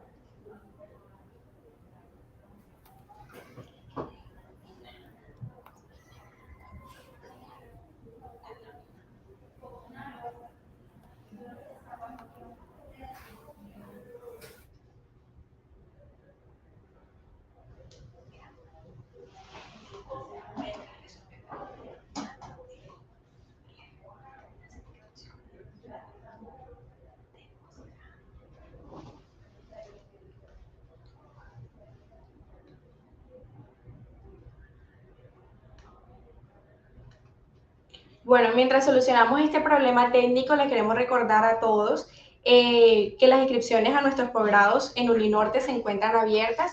Toda la información la pueden encontrar en nuestra página web, maestrías, posgrados, todo está en la página.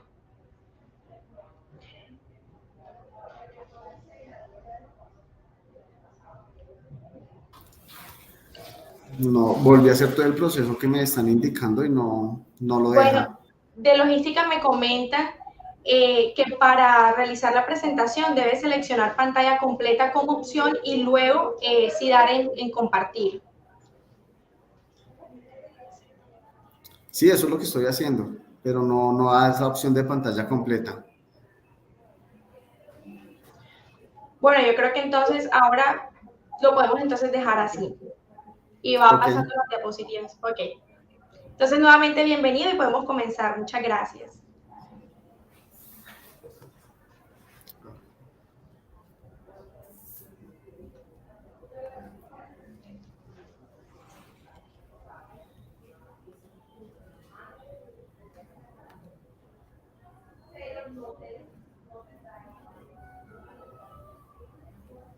Bueno, entonces lo que venía a contarles un poco y es cómo nosotros los enfermeros abordamos el ductus arteriovenoso persistente en las unidades de recién nacido, que es un tema muy complejo y amplio en enfermería y sobre todo en las unidades que atienden pacientes prematuros. Entonces, para iniciar vamos a definir que el ductus arteriovenoso es una estructura vascular que conecta la aorta descendente con la arteria pulmonar y cerca del origen de la rama pulmonar izquierda. Para esta revisión, entonces, ¿qué traté de hacer? Y es buscar unos artículos recientes que nos permitieran interpretar o manejar, tener conceptos claros sobre el ductus arteriovenoso persistente en los recién nacidos prematuros, que es lo que está más frecuentemente dado en este tipo de población. Para ellos, entonces, empezaré como a contarles que este artículo es del 2020, donde Hamlet cuenta cómo es la evolución del ductus arteriovenoso y cuáles son esas estrategias que podemos trabajar. Para empezar, entonces, un poco de la introducción, y es que el ductus arteriovenoso persistente es la afección cardíaca más frecuente en los recién nacidos prematuros menores de 32 semanas de gestación, y para que ocurra el ductus postnatal se da por 3 factores básicamente, y uno es aumento de la tensión del oxígeno, la retirada de mediadores vasodilatadores, prostaglandinas, óxido nítrico y adenosina, y hay otro factor importante que es la cascada de la vasoconstricción, en lo cual encontramos las endotelinas, las catecolaminas, los canales de calcio y las plaquetas que hacen que se una a esas paredes del ductus y puedan generar el cierre de este conductus arteriovenoso.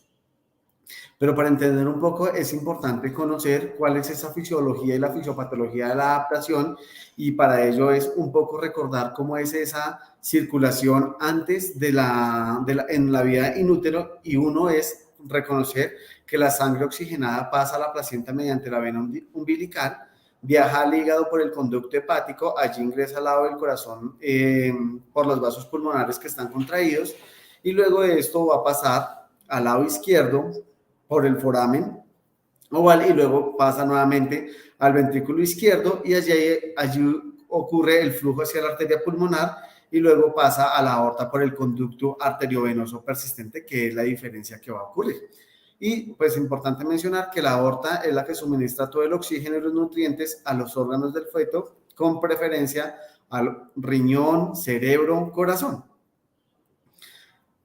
Para entenderlo luego, esta sangre debe volver nuevamente a la placenta, pues porque todavía no se ha generado esa circulación sola del paciente, y esta se dirige nuevamente por las arterias umbilicales. Aquí la vena lleva la sangre oxigenada y las arterias la sangre desoxigenada para poder liberar ese CO2 y recibir más oxígeno luego del proceso.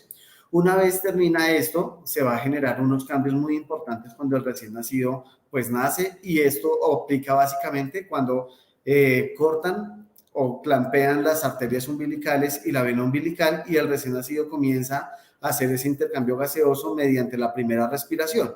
Una vez el recién nacido hace esta respiración, pues básicamente los pulmones se tienen que llenar de aire y el líquido que había en los alvéolos se debe absorber para que pueda comenzar la respiración. Los vasos sanguíneos pulmonares que estaban contraídos empiezan a dilatarse porque se absorbe el oxígeno y va a haber una eliminación de dióxido de carbono, y los cortocircuitos que estaban a nivel inútero pues deben empezar. A medida que aumentan los niveles de oxígeno, el conducto arteriovenoso debe empezar a contraerse porque la sangre debe comenzar a fluir por las cavidades como se debe hacer normalmente, aurícula, ventrículo y pulmonar. Sin embargo, a algunos pacientes no se les alcanza a cerrar ese ductus arteriovenoso y es por lo cual vamos a hablar el día de hoy. Para entender un poco más gráfico, y es que vemos... Hola.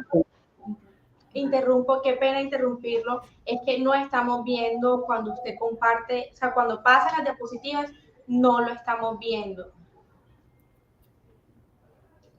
O sea, ahora nos quedamos en la diapositiva de definición, ahí estamos. No sé si podría, por favor, revisar un momentico el chat privado que tenemos con logística, donde están las indicaciones de lo que debemos hacer para pasar. Pero, por favor, primero deja de compartir la pantalla.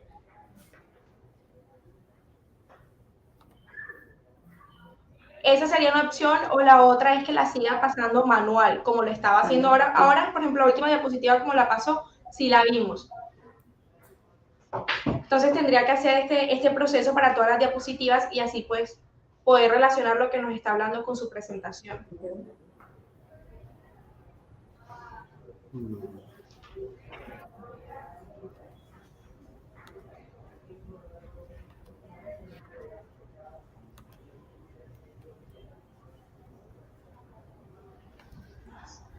No sé si los están viendo correr en este momento. Bueno, ahí estamos en la diapositiva de prematurez y enfermería. Si las pasa de esa forma como lo acaba de hacer, sí podemos ver... ¿Así los están viendo? Ahora la estamos viendo su pantalla. Ok, entonces pues manejémoslo como así para que se pueda ver un poco y podamos continuar por en aras del tiempo. Entonces les mencionaba que es importante comenzar a reconocer cuáles son esos aspectos vitales en la interpretación del ductus, y uno es que hay una... Qué pena, no estamos viendo.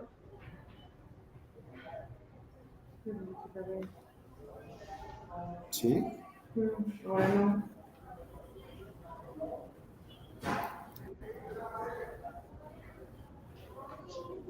No sé qué pasa porque aquí sí, tengo personas que sí la están viendo.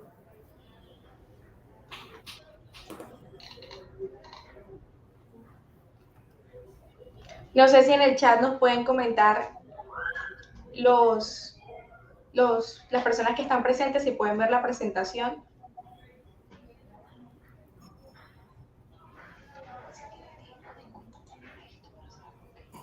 No se ve.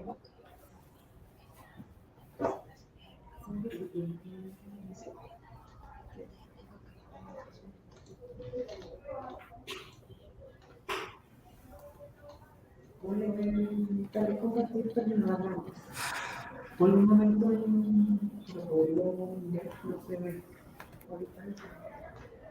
¿ya te compartiste? ¿Y ahí? Y debe verse. Sí. ¿Y ahí ya se está viendo? Sí, señora, y otra vez estamos viendo la diapositiva de prematurez y enfermería.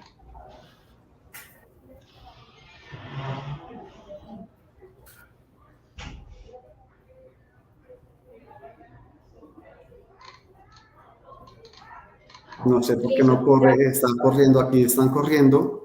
Ya, ahí, de esa forma en que las está pasando, sí las podemos ver. Ah, bueno, entonces pues yo creo que podemos hacerlo así. Ok, sí, con este proceso sí. Entonces les mencionaba que el ductus se da en la primera porción de la aorta descendente y hay esa comunicación con la pulmonar que ahí genera un robo diastólico para generar ese filtro de sangre que va a la sistémica, va a comenzar hacia los pulmones. ¿Qué pasa? Y es que es importante mencionar que la epidemiología del ductus está en que ocurre entre 1 a 2.000 nacimientos y que los recién nacidos prematuros menores de 32 semanas son los pacientes que tienen más predisposición a que este ductus esté permeable en su término de prematuros. En los prematuros es mayor debido a que hay una inmadurez del desarrollo del tejido ductal y el ductus se puede cerrar sin tratamiento en niños mayores de 28 semanas en un 73% y en aquellos con un peso mayor de 1000 gramos un 94%. En niños que nacen de 26 semanas a 29 semanas de gestación que no tienen síndrome de dificultad respiratorio, este cierre puede ocurrir en un 93%, pero la realidad cuando uno llega a las unidades de cuidado intensivo es que la mayoría de los pacientes prematuros generan ese ductus abierto y que hay que hacer algunas medidas para cerrar este ducto y que no se nos pueda complicar hacer deterioro hemodinámico de los pacientes. ¿Qué nos ocurre acá? Y es que va a ocurrir que cuando genera el ductus, las prostaglandinas ayudan a mantener esa permeabilidad del conducto durante la vida fetal. Una vez cuando nace este paciente, las mediadores de prostaglandinas endotelinas comienzan a disminuir y va a generar ese cierre natural del ductus. ¿Qué pasa con los prematuros? Y es que las paredes del ductus arteriovenoso son más ligeras, más delgadas y tienen todavía unas prostaglandinas circulantes. Lo que hace es que estimula la permeabilidad del ductus y el oxígeno, cuando comienzan a hacer su primera respiración, el oxígeno actúa como un vasoconstrictor en el ductus arteriovenoso. ¿Qué ocurre en esta entidad? Y es que debe haber unos cierres funcionales y unos cierres anatómicos. El cierre funcional ocurre básicamente por unos agentes vasoconstrictores y hay un aumento de la presión de oxígeno capilar pulmonar y a algunos pacientes, el 90% de los pacientes recién nacidos a términos, se cierra ese ducto a las 48 horas de vida y el 100% de los recién nacidos a término, el ductus debe cerrarse a las 72 horas de vida. Y hay otro cierre anatómico que ocurre luego del cierre funcional, que es lo que les estaba mencionando, y en algunos bebés puede llegar a este cierre de 1 a 3 meses. Esto es lo normal. Pero hay unos factores de riesgo muy importantes que debemos mencionar y uno es los recién nacidos prematuros, menores de 32 semanas, pacientes menores de 1500 gramos, pacientes con distrés respiratorio, pacientes con restricción de crecimiento intrauterino y pacientes que han tenido aportes hídricos la primera semana de vida mayores de 170 cc kilo día y que las mamás hubiesen tenido ruptura prematuras de membranas. Adicionalmente, en los artículos consultados se evidencia que hay clasificaciones para desarrollo del ductus bajo, mediano y alto riesgo, y los de bajo riesgo son aquellos pacientes que no tienen ningún soporte respiratorio, tienen saturaciones adecuadas y presiones arteriales de oxígeno adecuada, tienen una buena tolerancia a la vía oral, no están distendidos, no tiene, digamos, alguna deterioro a pesar de ser prematuros.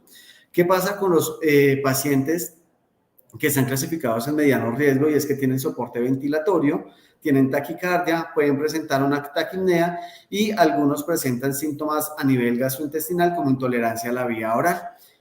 Para estos pacientes ya les voy a mencionar cuáles son esos factores que se podemos identificar para definir si es un ductus abierto y de qué tipo y si es hemodinámicamente inestable. Y los de alto riesgo, pues sabemos que son los pacientes prematuros menores de 30 semanas de gestación que necesitan algún sistema de ventilación y que tienen distensión abdominal y que posiblemente pueden estar generando alguna falla renal con unos gases urinarios disminuidos, una creatinina mayor de 2, un BUN mayor de 80. Entonces, en este tipo de pacientes debemos comenzarlos a revisar. Pero nosotros, ¿cómo podemos identificar las características clínicas de los pacientes? Y es uno, aumento de la circulación pulmonar, que el aumento de la circulación pulmonar está dado básicamente por 3 aspectos. Uno, y es un edema pulmonar, y este edema pulmonar es ¿por qué? Porque hay un aumento del líquido pulmonar, dado que ese robo de la pulmonar, de la circulación sistémica se está pasando a la pulmonar, lo que hace es que disminuya la distensibilidad pulmonar y genere una alteración en la oxigenación y hay un edema pulmonar por una sobrecirculación pulmonar. Es allí donde este paciente se nos puede presentar el edema pulmonar.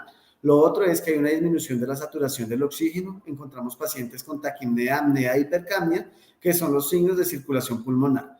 Los otros que vamos a encontrar son signos de sobrecarga del ventrículo izquierdo y encontramos el impulso ventricular prominente, va a haber una sobrecarga al lado izquierdo por todo el líquido o la volemia que está en este lado. Vamos a encontrar unas precargas aumentadas y vamos a encontrar en las radiografías de tórax una cardiomegalia por la sobrecarga hídrica que estamos teniendo en los pacientes. Adicionalmente, vamos a tener unos hallazgos sistémicos y vamos a encontrar pulsos saltones, vamos a encontrar sobre todo hipotensión sistémica, y vamos a encontrar una presión de pulso amplia que es mayor de 25. ¿Y cómo se saca esa presión de pulso amplia? Y tenemos la presión sistólica, le restamos la presión diastólica y vamos a encontrar esa presión de pulso. En estos pacientes encontramos la presión de pulso amplia, que ya nos estaría dando un indicador de que el paciente puede presentar una alteración del ductus arteriovenoso. Adicionalmente, otros factores que podemos encontrar en estos pacientes es que vamos a encontrar acidosis metabólica, y lo voy a ver un poco más adelante, de por qué es importante reconocer en los pacientes las acidosis metabólicas cuando el paciente tiene ductus. Oliguria, distensión abdominal. Pero estas consecuencias del ductus arteriovenoso las dividimos en dos grandes grupos, y uno es la hipoperfusión con el edema pulmonar, que ya lo he mencionado. Dos, el deterioro respiratorio, porque a medida que el paciente aumenta su parámetro, digamos que su necesidad de soporte ventilatorio, pues el paciente va a requerir más soporte ventilatorio cada vez más. En este tipo de pacientes es a los cuales que está haciendo un ductus con repercusión hemodinámica.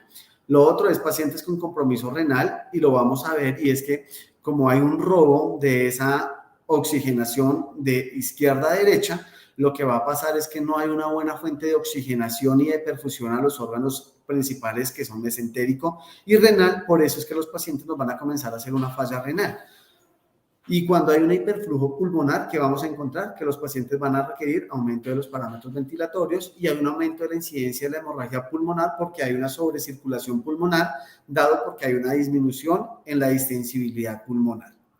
Lo otro que es importante, y es reconocer que el gold estándar en este momento que se tiene para el ductus es un diagnóstico con un ecocardiograma que se hace a la cabecera de los pacientes.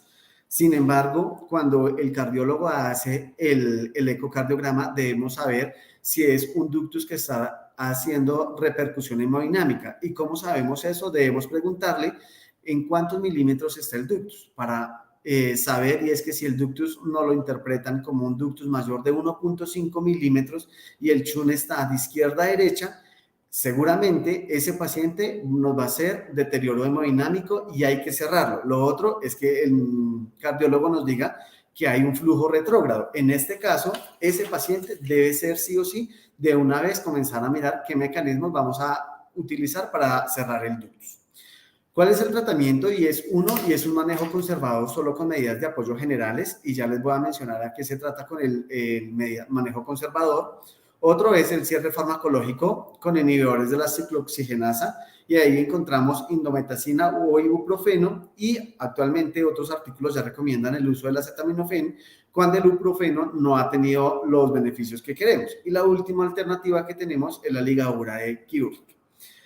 Para el manejo conservador es importante, uno, mantener la oxigenación adecuada de esos pacientes, solo darles el soporte de oxígeno que requiere. Recuerden que el oxígeno es un medicamento y es un vasodilatador, y si nosotros damos oxígeno en gran cantidad, seguramente vamos a generar la apertura del ductus, porque las paredes de estos pacientes están muy débiles a nivel del conductus arterioso. Lo otro, y es que vamos a corregir la anemia, porque la anemia es la que transporta la hemoglobina, y si nosotros no damos unos buenos niveles de hematocrito o mantenemos los niveles de hematocrito que deben estar por encima de 35, seguramente este paciente nos va a comenzar a hacer intolerancias a la vía oral, falla renal. Lo otro es restringir el aporte hídrico, sobre todo en la primera semana de vida, y mirar cómo se comporta el paciente cuando el ductus está menor de 1.5. Pero para esto es muy importante que nosotros como enfermeros, antes de iniciar el tratamiento farmacológico con algún tipo de medicamento, y es saber que si los pacientes tienen unas plaquetas menores de 50.000, hay una sospecha de enterocolitis necrotizante y hay una creatinina mayor de 2 miligramos decilitro y hay una diuresis menor de 0.6, no podríamos iniciarle el cierre farmacológico con ninguno hasta que estas medidas o estas consideraciones no estén resueltas. Algunos médicos pues no tienen en cuenta esto, pero somos nosotros quienes sabemos qué puede ocurrir cuando administramos los medicamentos sin tener estas consideraciones.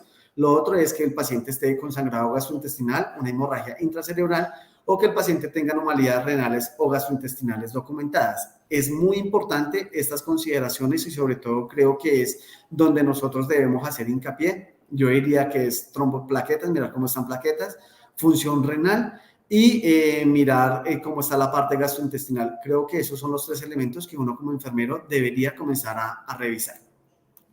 Lo otro importante y es contarles cómo funciona el ibuprofeno. Algunos estudios dicen que podemos iniciar profilácticamente con indometacina y para las dosis de la indometacina pues viene de una manera diferente y es que cuando nosotros vamos a iniciar la profilaxis con indometacina antes de las 48 horas podríamos iniciar a 0.2 miligramos por kilogramo por dosis y después del segundo día al séptimo día bajamos a 0.1. Sin embargo, los estudios no son, digamos, concluyentes en iniciar indometacina profiláctica o no, porque lo que menciona la literatura es que algunos recién nacidos prematuros pueden hacer el ductus permeable sin deterioro hemodinámico. Entonces, no se está usando, lo que yo tengo de experiencia, no estamos usando indometacina profiláctica, sino ya indometacina terapéutica y el ibuprofeno. Nosotros usamos actualmente el ibuprofeno, que lo que hacemos es que disminuye el riesgo del ductus arteriovenoso persistente del tercer al cuarto día de vida cuando ha sido administrado en menos de 24 horas. Nosotros, ¿qué hacemos? Y es que cuando nace un paciente menor de 32 semanas de gestación, les hacemos el ecocardiograma en las primeras 24 horas de vida.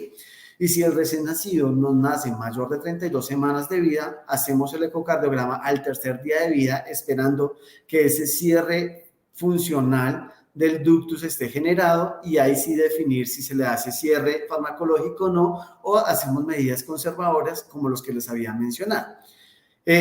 También importante mencionar que los estudios demuestran que el ductus arteriovenoso manejado con ibuprofeno demuestra la disminución de la ligadura del tratamiento quirúrgico y no hay unas diferencias significativas entre las hemorragias interventriculares con las enfermedades pulmonares. Lo otro, y es que está actualmente que se puede usar acetaminofén en aquellos casos cuando los medicamentos inhibidores de la cloroxigenasa están contraindicados o son inefectivos. Las revisiones sistemáticas de acetaminofén versus ibuprofeno o indometacina y versus placebo no tienen una diferencia significativa, por lo tanto podríamos usar el acetaminofén endovenoso y que tiene beneficios el acetaminofén y es que mejora los resultados del sangrado gastrointestinal y el compromiso de la función renal. Hemos tenido, sin embargo, cuando son pacientes muy prematuros, muy pequeños, la tasa de éxito del ductus no es igual a la que se hace con el ibuprofeno, específicamente niños de menores de 1.500 gramos. Esto es como un cuadro resumen en donde se sabe que el recién nacido con ibuprofeno de cierre farmacológico, la primera dosis es de 10 miligramos por kilo y segundo y tercer día ya baja la mitad de la dosis de 5 miligramos por kilo, manteniendo las consideraciones que ya habíamos visto. Acetaminofén de 15 miligramos por kilo por dosis cada 6 horas de 3 a 7 días de acuerdo a la clínica del paciente. Y la indometacina, como les mencionaba, hay una dosis de inicio de 0.2 miligramos por kilo por dosis y se baja las siguientes dosis a 0.1 miligramos por kilo. Pero ¿cuál es la importancia del rol de enfermería? Y es que al buscar la literatura no encontrábamos mucha evidencia de enfermería, no estamos escribiendo sobre lo que nosotros hacemos en la práctica clínica. Entonces encontré este artículo del 2020 en donde Pamela Harris hace unas acotaciones importantes sobre cuáles son los cuidados o sobre qué es lo que debemos tener en cuenta los enfermeros y uno es estar pendiente del sistema cardiovascular, respiratorio, renal y gastrointestinal, que son los que seguramente están afectados en los pacientes con ductus arteriovenoso. Uno, entonces, es mirar o vigilar la disminución del flujo sistémico, pues porque está el robo sistémico. Entonces, uno, auscultación a los pacientes para mirar ese soplo sistólico grueso que vamos a auscultar, vigilar las caídas de la presión diastólica, pacientes hipotensos y encontraríamos con pacientes con pulsos saltones para revisarlo, vigilar los precordios de los pacientes. No somos muy expertos en mirar cómo está ese precordio, y un precordio hemodinámico nos puede dar indicadores de que ese paciente está siendo hemodinámicamente inestables. Presiones de pulso amplias mayores de 25, vigilar la disminución de la perfusión renal, y está dado básicamente por la orina y la parte gastrointestinal. Y signos de falla cardíaca, mirar si el paciente tiene hepatomegalia, si está taquicárdico, si tiene una radiografía de tórax que se muestre congestionada por los signos de sobrecarga. A nivel renal, que vamos a vigilar signos de sobrecarga hídrica, vigilar la aparición de la acidosis metabólica, y uno pensaría que ¿por qué acidosis metabólica? Y la acidosis metabólica la estamos evidenciando por ese robo diastólico de la circulación sistémica. Y entonces, como sabemos que la perfusión no se está dando porque la mayoría de la sangre se está yendo hacia la pulmonar, entonces va a haber una disminución de la perfusión a nivel renal que nos está generando esa aparición de la acidosis metabólica. Entonces hay que vigilar cómo a esos pacientes se les está controlando el estado ácido-base. Vigilar al gasto urinario, tener gastos urinarios mayores de 1 mililitro por kilo por hora. Si uno ya ve pacientes con pacientes que tienen un gasto urinario menor de 0.5, oiga, toca tener muchísimo cuidado, porque ¿qué pasa? Y es que seguramente algunos médicos dicen, este paciente está sobrecargado hídricamente, nos está orinando poco, ¿qué es lo que le vamos a poner? Un diurético. ¿Y qué pasa? Casi siempre están colocando diuréticos tipo que hacen efecto en el asa de Henle. Nos toca tener muchísimo cuidado porque el principal medicamento que colocan para forzar diuresis es la furosemida. ¿Y qué pasa con la furosemida? Y es que la furosemida tiene un efecto de prostaglandinas. Y recuerde que el ductus es dependiente de prostaglandinas. Entonces, si nosotros colocamos una furosemida, seguramente no vamos a hacer el efecto que queremos, sino lo que estamos haciendo es favoreciendo a la distensión o a la distensibilidad del ductus arteriovenoso. Lo que hace es que ese ducto se permeabilice más y el paciente siga sobrecargado hídricamente. Se recomienda sobre todo iniciar medicamentos tipos tiacidas, como una hidroclorotiacida, para ayudarle a manejar este tipo de situaciones. Lo otro es mirar y controlar las pruebas de función renal, BUN y creatinina, porque en este tipo de pacientes con un BUN mayor de 2, nos toca tener cuidado, o creatinina mayor de 80, entonces no podríamos hacer. Lo otro en cuanto a la parte respiratoria, y es vigilar signos de edema pulmonar, vigilar los signos de cianosis, de saturación, dificultad respiratorio y incremento de los parámetros ventilatorios. Y ya cuando un paciente está ventilado, que es a un niño a término mayor de 32 semanas de gestación y requiere aumento de los parámetros ventilatorios, uno sin necesidad de decir que el ductus está en 1.5, uno ya podría decir que ese paciente puede tener un ductus arteriovenoso y que está teniendo repercusiones hemodinámicas. ¿Qué debemos hacer nosotros? Y es mantener las oximetrías entre 88 y 95%, y hay que permitir una hipercapnia permisiva, y esto hace referencia a tener la PCO2 entre 50 y 55, siempre y cuando el pH permanezca normal entre 7.3 y 7.4. Recordar que los recién nacidos por lo general tienden a tener acidosis, pHs bajos. Y lo otro, y es que debemos garantizar que si el paciente está en ventilación mecánica invasiva, debemos garantizar que tenga un un PEP de 5 a 7 para prevenir las atelectasias. Y lo otro es evitar situaciones que disminuyan la resistencia vascular, y es como les decía, alcalosis metabólica también, y evitar el oxígeno suplementario excesivo, porque nos puede hacer una vasodilatación y hace una apertura nuevamente del ductus. A nivel gastrointestinal, y es que dice que debemos vigilar los signos de intolerancia a la vía enteral, pero dirían, ¿cómo signos de vigilancia a la vía oral? Y es que cuando son recién nacidos prematuros menores de 32 semanas de gestación que están hemodinámicamente estables, podemos iniciarle la alimentación enteral. ¿Y cómo podríamos iniciarles alimentación enteral? Y es que podríamos iniciar con una estimulación trófica, y el estímulo trófico hace referencia a darles leche materna, que es lo ideal, o si no, una fórmula prematura de 10 mililitros por kilo, y eso lo vamos a fraccionar cada 6 horas, sin aumentos. Entonces, y vamos evolucionando. Entonces toca mirar si ya definitivamente cuando le administramos esta alimentación a este paciente no hay una muy buena tolerancia dado por distensión abdominal, vómito, seguramente ese paciente ya no es candidato a seguirle dando la vía enteral y debe quedar en reposo intestinal hasta que se le haga la corrección de su ductus arteriovenoso. Y lo otro importante es mantener un hematocrito por encima del 35% para optimizar la capacidad de transporte del oxígeno. Y ya como para finalizar, y es que antes de las 24 horas, en recién nacidos menores de 26 semanas, algunos estudios dicen que podemos iniciar el tratamiento farmacológico profiláctico con indometacina o ibuprofeno. Sin embargo, algunos no son efectivos y se trata de esperar a ver cómo se comporta ese paciente. A las 24 horas se le hace su primer ecocardiograma y se va definiendo. Si luego de esto comienzas a tener ese paciente 2 a 5 días, podemos comenzar a mirar cómo se comporta este paciente, y cómo se comporta ese paciente miramos cómo están esos indicadores de patrón respiratorio, si el paciente tiene oxígeno mayor de 2 litros, si tiene la fracción inspiratoria de oxígeno mayor de 0.5 de FiO2, pues seguramente uno debe comenzar a revisar si se inicia o no se inicia el cierre farmacológico, siempre y cuando miremos las condiciones clínicas del paciente, se hace de una manera individualizada.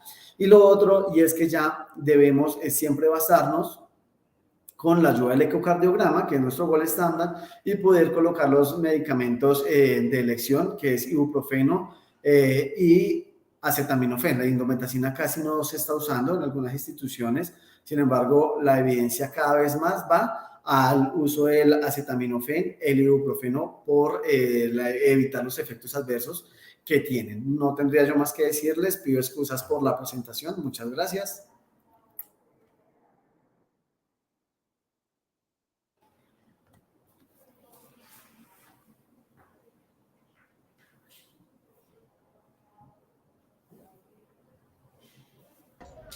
Bueno, agradecemos al enfermero Edward, me disculpo, agradecemos su presentación. Definitivamente es un nuevo campo, es un campo en el que estamos construyendo un nuevo actuar del enfermero, un actuar mucho más basado en la evidencia y definitivamente en el cual pues se apunta a un liderazgo por parte de enfermería. Le agradecemos al enfermero Edward. Sé que tuvimos un poco de problemas durante la conexión, tuvimos ahí algunos inconvenientes técnicos, sin embargo, los logramos superar rápidamente y afortunadamente tuvimos una presentación muy exitosa. Muchas felicidades, enfermero Edward. Bueno, ahora tenemos una pregunta en nuestro chat en vivo para el enfermero Edward. Lo tenemos acá presente. Excelente. Acá lo tenemos.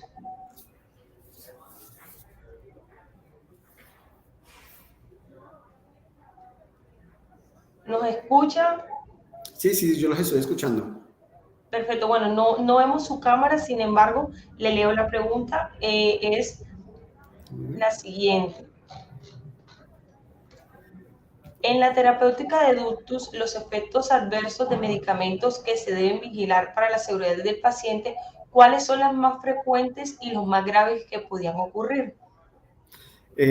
Muy buena pregunta, y básicamente lo que nosotros hemos visto, y es que si nosotros administramos los medicamentos, sobre todo el ibuprofeno, que es el medicamento de elección en esos pacientes que tienen un ductus arteriovenoso persistente, que es significativamente para los pacientes, administramos, y lo que nosotros vemos, y es que si no estamos pendientes de las consideraciones que les mencioné, nosotros hemos tenido las trombocitopenias, hemos tenido pacientes que hemos requerido transfundirles ciclos de plaquetas por más de un ciclo, porque no estamos generando como ese cuidado básico.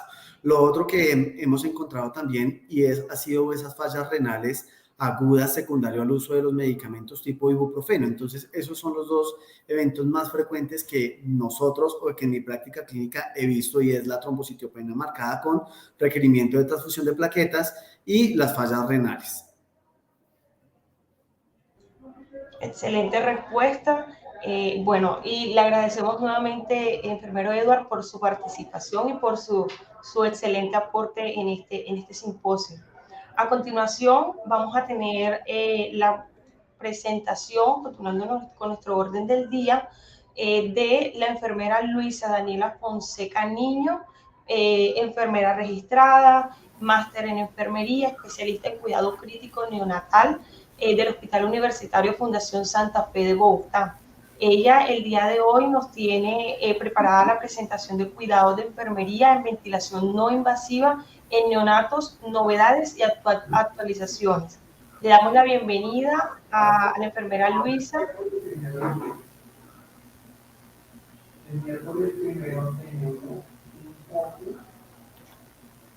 Sí, estamos ya conectando la cámara con la enfermera. Luisa, ¿nos escuchas? Sí, te estoy escuchando. Excelente. Bueno, de pronto no se ve la cámara. Vamos a esperar un minuto mientras arreglamos el tema para que se vea tu cámara.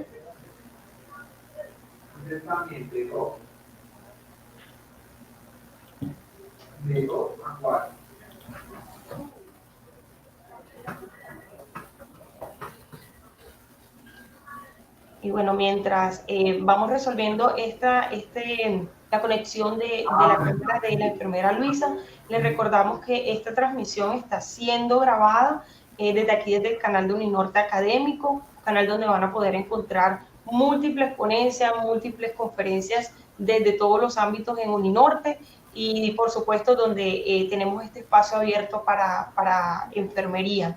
Entonces, invitados a consultar pues todas estas ponencias que se encuentran disponibles en el canal.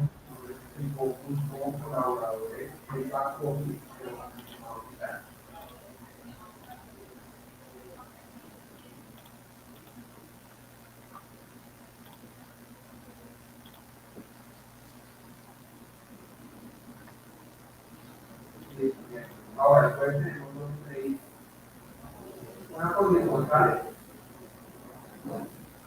Hola, buenos días. ¿Ya me pueden escuchar? Sí, sí te podemos escuchar. Sin embargo, en tu pantalla aparece pues nuestra conexión, pues nuestra plataforma interna de la conexión. Entonces, puedes ir abriendo tu presentación. Excelente. Listo. Ya tengo prendida la cámara. Sin embargo, no te vemos en la cámara. No sé si nuevamente le da detener la cámara y nuevamente iniciarla.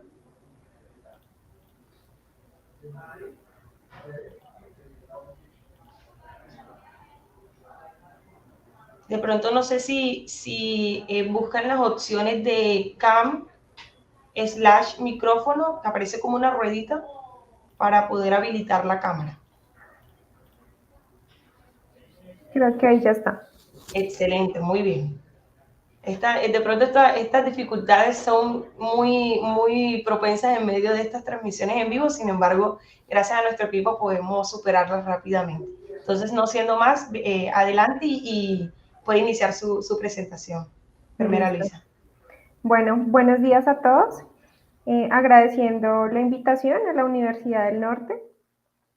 Y el tema de hoy es acerca de los cuidados de enfermería en ventilación no invasiva en recién nacidos, novedades y actualización. Me presento, mi nombre es Luisa Daniela Fonseca, yo soy enfermera del Hospital Universitario Fundación Santa Fe de Bogotá. Declaro no tener ninguna confluencia de intereses en esta charla. Entonces, para contextualizar, ¿qué es la ventilación no invasiva? La ventilación invasiva es todas esas medidas que utilizamos para manejar el síndrome de dificultad respiratoria en recién nacidos, ya sea prematuros o a término, donde no utilizamos una intubación orotraqueal. ¿Qué dicen las guías últimamente? Que debemos utilizar ventilación no invasiva. ¿Por qué? Porque la ventilación mecánica aumenta el riesgo de displasia broncopulmonar, dañando pues el pulmón de nuestros recién nacidos. Además de eso, esta displasia tiene 4 componentes más, 4 consecuencias, donde va a haber una poca ganancia de peso, un riesgo de retinopatía, la pérdida auditiva y un riesgo de desarrollo neurológico. Hablando un poco de historia, la ventilación invasiva empezó en el año 1971. Quien la creó fue el doctor George Gregory, donde él evidenció o hizo el primer prototipo de un CPAP nasal en un recién nacido. Y día a día ha aumentado pues el uso de la ventilación no invasiva, y además se han mejorado estos prototipos y nos encontramos con interfaces que ayudan pues al manejo de este síndrome. ¿Cómo es la mecánica pulmonar del prematuro? Entonces recordemos que la pared torácica es elástica. A mayor prematurez, mucho más elástica va a ser y es menos desarrollada. Además de eso, hay un déficit de surfactante y eso hace que existan más riesgos de complicaciones a nivel ventilatorio. Por eso es que debemos utilizar las medidas menos invasivas para soportar nuestros pacientes. Entonces, ¿cómo se divide la ventilación invasiva? Tenemos la presión constante en la vía aérea, que se divide en la cánula nasal, ya sea de alto flujo o bajo flujo, el CPAP, que se divide en flujo constante o flujo variable, y en los modos de flujo constante tenemos el CPAP convencional, el CPAP burbuja. Y además de eso tenemos la presión intermitente de la vía aérea, que es la ventilación con presión positiva intermitente o que es sincronizada. Tenemos BiPAP y la ventilación de alta frecuencia no invasiva. Entonces, en este artículo es una revisión de la evidencia y de la actualización de la ventilación invasiva en recién nacidos. Nos aporta evidencia acerca de qué es lo que utilizamos normalmente en la práctica clínica y qué evidencia aporta a nuestros recién nacidos y cómo mejora ese síndrome de dificultad respiratoria, y también pues ayuda con la displasia broncopulmonar, con la muerte y el neumotórax. Entonces tenemos la cánula de alto flujo, que tiene una vía inspiratoria, tiene su interfase. Tenemos también el CPAP, que tiene una vía inspiratoria y expiratoria, y tenemos la BiPAP o la NIP, que se da a través de una máquina de BiPAP o un ventilador.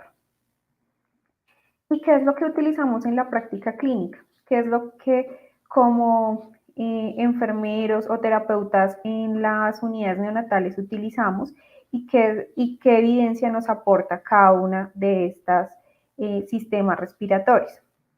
Entonces tenemos la cánula de alto flujo, que en los artículos la encontramos como cánula de alto flujo humidificada y calentada, que es la correcta denominación. Entonces, ¿qué indicación tiene? Esta indicación es para pacientes con apnea de la prematurez, postestubación, síndrome de dificultad respiratorio, ya sea leve o moderado, y es la alternativa en la CPAP en pacientes mayores de 28 semanas. ¿Cuál es el riesgo de fracaso? ¿En qué pacientes va a tener un mayor riesgo de fracaso? En pacientes que, como lo comentaba el enfermero Edward, en el ductus arterioso persistente que sea sintomático, en la anemia y en la neumonía.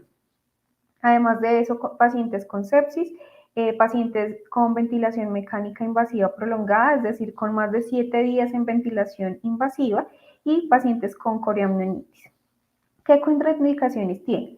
Las anormalidades de la vía aérea superior, la inestabilidad cardiovascular, la depresión del estado de conciencia y el neumotórax.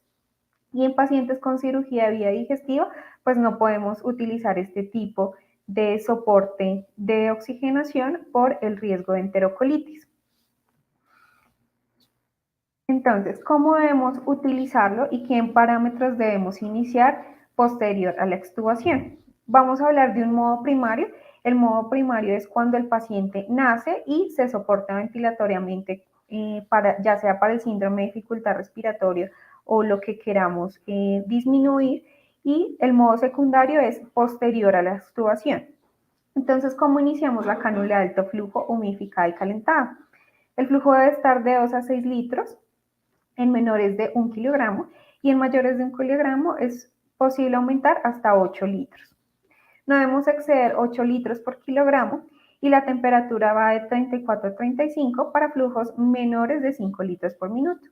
y de 36 a 37 para flujos mayores de 5 litros por minuto, y la humedad relativa debe ser del 100%. ¿Por qué? Porque esto genera pues una mayor humidificación de la vía aérea. Recuerden que el recién nacido prematuro pues tiene una vía aérea que es bastante humidificada, entonces por eso la humedad debe ser del 100%. La cánula no debe exceder el 50 o 60% del diámetro de la fosa nasal, y esto es un cuidado de enfermería que todos debemos tener en cuenta. A veces no colocamos adecuadamente las cánulas y eso hace que el paciente tenga un mayor riesgo de lesión en la mucosa. ¿Qué evidencia hay en la cánula de alto flujo? En el año 2017 se hizo una comparación de las cánulas de alto flujo en el tratamiento de prematuros y bebés prematuros, y lo que se encontró es que no existe evidencia que sea significativa en la cánula de alto flujo sea beneficioso en el destete del CPAP en los lactantes. Es decir, que si nosotros tenemos un paciente que no cumple los criterios para descender del CPAP, es mejor que lo dejemos con CPAP y no lo pasemos con cánula de alto, no lo pasemos a cánula de alto flujo. ¿Por qué? Porque esto puede generar una mayor falla ventilatoria. ¿Y qué dice la evidencia en el momento de nacer, cuando manejamos el síndrome de dificultad respiratoria? Este es una revisión sistemática que se hizo en el año 2016, donde se evidenció que no es la alternativa para los recién nacidos prematuros extremos, es decir, menores de 28 semanas, que cursan con dificultad respiratoria. Hay un mayor riesgo de falla ventilatoria, hay un mayor retraso en la alimentación de estos bebés y aumenta la estancia hospitalaria. Aquí traigo la revisión sistemática. Esta es una revisión que se hizo con más o menos con 90 artículos, y esta revisión que nos muestra. Esta revisión dice que se revisó el tratamiento de la falla en las 72 horas, y si ustedes ven el riesgo relativo en esta parte, está a favor del CPAP, es decir, que debemos utilizar CPAP en el tratamiento de la falla respiratoria. En la intubación dentro de las 72 horas, dice que tiene un riesgo relativo casi de 0.1 y está a favor del CPAP. Entonces, por esta razón, utilizamos más el CPAP en los recién nacidos prematuros en el momento de la estabilización. Y otro tipo de dispositivo, otro tipo de ventilación, utilizamos la presión positiva continua de la vía aérea, que es la que hemos utilizado a lo largo de los años y que ha sido como el top en el manejo del recién nacido. ¿Qué indicaciones tiene? Estos recién nacidos tienen que tener una respiración espontánea, no podemos colocarlo en pacientes que tengan disminución de su respiración o que tengan una prematurez muy extrema. Entonces, en el modo primario, como les decía, en el manejo de la dificultad respiratoria, ya sea leve o moderada, en prematuros de 26 a 28 semanas que le hayan administrado prenatalmente corticoide, y en prematuros de 28 a 34 semanas con los factores de riesgo. ¿Y qué factores de riesgo tenemos o se evidencian en la práctica clínica? Hijos de madres diabéticas, la asfixia, la hipotermia y el hidrops. Y en el modo secundario, es decir, post-extubación, menores de 28 semanas sin factores de riesgo y mayores de 28 semanas con factores de riesgo. Pero en eso debemos tener pues mucha práctica y ver el estado del paciente, porque pues eso también define el modo ventilatorio. Se utiliza en RCP neonatal y en apnea de la prematurez. ¿Cómo evidenciamos que fracasó el CPAP? Entonces, evidenciamos que la PEP, o sea, la presión al final de la expiración, va de 6 a 8 litros. Entonces, de centímetros de agua. Entonces, no podemos utilizar este tipo de CPAP si ya tenemos este tipo de parámetros. Y si aumentamos el FIO2 del 30 al 60%, esto también, pues, quiere decir que falló el CPAP. Aumento de las necesidades del oxígeno, y cuando el paciente presenta una apnea, que requiere una estimulación moderada, es decir, que requiere AMBU o ventilación con presión positiva. Un Silberman mayor de 6 y unos gases venosos con un pH de 7.2, una presión de oxígeno menor de 55 y una presión del CO2 de 60 a 65. ¿Qué contraindicaciones tiene? La misma de la cánula nasal humidificada y calentada. ¿Cómo utilizamos entonces la presión positiva y cómo iniciamos el CPAP? Entonces iniciamos con una PEP de 5 a 6 centímetros de agua, máximo 8 centímetros de agua, un flujo de 8 a 12 litros y recordar que pues, el flujo es el que aumenta la estabilidad de la presión arterial durante el ciclo respiratorio y disminuye el esfuerzo respiratorio. El FIO2 debemos mantener una presión de oxígeno de 50 a 60 milímetros de mercurio y máximo una FIO2 del 40 al 60%. ¿Qué complicaciones trae el CPAP? Si ustedes ven, esa mascarita genera presión en la piel del paciente. Entonces, este tipo de interfaces hacen injuria nasal, una distensión gástrica por el aire que se administra y la presión que se administra también, y un aumento de la presión intracraneal. Bueno, ¿y qué evidencia tenemos con el CPAP? ¿Qué nos dice las revisiones sistemáticas de literatura? Entonces, esta es una revisión que se hizo, es un poco vieja, es anterior, pero nos da muchas evidencias del CPAP. Entonces, es un estudio que se publicó en el grupo Cochrane y donde dice que el CPAP profiláctico, es decir, cuando nace el paciente y necesitamos manejar el síndrome de dificultad respiratoria, disminuye la ventilación mecánica con un RR de 0.66 y reduce el 25% del uso del surfactante. Además de eso, reduce el 11% de la muerte de los recién nacidos y en displasia broncopulmonar cuando ya cumplen la edad corregida de 36 semanas, disminuye la displasia en un 11%. Entonces, eso quiere decir que el CPAP todavía es uno de los soportes ventilatorios que tiene una evidencia clínica significativa. Y tenemos otro tipo de soporte ventilatorio, que es la presión positiva en la vía aérea de 2 niveles. Como recordábamos, la CPAP nos da solo PEP, pero aquí el BiPAP nos da PIP. ¿Qué indicaciones tiene? También como el CPAP, el modo primario es un síndrome de dificultad respiratoria leve o moderado.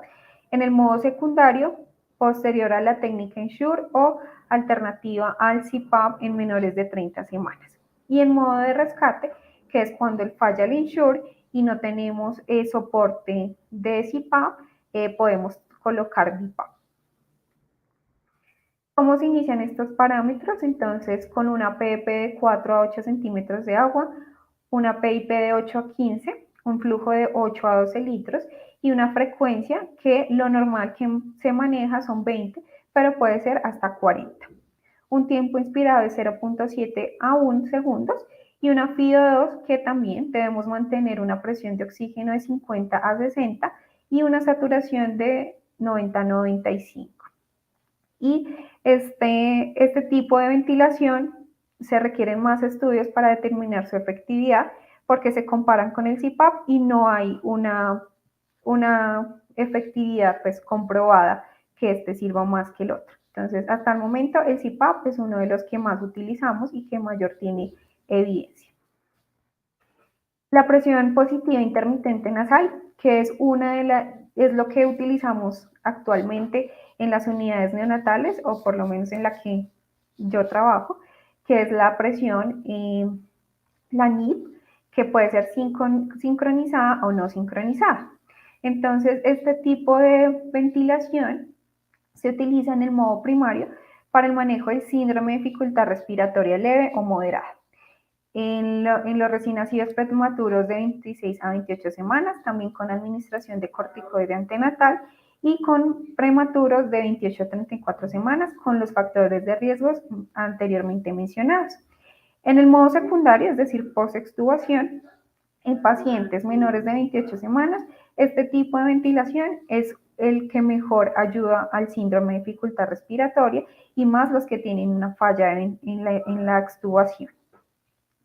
Los de 28 a 30 con o sin bajo riesgo de extubación y en prematuros que no toleren el CPAP post-extubación. También se utiliza en apnea de la prematurez y en lo que vivimos a diario, la taquimia transitoria del recién nacido.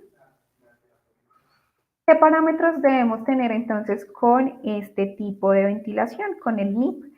Los parámetros son una frecuencia respiratoria de 40, de mínimo de 20 a 50, una PIP de 12 a 15, máximo de 35 a 38, y una PEP de 4 a 6 centímetros de agua, máximo 10. Un tiempo expiratorio de 0.45 y un FIO2 del 85 al 93%. El flujo debe ser de 8 a 10 litros por minuto. ¿Y qué nos dice es la evidencia acerca de este tipo de ventilación? Este tipo de ventilación es el que mejor tiene desenlaces clínicos o el que mejor ha evidenciado una mejoría en los pacientes. Es decir, que reduce la intubación cuando se utiliza en modo primario. En la posextubación reduce la falla en la ventilación y disminuye lo más importante, la displasia broncopulmonar en nuestros prematuros. Y disminuye el 50% del neumotórax. Esta revisión es también una revisión Cochrane, donde se evaluó el uso temprano del NIP comparado con el CPAP y adivinen qué, ganó el NIP. Entonces, comparado con el CPAP, tiene un riesgo relativo del 0.62 en la falla respiratoria. En la necesidad de intubación, pues tiene un riesgo de 0.79 con una evidencia moderada.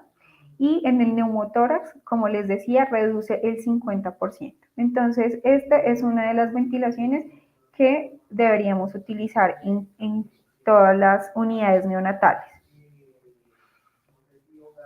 Y como la charla es acerca de los cuidados y prácticas de enfermería que debemos tener en el momento de tener un paciente con ventilación no invasiva, encontré un estudio que se publicó en el 2016 donde se evidencian las mejores prácticas en el cuidado de este tipo de pacientes con ventilación en las unidades neonatales. Y se enfoca en que son 7 puntos donde está la interfase, la posición del recién nacido, la monitorización, la tolerancia a la alimentación, la terapia, el dolor y la prevención de lesiones por presión. Entonces, ¿qué nos recomiendan acerca de los cuidados con la interfase? Debemos tener una adecuada elección, es decir, que como las interfaces vienen por tamaños, debemos tener en cuenta tanto el peso y el tamaño del recién nacido para adecuar su interfaz, sobre todo en los pacientes prematuros. Valorar la piel siempre antes, después y al retirar el dispositivo, porque como les decía, estos dispositivos clínicos son los que más generan lesiones por presión en los recién nacidos y siempre una adecuada hidratación de la piel, una vigilancia continua y siempre apoyarnos con terapia respiratoria cuando estamos acompañados.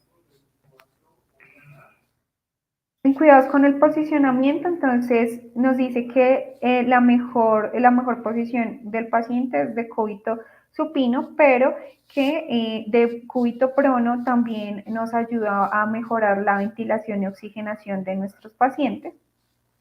Que los cambios de posición del paciente deben ser de 3 a 6 horas y garantizar la apertura de la vía aérea. Siempre tener el cuello ligeramente extendido, utilizar nidos o rollos de sábana debajo de los hombros para extender el cuello y tener una adecuada adaptación del recién nacido a la ventilación invasiva. Si el paciente presenta disconfort, si el paciente no ellos no nos pueden decir que están inconformes, pero se vuelven irritables. Entonces, eso también debemos tenerlo en cuenta si él está tolerando ese tipo de dispositivo. Y lo más importante, el contacto piel a piel. Garantizar que los padres también tengan ese contacto con su recién nacido, que se les explique cómo es el dispositivo, que no tengan miedo de cargarlo cuando están con este tipo de dispositivos. Y en los cuidados con la monitorización, que debemos tener en cuenta. Lo que siempre tenemos en todas las unidades y las enfermeras siempre estamos pendientes, los signos vitales. Pero más allá de eso es detectar que el paciente no presente desaturaciones y apneas que puedan ocasionar el retroceso a una ventilación invasiva. La gasometría, siempre estar frecuentemente vigilando y hacer seguimiento. Y la temperatura. Recuerden que la temperatura es una de las fallas también de la ventilación invasiva. Cuando tenemos pacientes con temperaturas bajas, pues van a requerir o van a hacer un mayor síndrome o dificultad respiratoria. Por esa razón, pues tenemos que estar manejando la temperatura. Los parámetros de la ventilación invasiva, como les decía y les recordaba, por eso traje cada uno de cómo se iniciaba, cómo se debe tener en cuenta en cada una de las ventilaciones y siempre vigilar el estado del recién nacido.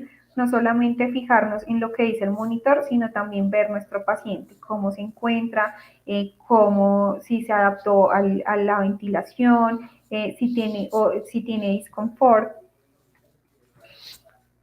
Y los cuidados acerca del patrón gastrointestinal es la distensión abdominal y la alimentación enteral. Nos recomiendan que siempre insertemos una sonda orogástrica precisamente para evitar la distensión abdominal y la entrada del flujo de aire. Entonces, insertamos sondas orogástricas.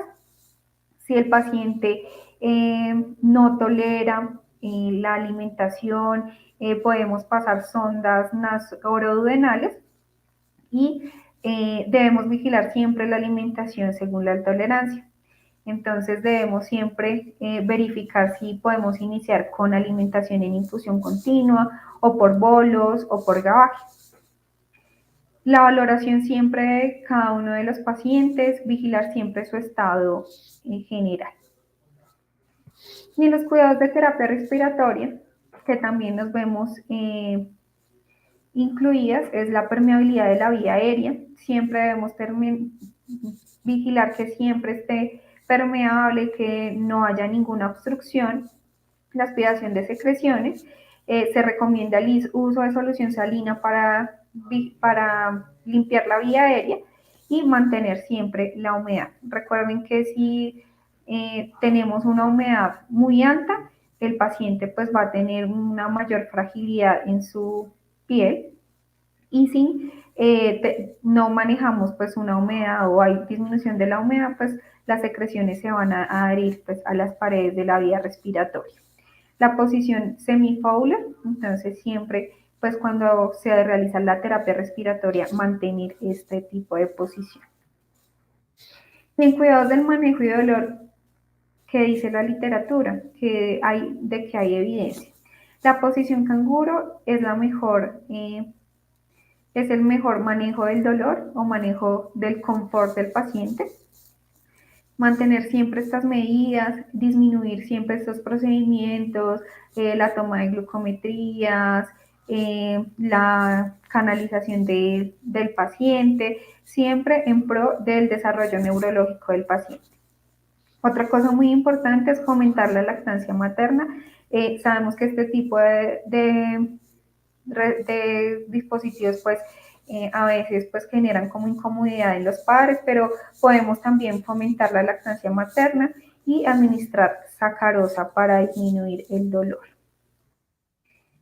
Y ya para finalizar, tenemos esta última que como enfermeros debemos tener mucha precaución en el momento de utilizar los dispositivos como la máscara facial. Y este es un estudio que se publicó en este año que habla sobre la incidencia y severidad de las lesiones asociadas a la ventilación invasiva con PRONs binasales. ¿Y qué dice? Entonces, se realizó una espina de pescado para ver los factores por los cuales se presentan la lesión por presión o una lesión nasal. ¿Y qué dice? Entonces, se evaluaron 5 componentes y en uno de ellos habla sobre el material. Y era lo que hablaba anteriormente. El diseño del PRON o de la máscara facial, cómo se esterilizó también, el manejo con el cuidado de este PRON, cómo se está posicionando tanto el PRON como el bebé y cómo se están utilizando los aparatos de fijación. Y en las condiciones neonatales, entonces, está siempre la prematuridad, el bajo peso al nacer y la duración de la ventilación. Recuerden que a mayor tiempo de exposición a este dispositivo, pues mayor va a ser el riesgo de la lesión. Las características de la nariz del bebé y el comportamiento del bebé, si está muy irritable, si no se acopló, pues eso también va a ser un riesgo de lesión. Y con respecto a la competencia del profesional, entonces, por esta razón debemos tener un adecuado entrenamiento en ventilación invasiva, revisar los consensos que hay en ventilación invasiva para la prevención de este tipo de lesiones y en el equipo, entonces, recomiendan siempre verificar los problemas con la humidificación de los dispositivos. Y en este estudio, entonces, realizaron y hicieron recomendaciones basadas en la evidencia con un bundle, es decir, un paquete de medidas donde hacían acciones preventivas para evitar este tipo de lesiones. ¿Y esto qué incluye? Como les decía, una adecuada vigilancia del dispositivo respiratorio, una adecuada colocación y además de eso, prevenir esas lesiones con un protector cutáneo. Se está revisando y se está actualizando la nueva guía de prevención de lesiones por presión, donde dice que debemos utilizar apósitos de espuma. ¿Por qué? Porque normalmente lo que utilizamos son apósitos de hidrocoloide, donde estos apósitos protegen la piel, pero no distribuyen la presión del dispositivo. Entonces, estamos haciendo pues un estudio clínico sobre la prevención de este tipo de lesiones con apósitos de espuma. Y ya para finalizar, pues esta presentación es acercarlos a la práctica clínica, a evidenciar que debemos pues escribir cada una de las cosas que evidenciamos en una práctica, que no nos dé miedo y que iniciemos a hacer proyectos de investigación con todas las preguntas que surgen en nuestra práctica clínica. Muchísimas gracias por su atención y que tengan una buena tarde.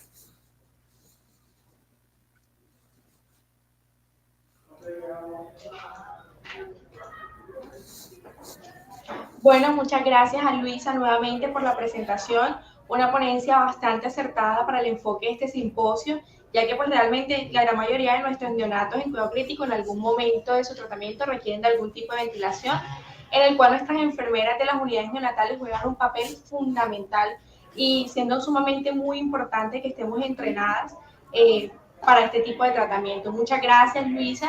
En el chat nos hacen una pregunta directa para ti de parte de Joshua Sánchez. Te pregunta si se está utilizando el CPAP, pero el paciente se agrava, ¿qué se debe hacer? No, la recomendación en el consenso de ventilación no invasiva es que si el CPAP falla, se debe intubar el paciente.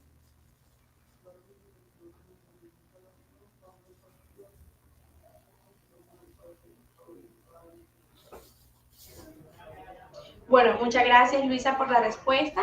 Damos continuidad a nuestro programa y le damos la bienvenida a Herly Ruth Alvarado, enfermera magíster en política social, profesora asistente del Departamento de Enfermería Clínica de la Facultad de Enfermería de la Universidad Javeriana y además miembro de Reine Colombia. Buenos días Herly, bienvenida.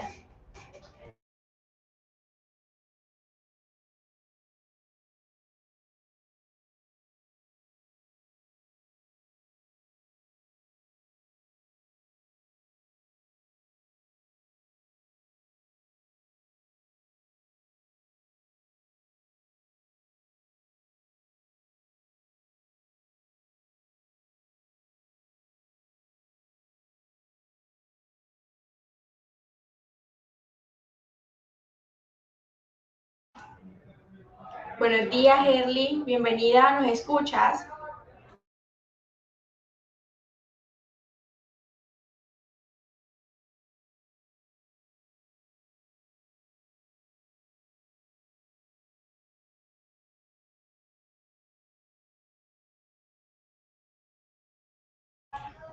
Herly, no te escuchamos.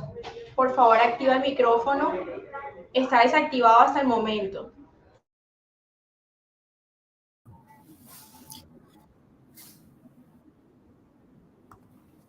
Buenas tardes para todos. No sé si me escuchan bien. Ahora sí te escuchamos, pero hasta el momento no te vemos. Aló, ¿me escuchan? Listo, ahora sí. Perfecta, bienvenida.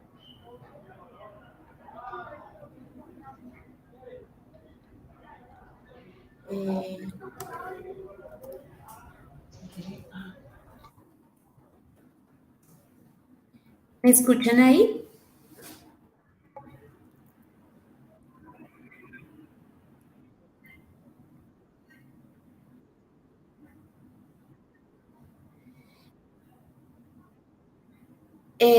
Voy a cerrar la cámara para ver si tengo mejor señal. Bueno.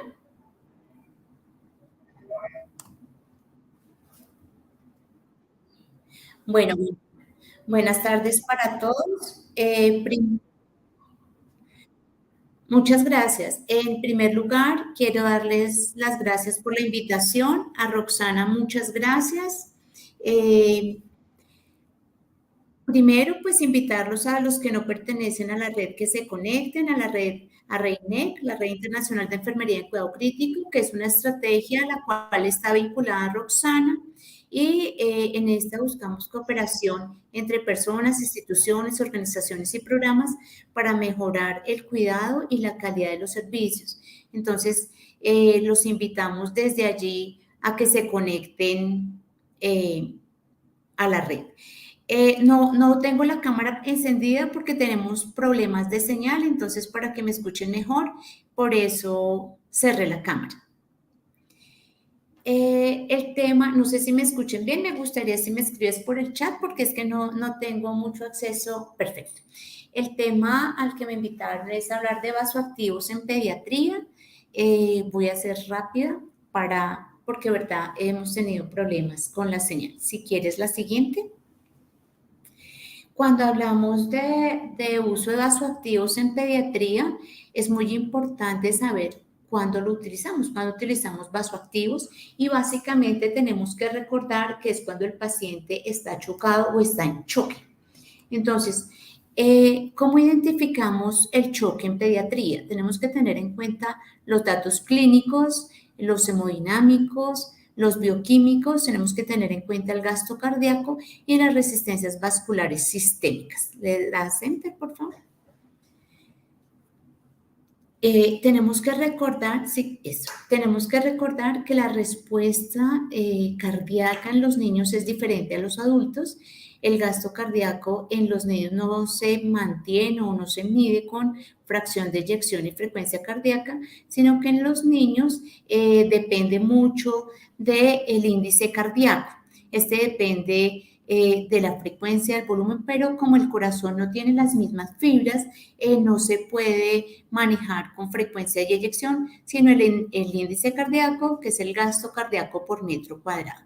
El gasto cardíaco entonces en los niños depende mucho de la frecuencia cardíaca, de allí la importancia de tener en cuenta los vasoactivos, y más adelante vamos a ver y a entender un poco cuál es el inotrópico, para qué me sirve y cómo lo vamos a manejar en los pacientes pediátricos. Dale. La siguiente. Tenemos que recordar un poco las clases de choque, ¿cierto? A veces hablamos del choque compensado y el choque descompensado, entonces la tensión arterial no es un buen indicador en pediatría para hablar de un paciente chocado o en choque. Digamos que es el último signo que se altera porque los niños, como les dije, mantienen cosas diferentes, sistemas compensatorios diferentes. Pero vamos a recordar un poco qué es el choque compensado o el caliente y el choque frío o descompensado.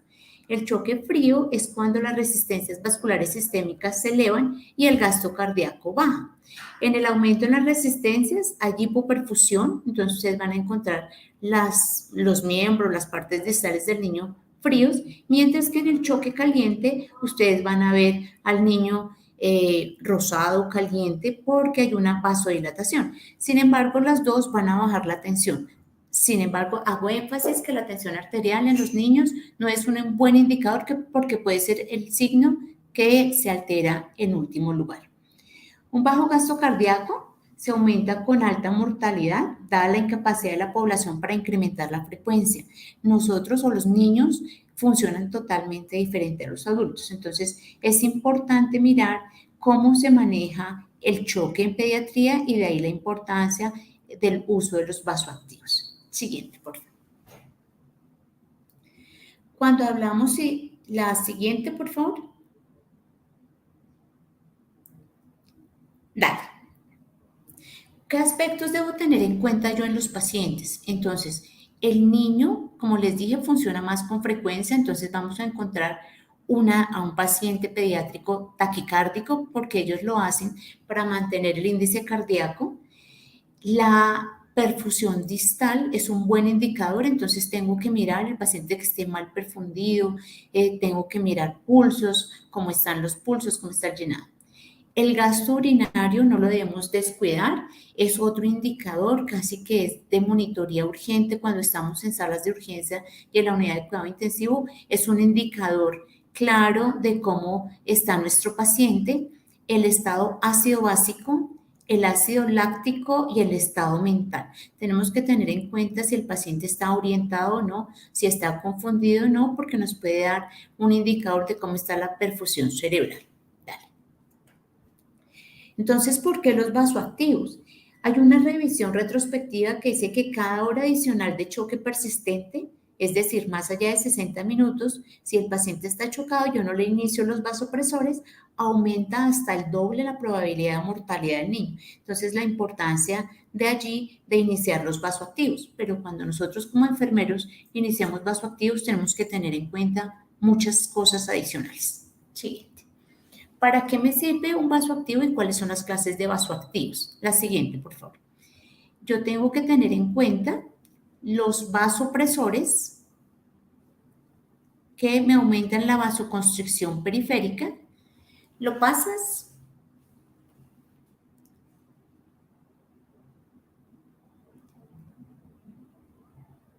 Exacto. Los vasopresores me aumentan la vasoconstricción, es decir, aumentan la resistencia vascular sistémica y de esta forma aumenta la presión arterial. Y los inotrópicos, que en lo que me ayudan es a la contractilidad cardíaca, aumentando el índice cardíaco y la presión arterial media. ¿De qué depende? Los vasoactivos generalmente tienen las dos funciones. Depende de la dosis que yo emplee con ellos, porque vamos a tener en cuenta que hay receptores alfa 1, alfa 2, beta 1, beta 2. Entonces, dependiendo la dosis, vamos a tener el efecto con los vasoactivos que utilicemos en pediatría. Dale. ¿Cuáles son los principales vasoactivos o los vasoactivos más utilizados en pediatría? ¿Lo pasas, por favor? Entre los vasoactivos que más utilizamos tenemos la adrenalina, la noradrenalina, la dobutamina, la vasopresina y el milrinone. Yo hoy no voy a hablar tanto de dosis, sino que quería que lo conocieran, porque como les digo, depende de la dosis que yo emplee, va a tener el efecto alfa o beta. Entonces, es muy importante que los reconozcamos, pero sepamos las propiedades de estos vasoactivos. Cuando hablo de, la siguiente, por favor, cuando hablo de receptores adrenérgicos, tenemos el alfa 1 y el alfa 2. El alfa 1 actúa en el músculo liso, aumenta la constricción, es decir, aumenta las resistencias vasculares sistémicas y aumenta la contractilidad cardíaca. Cuando lo coloco a dosis alfa 2, que son receptores postsinápticos, lo que me van a aumentar es la vasodilatación debido a la producción de óxido nítrico endotelial. Entonces, yo tengo que saber las dosis y tengo que mirar qué efecto quiero para poder titular bien los inotrópicos y mirar que ambas cosas, si luego pongo mucho tiempo en alfa 1 o alfa 2, puede ser contraproducente para el paciente porque puede causar una vasodilatación muy grande o una vasoconstricción tan severa que incluso en las unidades de cuidado intensivo los niños pueden causar necrosis y terminar a veces con amputación de algunos miembros, de algunos dedos por la vasoconstricción que produzca. Recuerden que más o menos el 30% de los pacientes que entran a la unidad pueden llegar a necesitar vasoactivos. La siguiente. ¿Cuáles son los vasoactivos que estimulan los receptores beta? Los receptores beta 1 y beta 2. El beta 1 aumenta la contractilidad de los miocitos cardíacos. ¿Por qué? Porque aumenta el fosfato de adenosina y aumenta la contractilidad. Y los receptores beta 2 dan como resultado la relajación del músculo liso, es decir, me llenan o me produce una mayor precarga, aumenta la vasodilatación arterial periférica y de esta forma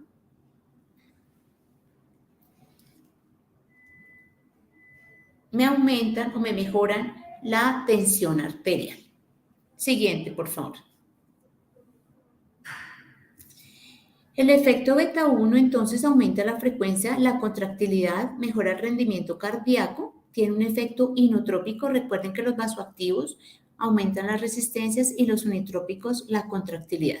Y de esta forma van a aumentar el volumen sistólico y me mejoran a través del aumento de la permeabilidad del calcio, estimulan el receptor beta 2 y me mejoran o ayudan a mantener una tensión arterial adecuada en el paciente pediátrico. Siguiente. Los receptores dopaminérgicos, por eso el uso de dopamina en algunos niños, sobre todo en los neonatos, tiene efecto inotrópico por la estimulación de los receptores D2. ¿Qué hacen los receptores D2? Producen liberación de noradrenalina en las terminaciones nerviosas simpáticas y producen, dependiendo de lo que yo quiera, efecto alfa 1 o alfa 2, recordando que la noradrenalina tiene sobre todo este tipo de receptores o es selectiva para estos receptores y me producen aumento en la tensión. Los siguientes inotrópicos o vasoactivos son los receptores de vasopresina, si lo pasas, por favor. Tienen una acción en la contractilidad miocárdica. La siguiente, por favor.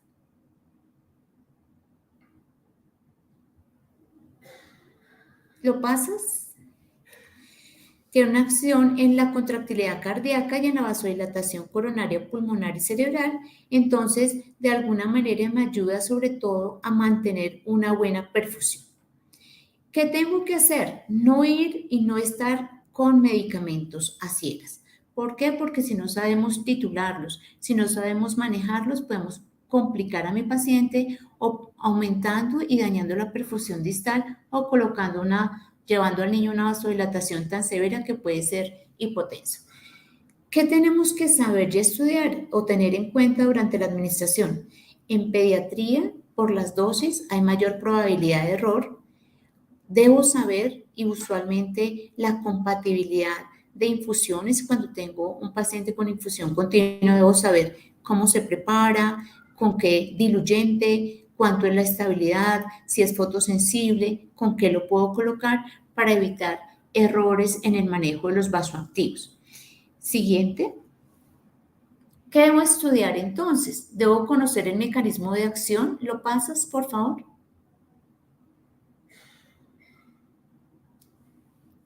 La siguiente, por favor.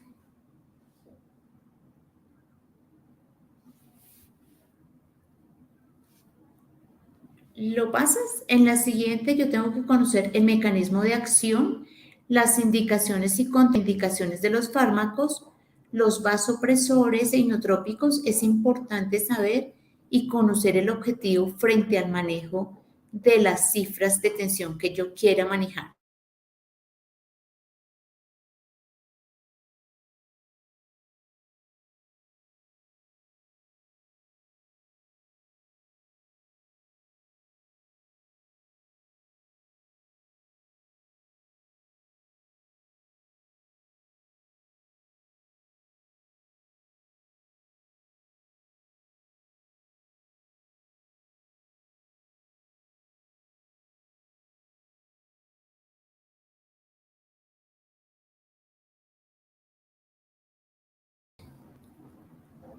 Qué pena, pero como les dije, teníamos problemas, te puedes devolver a donde voy a estudiar. Cuando yo necesito, debo leer, debo entender qué necesito, conocer las indicaciones y contraindicaciones de los fármacos y así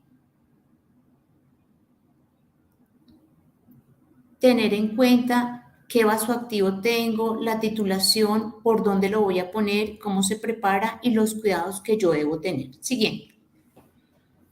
Como les dije, es importante tener en cuenta las incompatibilidades y a veces, sobre todo las personas nuevas que empiezan en una unidad, a veces consideran que las incompatibilidades no son porque no se precipita. No necesariamente un medicamento para tener una incompatibilidad se precipita, sino que puede tener una reacción química que no se ve, pero se puede inactivar el medicamento. Entonces, debo mirar y tener en cuenta con qué lo voy a colocar. ¿Cuál es el problema de enfermería frente al uso de todos los medicamentos, no solo los vasoactivos? Es que hay poca literatura. A veces entre laboratorio y laboratorio hay controversia si es fotosensible o no, por el tiempo de estabilidad, y eso nos crea a nosotros como profesionales a veces algunos contraindicaciones incluso entre compañeras, que es fotosensible, la estabilidad, cuántas horas dura después de diluido. Siguiente. Existen muchos mitos y realidades frente a si yo no tengo o no puedo ponerle un catéter central a mi paciente, si lo puedo poner o no por una vía periférica. Recuerden que la demora de los vasoactivos aumenta la mortalidad. Entonces, la iniciación temprana de los vasoactivos mejora la supervivencia. Debo saber que si están bien diluidos, pueden durar hasta 24 horas. No es una urgencia, el catéter central no es una urgencia. Si yo tengo un buen acceso, los puedo pasar por allí. Sin embargo, recuerden que por periférico hay mayor riesgo a una flebitis y a una necrosis. ¿Qué es importante? La estandarización del tratamiento como la reanimación. Es importante mirar qué dosis quiero y hasta cuándo soporta, hasta qué cantidad de microgramos soporta un acceso periférico. Siguiente. Los vasoactivos en general se han asociado con infiltración y extravasación periférica. Se ha cuestionado si es una urgencia el catéter y lo que nos demuestra la literatura es que no es necesario. Sin embargo, como les dije, hay escasez de evidencia, sobre todo en pediatría, para mirar cuánto es la concentración. Ustedes ven una imagen de una quemadura por vasoactivo, entonces es supremamente importante tener en cuenta las recomendaciones de qué venas debo canalizar, cuánta concentración y cuánto tiempo debe permanecer el vasoactivo por vena periférica. Siguiente.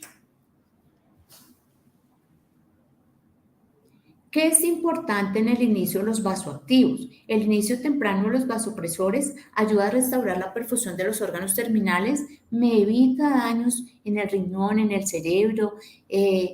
Por eso la importancia de mantener una tensión arterial media adecuada para evitar complicaciones a futuro con nuestro niño. Siguiente. ¿Cuáles son las venas indicadas para colocar vasoactivos por acceso periférico? Dice la literatura que las más importantes son las cefálicas y basílicas, deben ser venas gruesas, no están recomendadas las de la mano, el arco palmar profundo. Entonces debe existir, lo que dice la literatura es que en las instituciones debe existir un protocolo para cuáles venas se deben manejar, con qué yelco y la duración del tratamiento. ¿Cuáles son, o en las investigaciones que se ha descubierto, la ubicación del catéter venoso periférico? Principalmente se colocó en el antebrazo con un porcentaje del 74%, si quieres por favor adelantar, seguido de las venas antecuitales con un 54% y las metacarpianas, que es en la última urgencia, el 40%. Ojalá, en lo posible, debo tener un catéter de un buen calibre, preferiblemente 18-20, pero pues sabemos que a veces cuando nos toca un lactante nos toca un 22. Lo importante es que la vena sea de buen calibre. ¿Qué tengo que tener? Le das enter, por favor, tener un monitoreo continuo de cómo está la vena por la cual estoy pasando los vasoactivos. Siguiente. ¿Qué tengo que tener en cuenta entonces? Debo estar monitorizando el sitio por donde le estoy pasando los vasoactivos. Yo debo mirar que no haya hinchazón o edema, enrojecimiento, formación de ampollas o bulas, disminución del flujo, disminución de pulsos, falta de retorno de sangre y que el paciente manifieste dolor. Siguiente. Existe la tabla de cuál es el daño por severidad y puede haber infiltración, pero no tiene síntomas. Si la piel está blanca, si hay edema, puede presentar edema con o sin dolor. ¿Qué tamaño es el edema? Si es mayor, en Estados Unidos hablamos de pulgadas, de 1 a 6 pulgadas. Si se siente la piel brillante, y el aumento del dolor es un buen indicador de cuándo debo cambiar el sitio de perfusión. ¿Qué nos dicen los estudios? Los estudios nos refieren que pacientes que recibieron varios medicamentos vasoactivos no tuvieron, solamente el 82% de los miembros del panel mostraron que habían tenido problemas con infiltraciones. Todos los agentes vasoactivos, incluidos la noradrenalina, pueden iniciarse a través de un acceso venoso periférico. Lo importante es cuánto está o en cuánta solución está diluido. Generalmente aconsejan no reconstituirla o no diluirla en menos de 250 mililitros para evitar quemadura. La incidencia de complicaciones por la administración de vasopresores a través de un catéter periférico realmente es pequeña. Si quieres darle enter, por favor.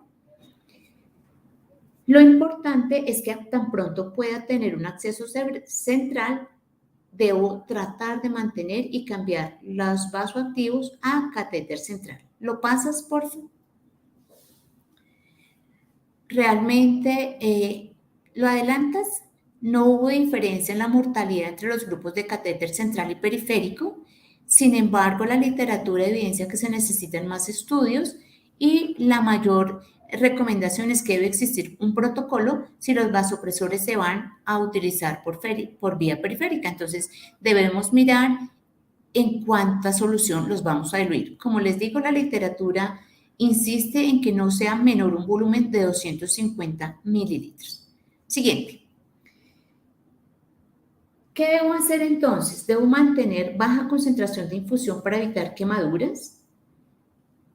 Debo manejar un protocolo también de extravasación y debo educar al personal que trabaje con niños para que maneje todas las consecuencias que tengan o la posible flebitis por infiltración de un vasoactivo. ¿Qué tengo que tener en cuenta? Ante la sospecha de extravasación, la perfusión debe interrumpirse inmediatamente, no lo duden, deben parar la mezcla, debe contactarse con el médico y se debe iniciar la fentonalamina. La fentonalamina es un bloqueante competitivo y lo que hace es evitar que el paciente presente quemaduras. Si uno puede aspirar el vasoactivo, lo ideal sería aspirar, no se debe presionar el área y se podría incluso iniciar terbutalina a 1 miligramo diluido en 10 centímetros para evitar quemaduras. ¿Qué es importante? Que yo podría colocar fentolamina incluso por vía subcutánea para evitar quemaduras. Siguiente.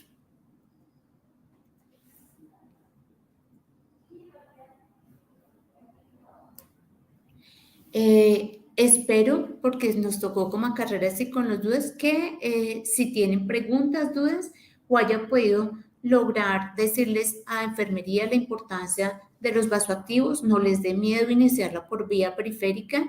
Como les digo, es súper importante la dilución, es importante que como profesionales sepamos manejar y titular los vasoactivos, recordar las dosis alfa o beta, y debo reconocer, súper importante, cuál es el objetivo de la presión arterial media para evitar tanto una vasoconstricción excesiva que me puede llevar a cabo o a causa una falla renal o una vasodilatación que me comprometa el gasto y se complique mi paciente. Muchas gracias.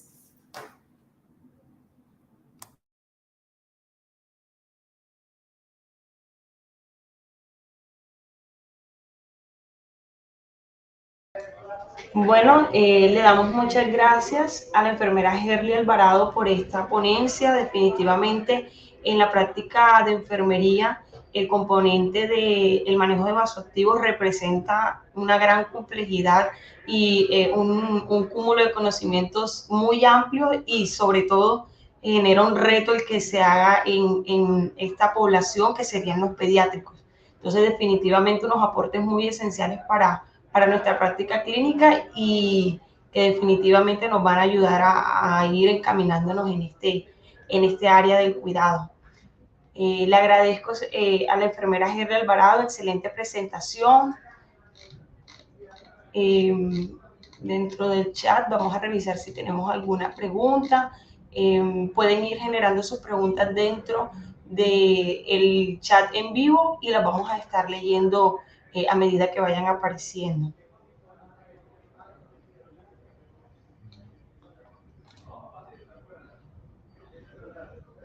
Bueno, vamos a esperar que alguna persona genere preguntas y vamos a seguir con nuestro orden del día, ya finalizando este simposio con la enfermera Viviana Franco.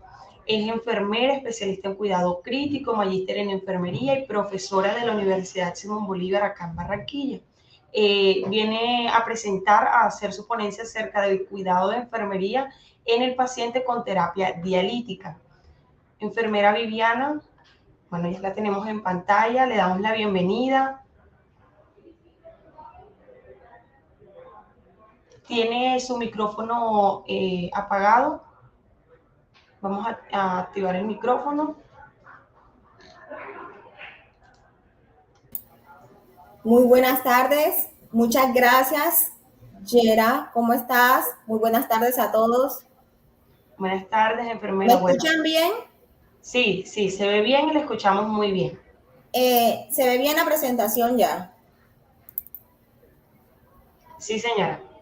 Sí, ¿Se ve en pantalla completa? Sí, señora, se ve perfecta la presentación y la escuchamos muy bien. Perfecto. Entonces, no siendo más, la dejamos acá con la ponencia de la enfermera Viviana. Perfecto, muy buenas tardes a todos. Mi ponencia de hoy es cuidado de enfermería al paciente en terapia dialítica. Pues ya como Yera me presentó, mi nombre es Viviana Franco Mejía y les voy a hablar un poco lo que es la importancia del cuidado de enfermería en diálisis peritoneal y hemodiálisis.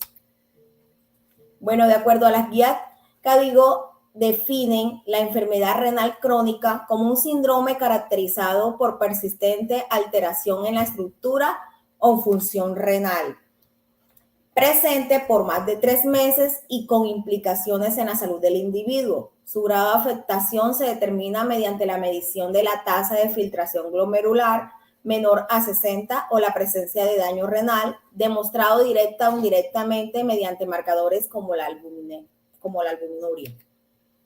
Para la Organización Mundial de la Salud y la Sociedad Latinoamericana de Nefrología e Hipertensión, la enfermedad renal crónica actualmente afecta del 10% de la población global. 925.996 personas tienen enfermedad renal crónica en cualquiera de sus estadios. El 27.18% de las personas con enfermedad renal crónica tienen diagnósticos concomitantes de hipertensión arterial y diabetes mellitus.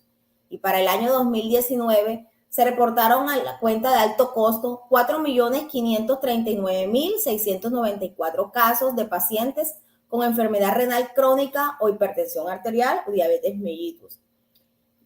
Es así como el 20.30% de los casos diagnosticados con hipertensión arterial o diabetes mellitus tenían diagnóstico confirmado de enfermedad renal crónica y el 30.80% no fueron estudiados para enfermedad renal crónica durante este periodo de reporte. El paciente con insuficiencia renal crónica se enfrenta a una situación nueva, un gran impacto personal, social y laboral y de su adaptación al programa terapéutico y la calidad de vida de sus autocuidados. Va a depender que su tratamiento sea más o menos efectivo. La calidad de vida pues está directamente relacionada con la información recibida antes de comenzar el tratamiento y con el grado de participación que pudieran tener en la elección del mismo. Por lo tanto, lo que queremos es una calidad del cuidado.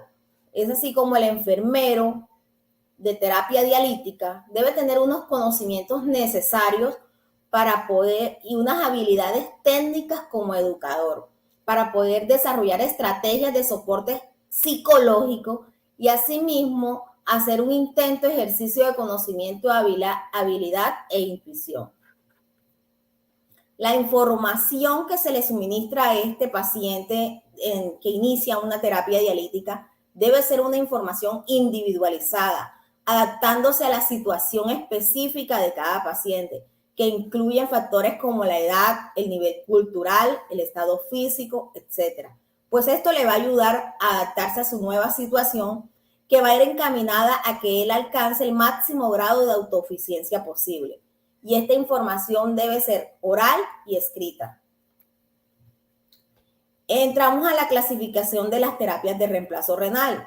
Estas terapias se clasifican en dos tipos, en terapias intermitentes y terapias continuas. Entre las terapias intermitentes tenemos lo que es la diálisis, la hemodiálisis convencional, y tenemos la SLID y la STILF.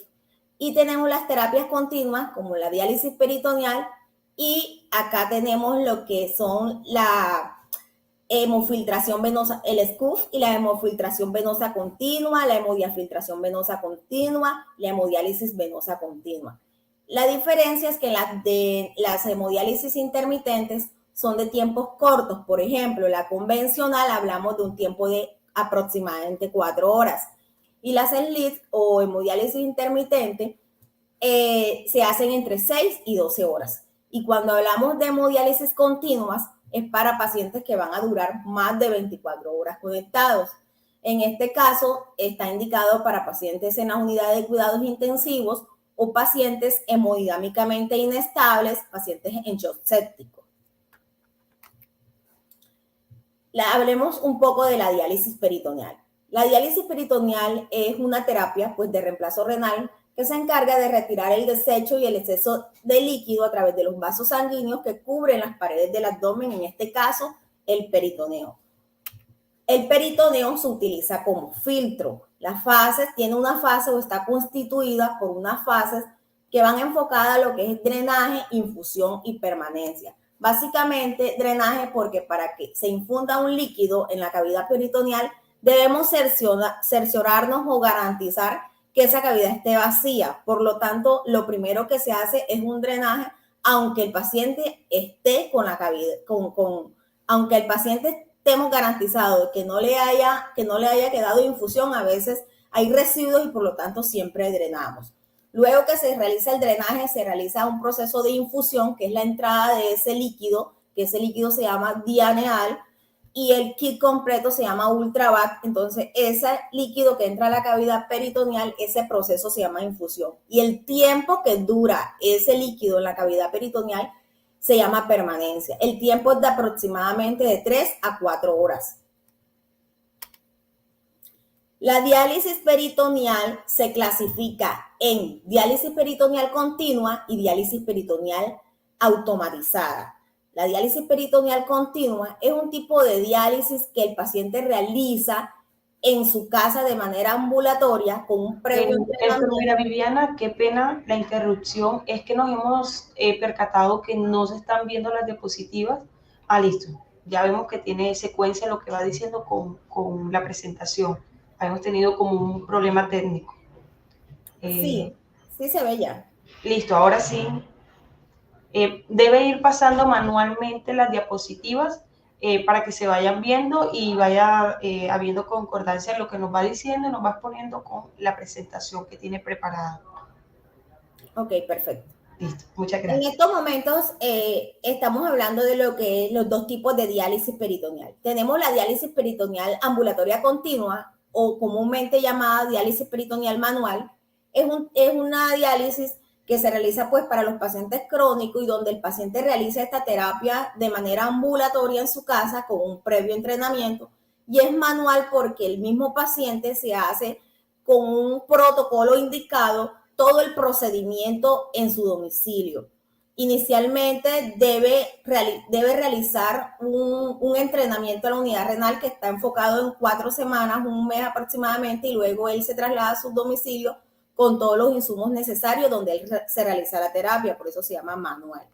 Y tenemos la diálisis peritoneal automatizada, que se enfoca o está diseñada para que el paciente se realice la terapia con una cicladora o con una máquina, una tecnología de diálisis peritoneal. En este caso, hay varios tipos de tecnologías y el paciente se le da en calidad de préstamo en su casa para que él se conecte. Se le facilita a todos esos pacientes que trabajan o que estudian, porque este tipo de diálisis lo ideal es que se realice en la noche y tiene un promedio de horas entre 8 y 10 horas. La máquina se programa, cuando ella termina automáticamente se apaga y el paciente pues no tiene acceso a hacer ningún tipo de modificación, solo a desconectarse. Este es un ejemplo o una imagen que les presento de un tipo de máquina. Esta se llama Home Choice, pero ya hay otras tecnologías también de diferentes de acuerdo al tipo de laboratorio. Las ventajas de la diálisis peritoneal es que es un entrenamiento corto, fomenta el autocuidado en la casa, es un procedimiento que no produce dolor, no existe pérdida de sangre, hay buen control de tensión arterial y glicemia, es una dieta y horarios flexibles y el tratamiento es continuo. El paciente puede continuar trabajando, puede realizar sus labores diarias y pues de acuerdo a los estudios publicados va a proporcionar una mejor calidad de vida. Dentro de las complicaciones de diálisis peritoneal tenemos la peritonitis, complicaciones infecciosas como la peritonitis o la infección de orificio de salida, también las fugas del líquido peritoneal que se da sobre todo cuando se inicia antes de lo indicado. La obstrucción del catéter también es una de las causas que se puede presentar y la pérdida de la función de la membrana peritoneal y es que es una falla de ultrafiltración que lo notamos cuando el paciente comienza a retener líquido y se ve reflejado en un edema que haga en miembros inferiores o anasarca. Dentro de los cuidados de enfermerías, la enfermera de diálisis peritoneal tiene que ser gerente de su servicio, tiene que ser líder, tiene que hacer un seguimiento telefónico continuo, tiene que ser educadora, se debe hacer un entrenamiento y no solo basta con el entrenamiento, ya pues los últimos estudios dicen que no solo entreno a ese paciente que... Qué pena, enfermera Viviana, interrumpirla nuevamente, pero nuevamente no se están pasando las diapositivas. Entonces no sé si nuevamente puede darle compartir, porque por algún motivo no se está conectando lo que se está diciendo con la presentación. Entonces, ¿será que no sé si desea que nosotras le presentemos por acá? Comparte. Listo, comparte. Listo. Entonces, regáleme un minuto y ya comenzamos la presentación desde... Voy a dejar de compartir acá. Ok.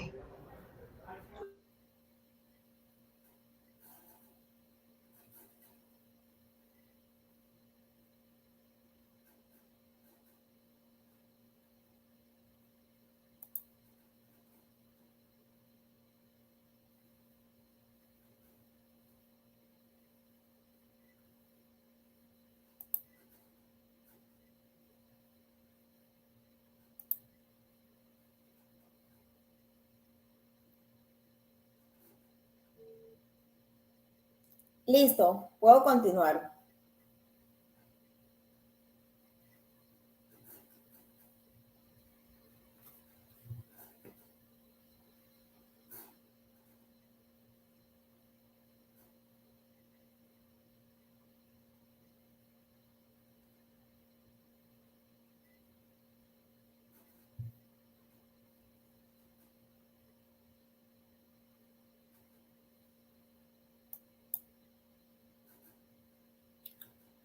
Yera, ya puedo continuar.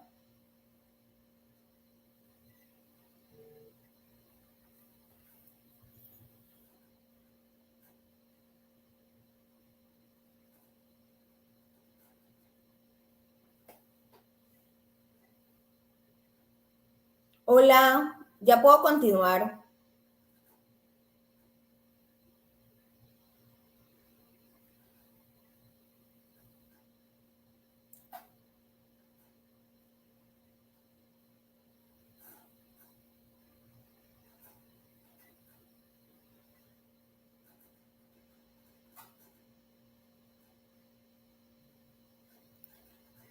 Hola. Sí, profesor.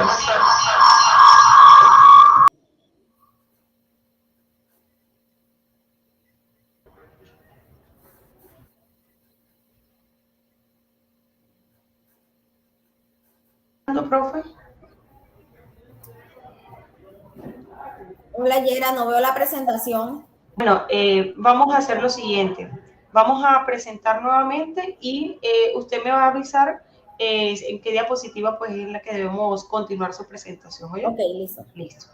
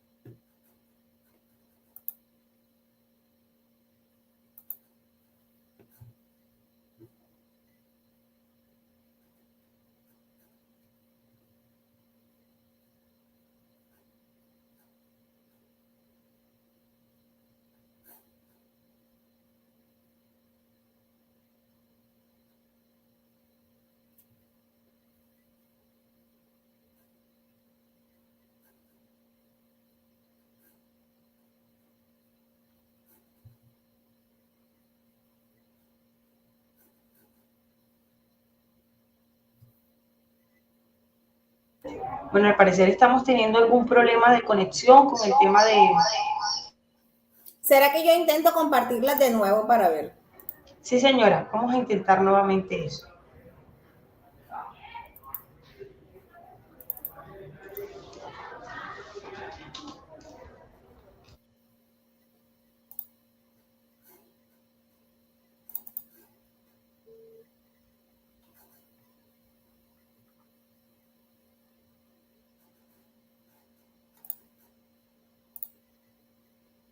¿Me confirma si ya están viendo la presentación ahí?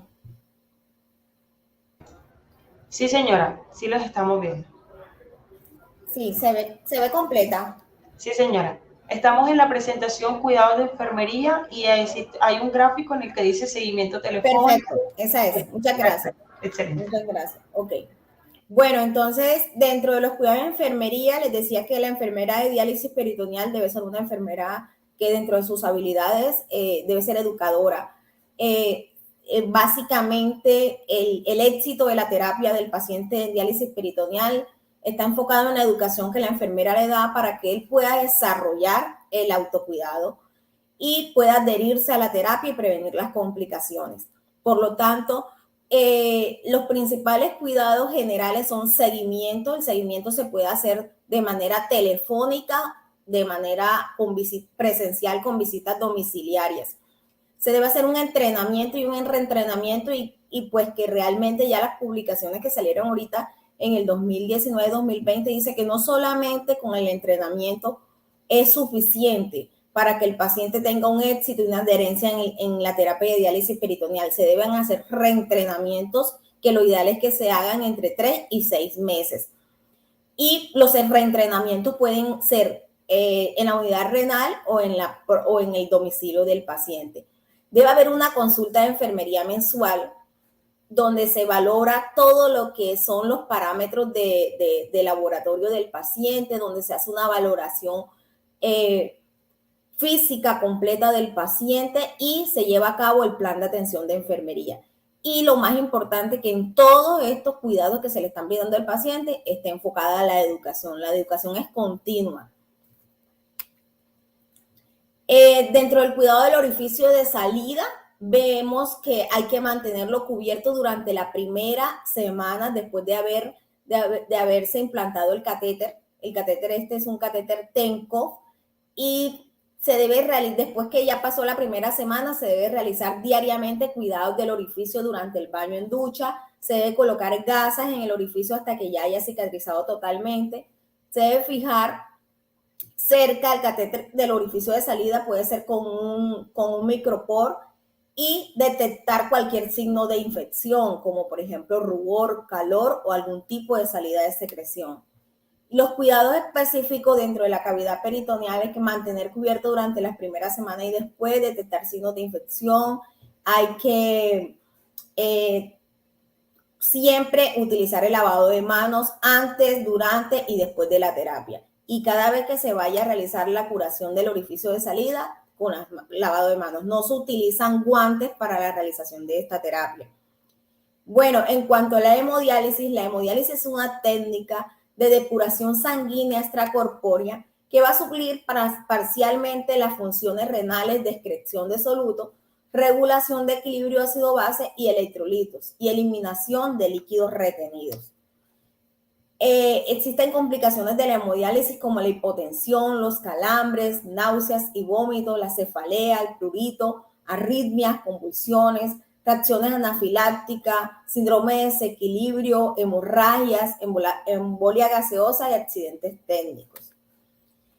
¿Qué información debe tener un paciente que ingresa a una terapia de hemodiálisis? El paciente es importante que sepa dónde se va a hacer la terapia, cuáles son los horarios, la duración, la frecuencia y el tratamiento medicamentoso a seguir, quién le realiza la terapia, los signos de alarma que debe conocer, los accesos vasculares, las complicaciones, cómo funciona el monitor. Y cuando está en la unidad de cuidados intensivos, no solamente esta información debe ser suministrada al paciente, sino a la familia, porque pues para la familia y para muchos pacientes cuando por primera vez se va a iniciar una terapia de hemodiálisis, para ellos es algo totalmente nuevo que lo asemeja mucho a la muerte, al final de la vida. Entonces hay que indicarles realmente cómo es el proceso de la terapia y que es un tratamiento que lo que va a hacer a eliminar ese exceso de líquido y que pues le va a mejorar la condición de salud que el paciente tiene. ¿Cuáles son los cuidados de enfermería con el acceso vascular? Uso exclusivo para hemodiálisis, curación con técnica séptica en la unidad renal, lavado de la luz del catéter con solución salina, evitar humedecer los apósitos de catéter, miembro superior elevado, control de sangrado e infección. Debemos siempre palpar el cetril y auscultar soplo. Bueno, los cuidados de enfermería deben ser sistemáticos, individualizados y ejercitados de forma secuencial y continua, aplicando siempre el proceso de atención de enfermería. Dentro del proceso de atención de enfermería debemos tener una valoración, un diagnóstico, una planificación y una ejecución. Y para finalizar, una evaluación de esos cuidados que nosotros brindamos para poder garantizar una continuidad en los cuidados. En las primeras 48 horas después que se instala la fístula arteriovenosa en relación al acceso vascular, ese miembro debe permanecer elevado, ya que pues, en el acto operatorio pueden producirse hematomas en el brazo y por lo tanto el brazo en algunos pacientes va a estar edematizado. Mantener la herida limpia y seca, observando apósitos para detectar algunas hemorragias, posibles hemorragias. Las curas se deben realizar como cualquier otra intervención, siempre con la máxima acceso y los apósitos se colocarán longitudinales, pero no se puede hacer vendaje compresivo. Después de tener un tipo de acceso vascular como la fístula arteriovenosa, no se debe tomar tensión arterial en ese miembro donde esté la fístula construida, no extraer sangre, no se pueden tomar muestras de laboratorio. Los puntos se retirarán a los 8 a 10 días, evitar hipotensiones bruscas, debemos vigilar los signos de infección, de inflamación e isquemia y no puncionar esa fístula hasta que estemos seguros de que ya esa vena está suficientemente madura para no hacerlo. Por lo general, no menos de un mes. Vigilar diariamente los signos de funcionamiento de la fístula, como son el tril, el latido y el soplo. El latido, pues sabemos que es lo que es la pulsación que corresponde al pulso periférico. El soplo, que es el sonido que se produce por el paso de la sangre de un sistema de alta presión a otro de baja presión por la boca de la anastomosis que puede ocultarse con el fonendoscopio. Y el tril, que es la vibración que se transmite hasta la piel causada por el flujo turbulento de la sangre al pasar por la anastomosis. Dentro de estas señales de alarma tenemos los signos de infección en piel como el eritema, la fiebre, las secreciones, el aumento del tamaño de un hematoma, el endurecimiento de la vena, los signos de hipoperfusión en el miembro del acceso, ausencia de soplo y tril, sangrado excesivo, humedad en los apósitos y ausencia de tapas protectoras del catéter. Para finalizar, no debemos olvidar que una buena educación es el elemento imprescindible para fomentar el autocuidado. Esta debe ser continuada en el tiempo, debe ir encaminada a que el paciente alcance el máximo grado de autosuficiencia posible. Por lo tanto, siempre debemos pensar en mejorar la calidad de vida del paciente. Muchas gracias.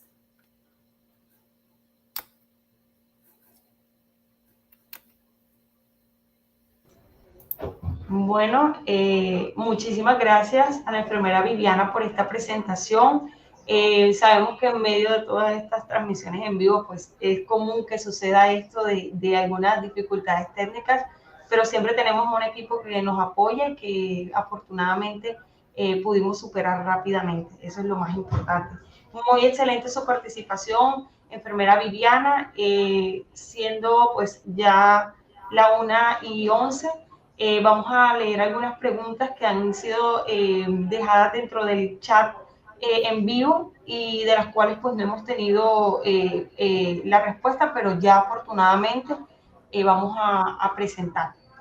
La primera pregunta que teníamos en el chat era para la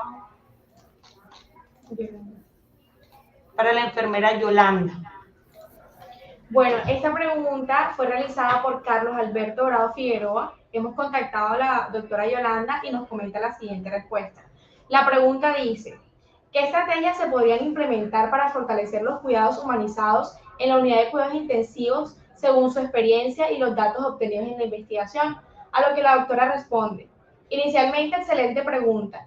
El desarrollar sistemas de reconocimiento para aquellos enfermeros que manifiesten este tipo de conducta empática y humanizada al ofrecer cuidados a sus pacientes es vital. Además, resalta la importancia de integrar el desarrollo de relaciones interpersonales como una destreza dentro de los currículos de enfermería.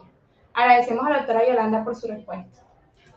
También, por otra parte, tenemos la pregunta realizada por Carlos Alberto Dorado Figueroa a la doctora Ivonne Díaz, la cual dice de esta manera, ¿cómo, con relación con la continuidad de los cuidados al egreso de la persona con trauma, cómo se trabaja la competencia del cuidado de la persona y cuidador y cómo se hace seguimiento? La doctora Ivonne nos hace envío de su respuesta, y la cual es la siguiente. Desde que el paciente ingresa, se está en su salida, se valora de forma permanente, diaria, la parte cognitiva y funcional para saber el siguiente nivel de cuidado. Interviene en un equipo interdisciplinario, pero lo que pesa más es la movilidad, qué tanto puede hacer el paciente por sí mismo o qué secuelas pueda tener. En ese caso interviene terapia física o terapia ocupacional. Si consideran que el paciente no está listo para el egreso, dan una recomendación para la rehabilitación donde puede demorar 1-2 semanas con terapia física intensiva y según si puede colaborar. Si está deteriorado y tiene seguro que lo respalde, puede ingresar a una casa de cuidados especializados de enfermería que se llama Skilled Nursing Facilities, como un nursing home, para cuidados de gastronomía, por ejemplo. Si el deterioro es en la parte cognitiva y muy deteriorado físicamente, pero va a cuidados de largo término, en ese lugar recibe cuidados básicos o más especializados si, por ejemplo, tiene una traqueostomía. Si el paciente está bien para ir a casa, se le empieza a trabajar un entrenamiento al paciente y su familia y coordinación con el equipo médico para la continuidad de las terapias y valoración en casa. Se hace seguimiento en casa por medio del home care, enfermería de forma frecuente, si por ejemplo hay tratamiento endovenoso, cuidados para heridas, y fisioterapia al menos 2 veces a la semana.